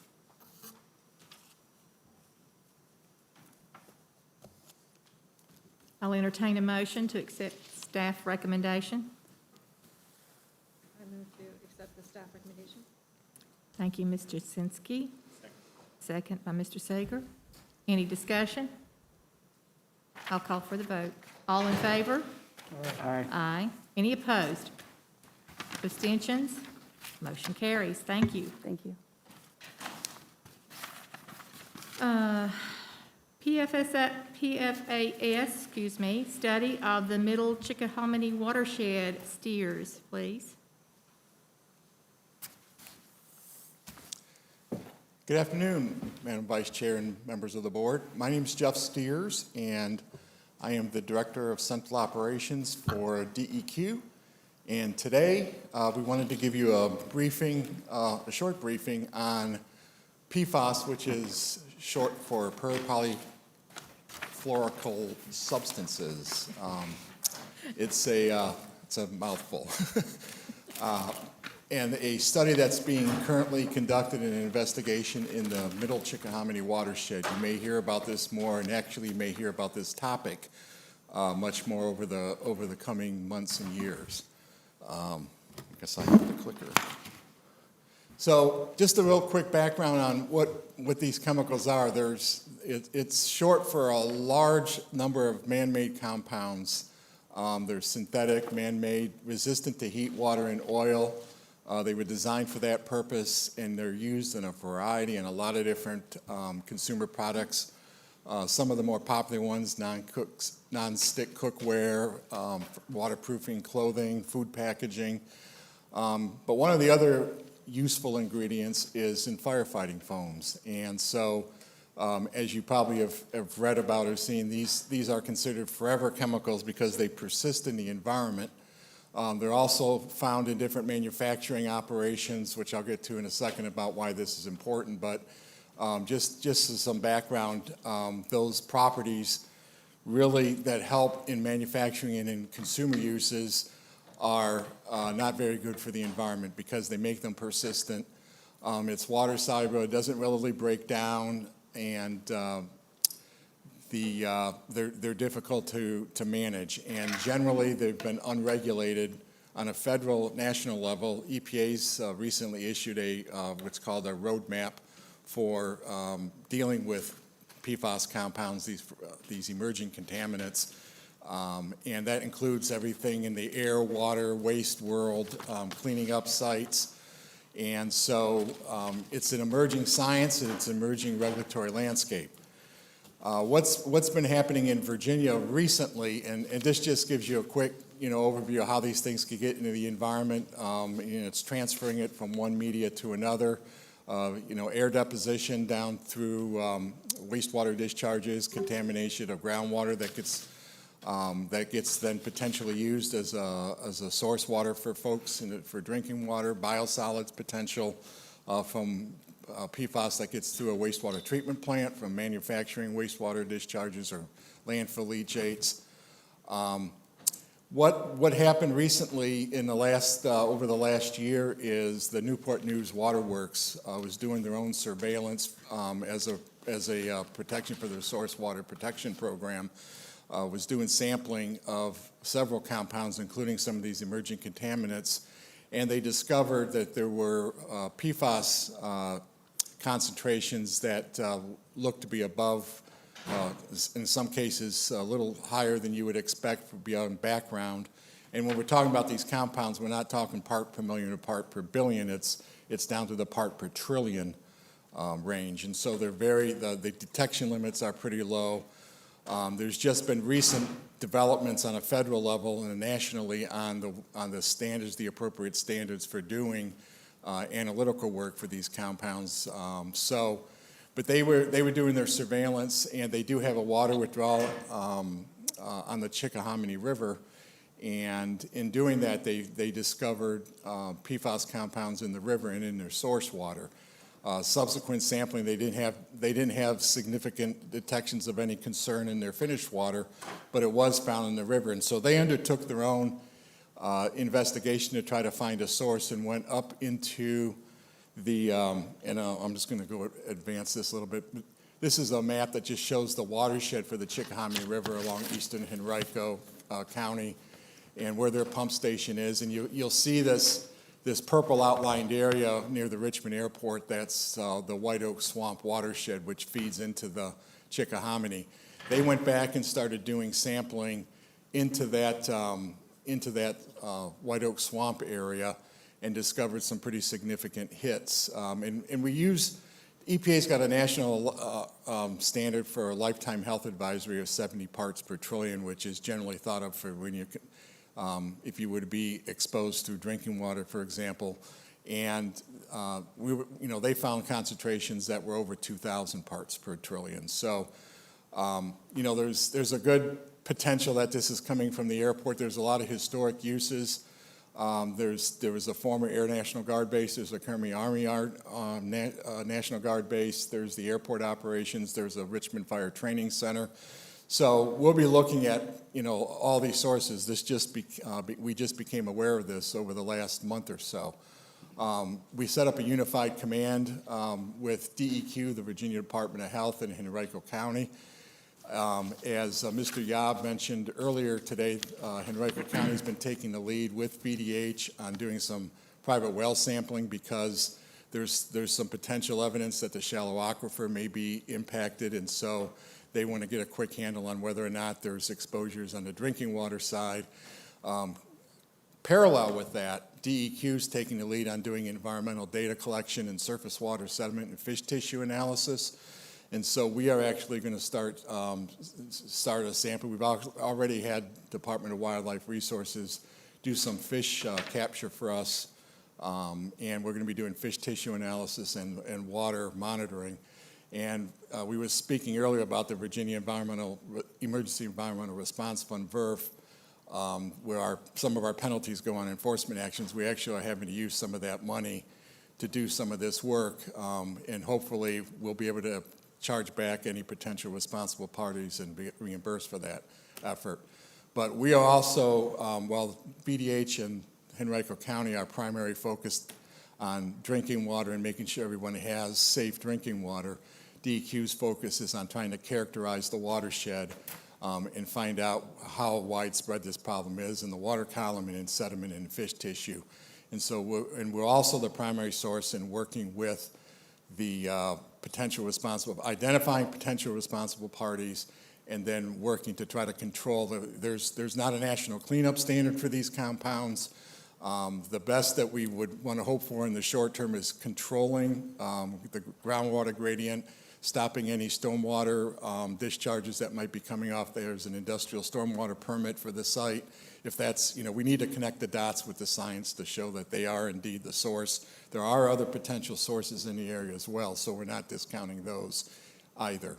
And we've been trying to do a lot with community engagement and communication for the residents in eastern Henrico County. And we've had a webinar, we've had a public meeting. There's actually an open house for folks to come in and learn more as we're speaking. It starts this afternoon out there. So we're all working on this together as a team. And I just wanted to kind of, again, I just emphasizes our objectives for our monitoring, and that we're partnering and having USGS, U.S. Geological Survey, actually doing the work for us. They have expertise in the area of collections, sampling collection, and analytical methods. So we expect that the data we get will be very high quality and data that we can make decisions from going forward. And there also, we found there's agricultural uses along the water, in the watershed that, once we get the data, we'll have to work with other agencies on what to do with that and with VDH. And we hope to have some initial results by late winter, early spring next year. And this just kind of gives you a short-term map. I think you've got copies so you can refer to it, but it does give us a spread of our first round of sampling, and we'll continue to expand as we need to with that. And then finally, we have an overall, even before we became aware of this, DEQ has been working on a statewide strategy for looking at PFAS and where it is. We're not in the forefront with other states. I'd say Michigan has probably got has done the most work and has had the most funding to do this. They've actually adopted water quality standards for some of these compounds, and they're doing monitoring of wildlife, agricultural resources, biosolids. They've developed water permit limits. So there's a lot that, other states are looking at, EPA is looking at, but we're at least trying to find where there might be areas of concern in Virginia. So we're working with all of the public utilities and VAMWA and VMA to do an industrial user survey on PFAS, looking at historic and past practices and current practices. And we've got some funding that we're doing this year to do some more ambient surface water monitoring in some areas that we think may be of concern across the Commonwealth. So we may, when you sample for it, you find it. It's just so prevalent. So we're hoping that this will help give us another snapshot, and we'll take each of these as they come out to look for sources and how we might control those. And there likely will be more requirements coming down the pike on self-monitoring by VIPD's permittees, for example, industrial sources that may be using these compounds. So that's it in a nutshell, and I'm happy to answer any questions. Just wanted to keep you informed of this. I'll take questions from the board. Ms. Dzinski. Thank you for that, and I'm appreciative that the agency's taken a lead role on PFAS in the state and locally. Can you you mentioned webinars out to residents. What's the message or the ask of them? Are you asking them to participate in monitoring or just letting them know about the presence? Primarily, the very first thing was to let them know within a month of when we discovered this, we got the agencies together and we said we need to inform the public and the folks that may be closest impacted. So a webinar was the very first thing, and it was to share information, and then we answered questions online. And then as we're doing more, we actually have a joint group of our public involvement folks from the agencies and from the county working on strategies to further do outreach. But the next phase of that then was to go through and look for homes that they've identified that are in private wells and get folks to make sure they understand that the county, starting with the county and then VDH, they can get their water tested, and then we'll make decisions about what to do with that. So it's been about informing and asking questions. Thank you. Yes, Mr. Seeger. Can I ask a quick question? You mentioned a possible sources, the kind of the firefighting foam issue and the kind of the airport and National Guard use. To the extent that you're trying to control ongoing sources of PFAS, do you know if the firefighting academy is actively using firefighting foams in their training? Not at this point. Okay. Not at this point. And one of the things they're trying to do nationally is use these foams when you need to use it in an emergency, but don't be using it when you're doing training. Find other alternatives for foam. And they may very well not be now, but we're just in the early stages of actually getting all the folks on the airport property together and to ask some questions. Thank you. Any other questions? Thank you. All right, thank you. Moving along to, on my agenda, says Mountain Valley Pipeline update. Who is giving that? Madam Vice Chairman, I am, and this is the regularly scheduled update. If you like, I have a handout, or I can run through it quickly, however you wish to proceed. What's the board's pleasure? Run through it quickly? Sure. Thank you. So as far as the status of construction, You've probably noticed it's been kind of dry since our last board meeting, which means they haven't been subject to the high-intensity rain events and the resulting E&S challenges. Essentially, G and H stabilized during the last couple months, so now all three spreads are in a dormant stage, which is what typically happens in anticipation of winter weather because the soil generally freezes. So really, what they're working on is inspection and maintenance of E&S controls, and that's the vast majority of the work that's being done.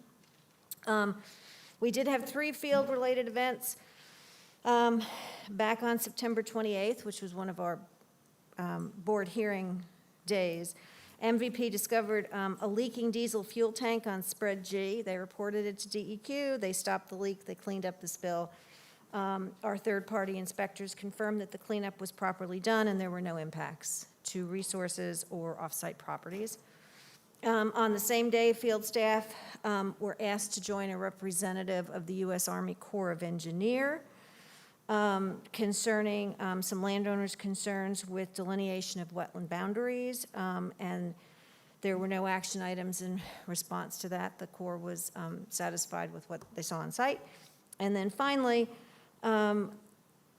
there was, so on spread G, MVP filled a small isolated wetland, which actually had formed from the time the project had started. Because the thing about wetlands is that if you've got a depression and you've got water and you've got appropriate soils, you may end up creating a wetland, and that was what was happened there. And MVP worked with the Corps to get coverage for, under the permit, to have taken that impact, and the disturbed area was restored to original contour and permanently stabilized, and we went out and inspected after completion. We have performed 56 site inspections between September 28th and December 10th. We responded to 3 complaints, and none of the complaints were attributable to MVP noncompliance, and none resulted in impacts to resources or off-site properties. Thank you. Any questions for Ms. Davenport at all on the report that she's just given? Okay. Thank you. Hearing none. Next, I will offer up a public forum, and we're not going to exceed 45 minutes, and we will take no public comment on Mountain Valley Pipeline. So do I have any public comments? Madam Chair, we have 5 speakers for the public forum, and it's up to 3 minutes. First speaker is Danny LeBeau.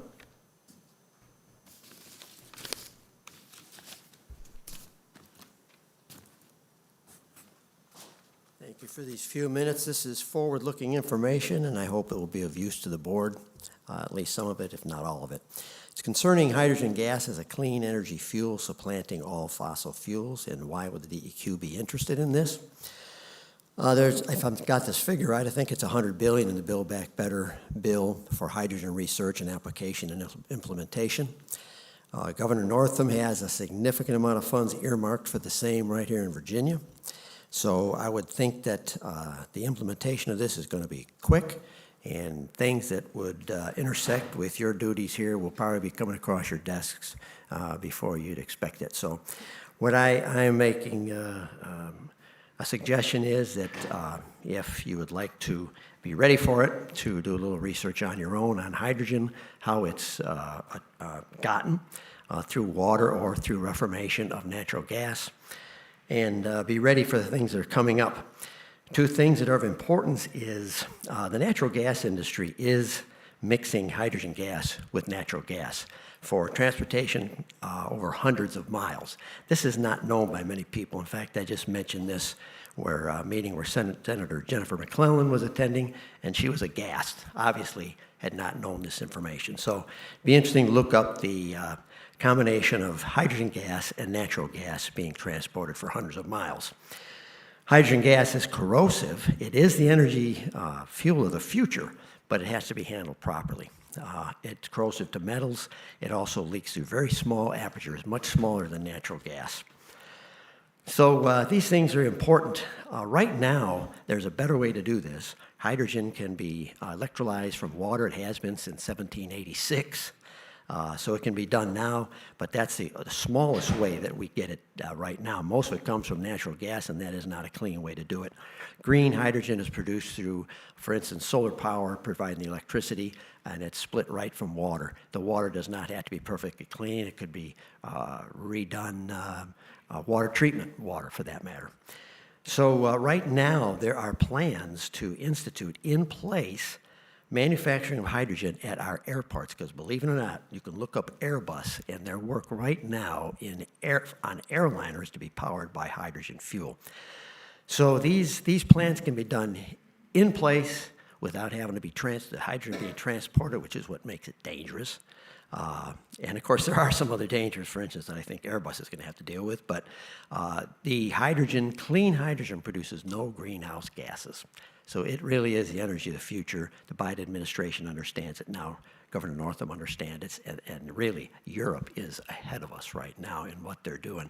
They're powering power plants already with hydrogen gas. Toyota has just run a Corolla through a 24-hour Le Mans-style grueling race powered just by hydrogen gas, not the other type of hydrogen that they fuel cars with through the, I forget the name of the equipment, but this is actually the gas itself. So this is the energy of the future, and I think you'll be dealing with a lot of things that might intersect with water. I would like to mention two other things about something that was just talked about. Coal tar. If you want to write this down, please. I was in the paint industry for many years. KTA Tater. KTA Tater, T-A-T-O-R. They are the preeminent technical people on coatings in the United States, and if they can't tell you an answer to any question, they can tell you where you can get the answer. The other thing is the perfluoroalkyls. Think about all these nice shiny metal roofs that you see now in restaurants and all over the place. That's all perfluoroalkyls. They're in the sun. They break down. It does take about 30 years, but those chemicals are leaching into our water too. Think also of all the metal-sided buildings that are nice and shiny. Same chemical. All those floral compound chemicals. And finally, in your own homes, your nonstick pans, Teflon pans, you're getting those chemicals in your body through those pans. So if you really want to get rid of it, the water's bad enough, but if you're cooking on those things, you're getting it. So get rid of it. Thank you very much. Thank you, Mr. LeBeau. Next speaker is Kay Ferguson.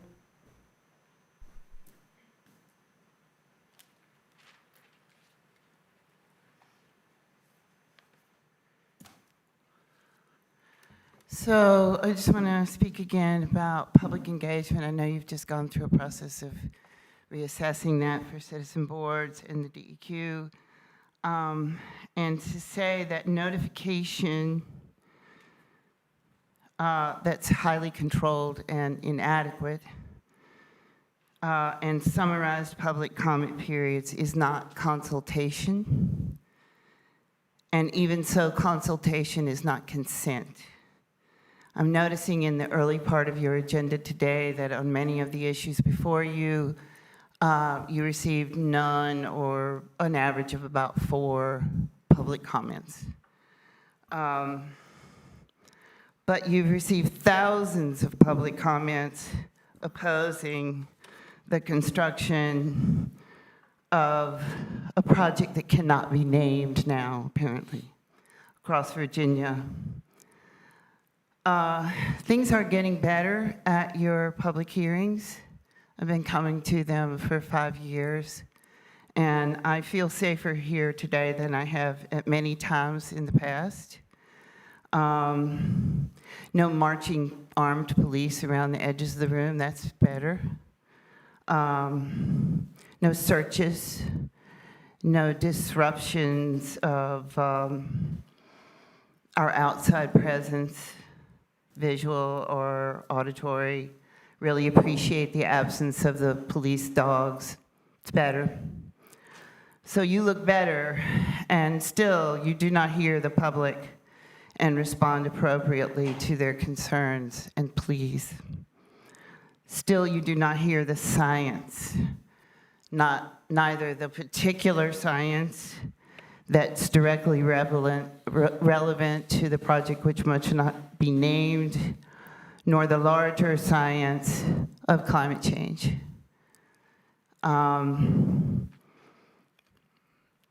The IPCC report is a consensus document, something I've just learned.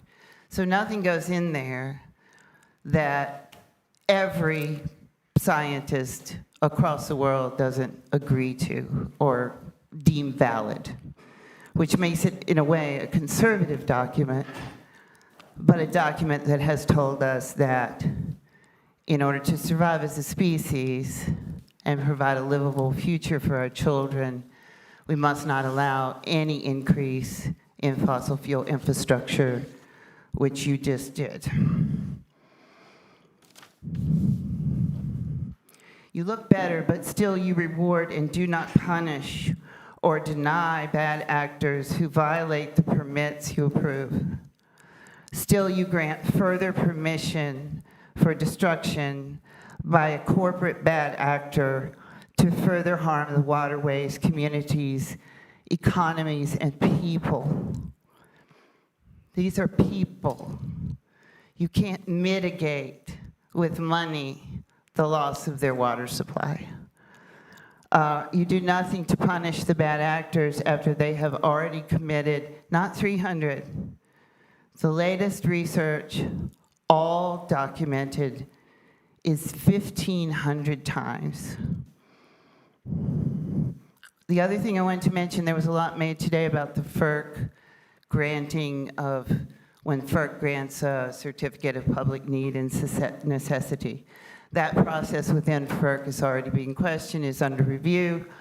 But one thing that was hard to learn at the beginning of all this for me was the certification of public need and necessity is based on there being contracts for what a pipeline will carry. So the corporations say they want to buy it, and that's what the determination is. You would think that in that construct, the contracts could not be the same as the corporations seeking to profit to build them, but that's not true. I would like to point to a future consideration that DEQ not approve or suggest to the board for approval permits that they cannot monitor. How does reasonable assurance go hand in hand with the off-quoted, we do not have the resources or funds to fully monitor a long project route? Yet these two claims have both been repeated claims during the entire permitting construction process for the pipeline, which must not be named. Ms. Ferguson, we specifically ask you all not to talk about the Mountain Valley Pipeline. I didn't say Mountain Valley Pipeline. I understand. I won't allow another one. Joshua Vanna is the next speaker.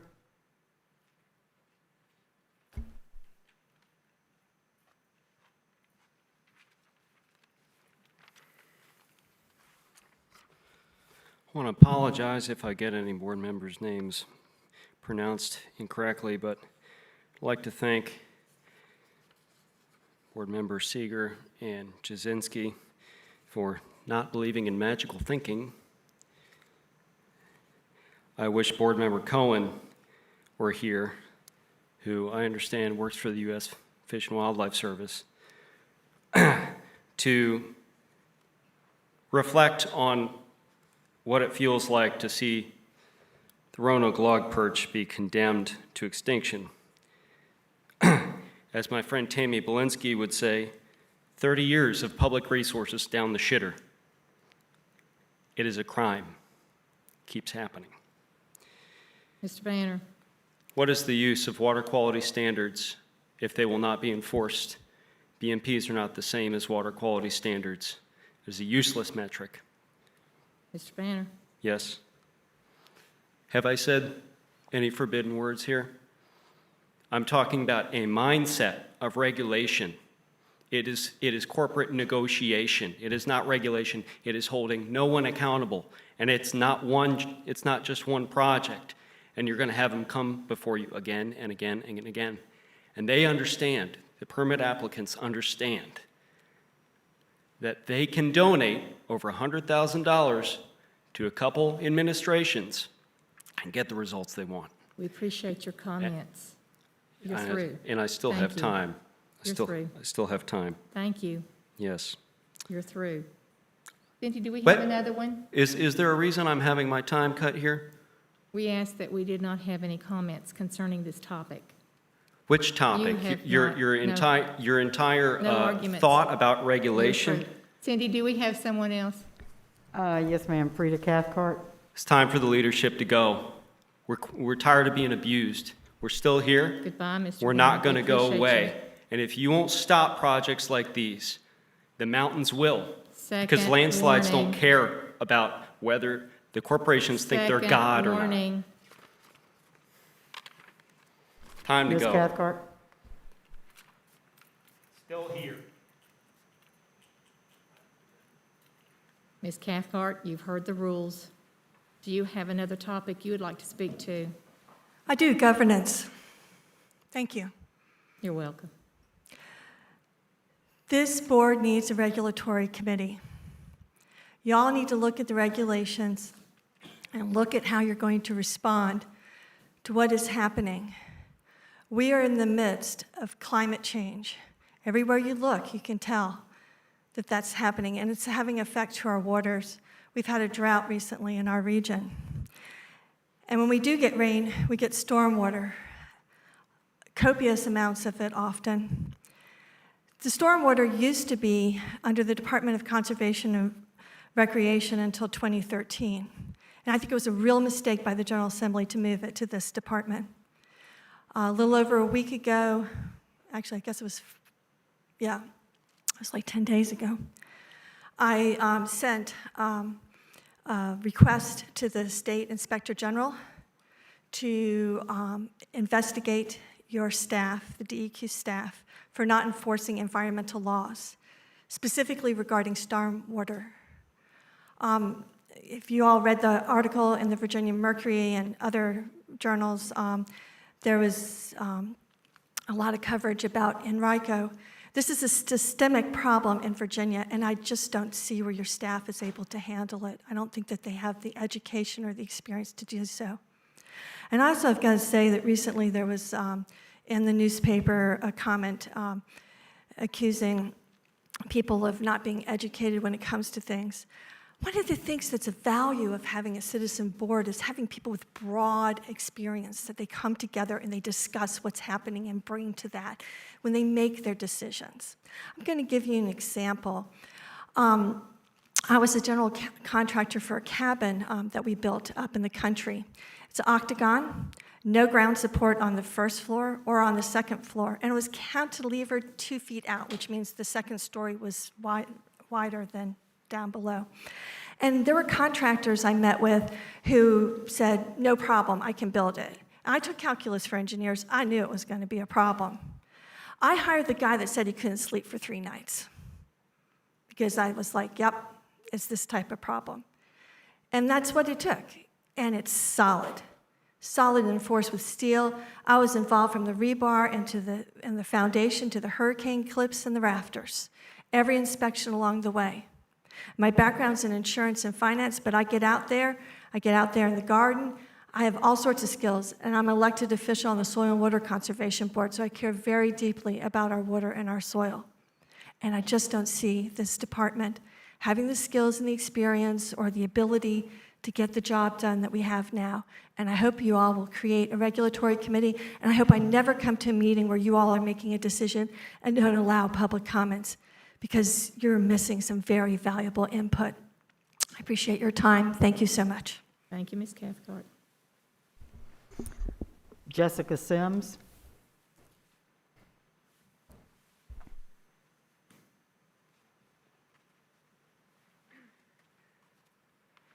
Good afternoon. I'm Jessica Sims, a resident of Henrico. Can you hear me? You can drop your mask if you want to. I don't care to take it off. Okay. Thank you. Speaking in my personal capacity, compelled to comment on the public engagement process of the Water Board, the DEQ, and the need for environmental justice review as part of your procedures. The current processes performed by the DEQ are still inadequate, seemingly purposefully demoralizing, and ultimately negligent to the public. The SKIO report clearly iterated that the agency is woefully inadequate in terms of public outreach, engagement, notification, and more broadly, completely lacking trust within the community. It seems that even with that report, and even with a new environmental justice director whose guidance and wisdom seems to have not been included in any capacity with recent proceedings, the DEQ has truly not heard this information. When you limit the public voice via procedural privilege or maneuvering via insufficient outreach, misinformation presented by the DEQ, you participate in the direct harms to communities of Virginia. You act with the same violence as the industry applicants. You as a board deserve accurate information to be presented to you. DEQ has consistently dismissed, downplayed, and devalued critical information for projects statewide from those on the ground and those living the project. There is a great weight on you as a board. The DEQ failed you today. Thank you, members Jasinski and Seeger. And in closing, those in a project's blast zone or whose well water supplies would be destroyed by a project are certainly fence line communities.